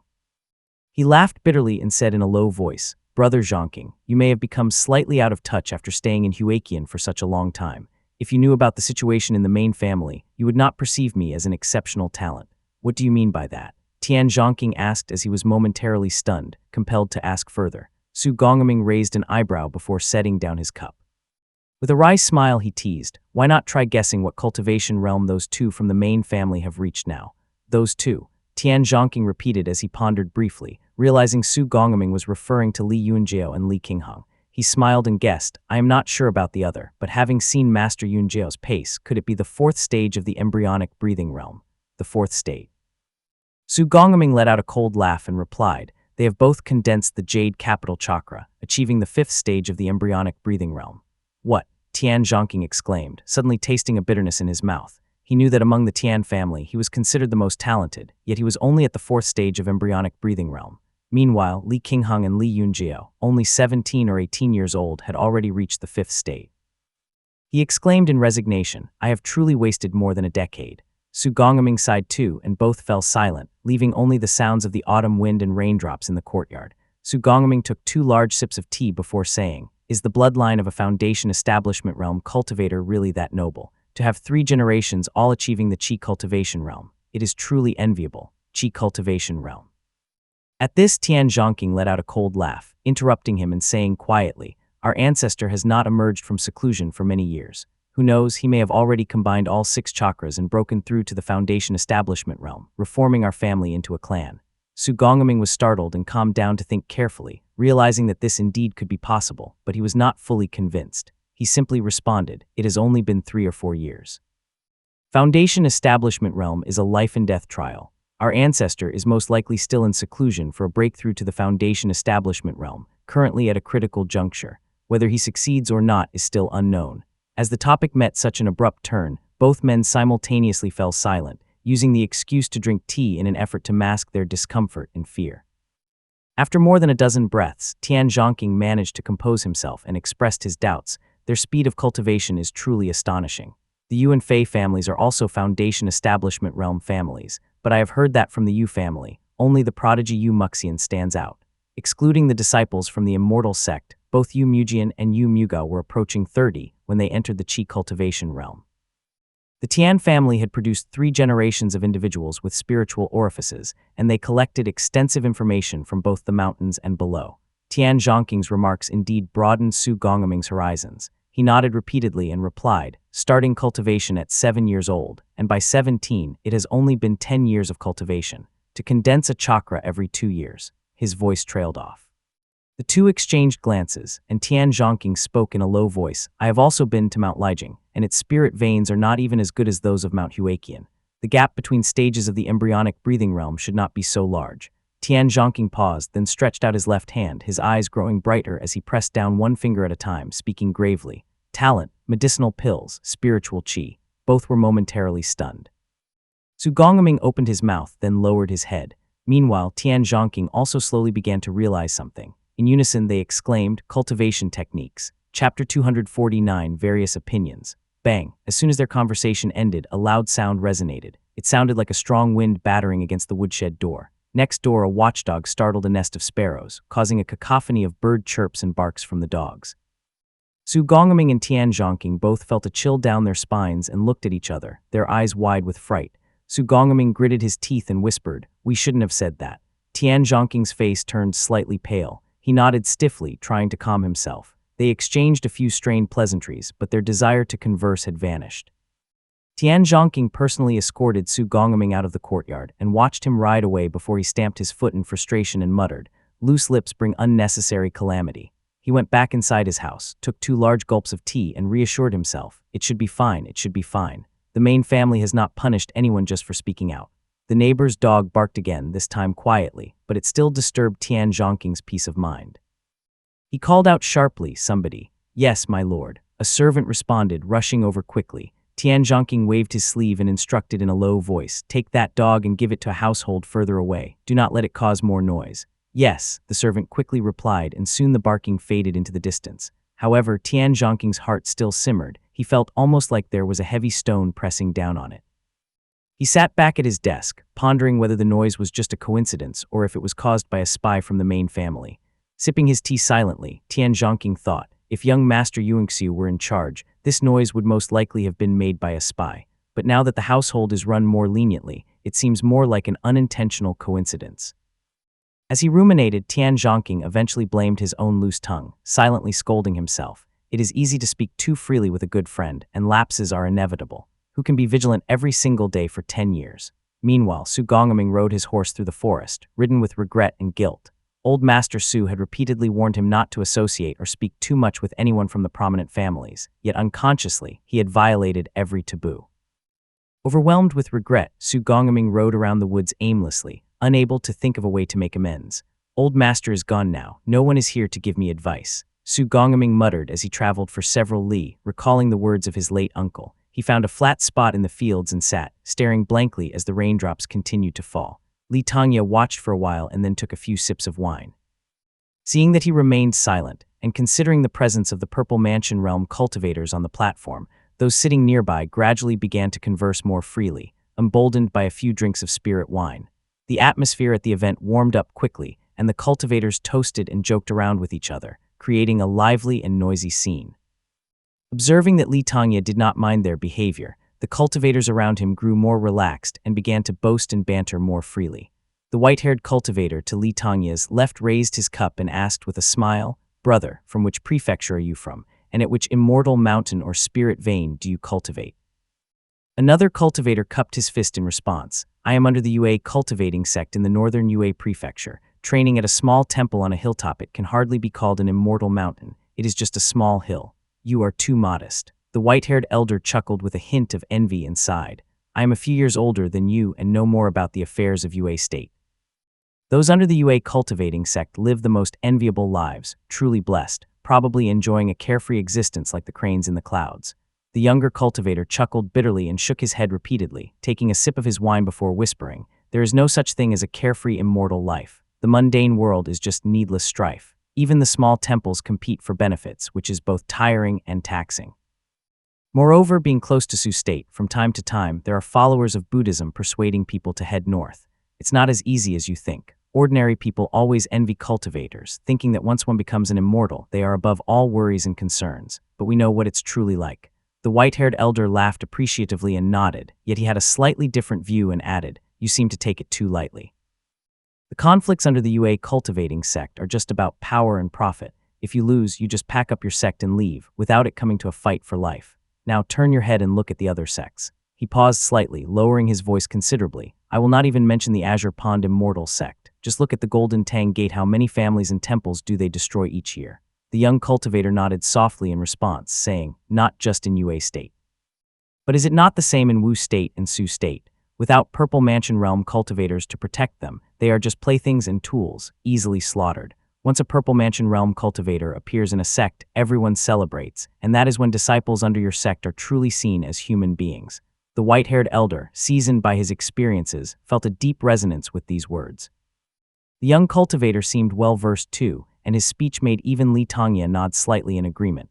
Realizing that the current setting was not suitable for such discussions, they quickly changed the topic. "You mentioned that Buddhists often appear in the northern Yue prefecture. When I was younger, I had also visited Sioux State. Even in the farthest north, there were no traces of them. How has it come to this?" The elderly cultivator expressed in surprise. The young cultivator sighed deeply, replying somewhat resentfully, "Sioux State has shallow spirit veins, weak national power, and a small territory. There are not any major sets or renowned mountains, just a few minor sects stationed in Sioux, guarding it. How could they hold it? I have heard from the elders in the temple that 100 years ago, these people were unseen, only increasing in number over the past 50 years. The old cultivator fell silent for a moment before responding. "Those Purple Mansion Realm Taoist masters and exalted immortals of the Golden Core Realm, are they just watching as Sioux State falls?" The young cultivator hesitated for a moment before speaking in a hushed tone. "There have been battles. The powerful figures from the Buddhist sect have taken action. I heard they were called the Merciful Ones and Maha. It is said that their battles were so fierce that everyone in the 7 mountains turned vegetarian, and many ferocious animals starved to death. The tales are truly terrifying." The old cultivator sighed repeatedly as a nostalgic look appeared on his. "I have also encountered Buddhists. One was a master monk who was very insightful and wise. I thought about converting, but the master hit me with his staff. It was quite painful, so I had to give up," he said. At these words, everyone wore strange expressions. Each wanted to laugh, but felt it was impolite to do so except for the young cultivator, who laughed heartily. "Senior, we cultivate for this life, while his teaching focuses on the next life. Conflicts are inevitable. If you are not fully enlightened, of course, it feels painful." The old cultivator didn't take offense to this, and the others around them began to chuckle softly, easing the atmosphere. Li Tongya listened with great interest. His family had risen to power too quickly and had a shallow foundation, so he was less knowledgeable about these matters. He remained silent, listening intently, feeling his horizons broadening. Then he heard the old cultivator say, "There are many paths in this world. Whether it is the Purple Mansion Golden Core Tao or Buddhism, all is acceptable. There are also those that involve dangerous curse arts and strange sutras, and the diverse mansion Unified Furnace that had long vanished from the world. Whichever path you find viable, that is the one to follow." This statement stirred up a whirlwind of responses among the cultivators, some approving and others disdainful, each voicing their opinions. "My fellow Taoist, if in cultivating one loses their true self, what is the point? The practice of combining different techniques is a path of devil cultivation. Your words are too extreme." The discussion became noisy, causing Li Tongya to frown and lose interest. He opted to drink alone, but just then a middle-aged man clad in animal leather approached. There was a smile on his face as he spoke. "Drinking alone, senior. Do you have something troubling your mind?" Chapter 250, Re-encountering Lingyanzi I. Li Tongya thought the man's face was familiar, but could not immediately figure out where he had seen him before. Raising his eyebrows slightly, he set down his jade cup and spoke in a low voice. "I am naturally reclusive and not fond of many words. However, I find your face quite familiar. Where might I have seen you before?" The cultivator, clothed in animal leather with long eyebrows and tan skin, carrying a short bow on his back and a string of yellow gourds hanging at his waist, simply cupped his fist respectfully. I am Lingu Lai from Jiachun Prefecture under the governance of the Azure Pond. I once sold you a few Wuzha worms at the base of Cloud Crown Peak. I was much younger then, and my appearance has changed considerably since. It's no wonder you do not recognize me now, he said with a smile. Ah, it's you, Li Tongya exclaimed as realization dawned on him. Back then, this man had just been a boy with a timid appearance, easily outmatched by Li Tongya in their negotiations. Now he appeared middle-aged and seemed to have experienced a lot in life. Your Wuzha worms were indeed excellent, and they once helped me out, Li Tongya said, nodding approvingly in response. He gestured for the man to sit at the other end of the table. Lingu Lai happily accepted, cupping his fist respectfully and then taking his seat somewhat awkwardly. His face showed admiration as he spoke. Senior's cultivation has truly been swift. In just over 30 years, you have already established your immortal foundation. I must admit that I'm envious. Li Tongya chuckled and nodded humbly. He had bought various items at the market on Cloud Crown Peak, where this Lingu Lai was just one of his many encounters, including the Su Yangping couple who ultimately died in the Snake Cave at the hands of Zhang Yun. Remembering Zhang Yun brought to mind that audacious young man, a core disciple of the Golden Feather sect, one of the three major sects. He must have successfully broken through to the Foundation establishment realm and mastered many of Golden Feather's secret techniques by now. Back when Li Tongya was still in the Qi cultivation realm, he could compete with him using a sword technique left by Li Qijing, but now he doubted he was any match for him. Bringing his attention back to the present, Li Tongya looked at the reserved middle-aged man and inquired, Your Wuzha worms are indeed good, but they breed too slowly. When my family was still at the embryonic breathing realm, they were helpful, but over 30 years, only a few have been born. The original few eat more but breed less, making them somewhat of a white elephant. Lingu Lai paused, his mouth opening as if searching for words. The Wuzha worm's queen is in my family's possession. You received only the offspring, which may produce 1 or 2 offspring every decade or so when influenced by spiritual qi. However, large-scale reproduction is not possible, he said hesitantly. Oh, my apologies. Li Tongya swiftly apologized for causing Lingu Lai some obvious discomfort. While he had suspected this might be the case, he hadn't expected Wuzha worms to be the Lingu family's livelihood. Li Tongya then spoke seriously. I wonder if you could sell a few more to my family. They are quite useful. That should be no problem at all. Lingu Lai replied as he cupped his fist and untied a wooden gourd from his waist, adding, I do not have live larvae right now, but I do have these 40 eggs in the gourd. If you wish, you may have them for 10 spirit stones. Consider it a discount from me. Now that he was a Foundation establishment realm cultivator, Li Tongya noticed that Lingu Lai's demeanor was much humbler, even offering a price lower than before. Li Tongya nodded and asked, how should they be hatched? Cover them with damp spirit patties leaves or straws and change them every 3 days. Make sure to keep them away from light and fire and sprinkle clean water daily. They should hatch within 15 days, Lingu Lai explained. He cupped his fist, guaranteeing, these Wuzha worms are very resilient and easy to raise. If hatching fails, bring the dead larvae to the Lingu family and I will replace them for you. Lingu Lai was no fool. While he guaranteed the quality of his product, he insisted on seeing the carcass of any dead worms as evidence, thus preventing people from hiding the eggs to make a profit. Li Tongya nodded and handed over 10 spirit stones with ease, which seemed to make Lingu Lai very happy. For an ordinary Qi cultivation realm rogue cultivator, 10 spirit stones were their valuable liquid assets, and even a Foundation establishment realm cultivator would not give them away so readily.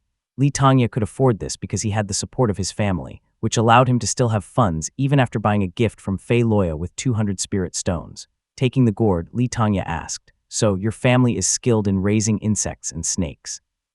Could you enlighten me a bit more on the matter? There will be many opportunities for cooperation in the future. Certainly. Lingu Lai nodded repeatedly and responded respectfully. My family is also a prominent clan in Jiachun Prefecture, and our ancestors were great cultivators from the Mount Yue tribe. Later, when the Azure Pond sect expanded south, our ancestors joined the sect. They were diligent and left behind many connections, which is why we have been able to remain a major clan in Jiachun Prefecture for hundreds of years. Li Tongya nodded, this explanation having resolved a curiosity in his mind, and thought to himself, no wonder I've never heard of the surname Lingu. It turns out they were from Mount Yue. It's no wonder then. Noticing Lingu Lai's hairy skin and dark eyes, which were typical of the Mount Yue appearance, he showed his pearly whites when he spoke and said solemnly, although my family descends from Mount Yue, we are still cultivators of the Purple Mansion and Golden Core Dao. We have merely inherited the ancestral techniques of insects and snakes, and are considered among the top in Yue state. Lingu Lai looked proud as he continued, there are also rules in our family. Each lineage must travel the world, collecting various types of poisonous snakes and insects.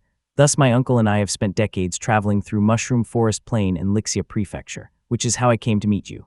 Ah, a prominent clan. No wonder you speak so eloquently and act so measuredly. You have quite a presence, Li Tongya complimented, cupping his fist, to which Lingulai laughed heartily. Li Tongya then asked, are there many such enduring great clans in the Azurpan sect? Not many, Lingulai replied honestly. Having come from such a family, he naturally knew of many secrets and explained, the Azurpan rose from the north, producing several peak Purple Mansion realm Taoist masters, who consolidated the forces of the south into 36 peaks. Hence the north has many small scattered families, while the south has more prominent clans, shamanic temples and rogue cultivators. These clans are deeply entwined with the Azurpan sect, moving together, standing for hundreds of years without falling. Oh, Li Tongya mulled over this information in his mind, and quickly understood the intentions of the Azurpan sect. The south was full of Mount Yue tribes and shamanic curses, preferring tribes over clans. By absorbing these people and ceding some power, the Azurpan sect easily controlled the entirety of the South Territory. The Li family was also employing this strategy in eastern Mount Yue, although it was just beginning. Shamali might be compliant, but he still harbored his own ambitions. In a few decades, when descendants bearing Li family's blood took power, they would naturally be deeply loyal. By also involving members of the Li family from the maternal side to help govern eastern Mount Yue, this area would effectively become a securely controlled territory, deeply integrated with the Li family's influence.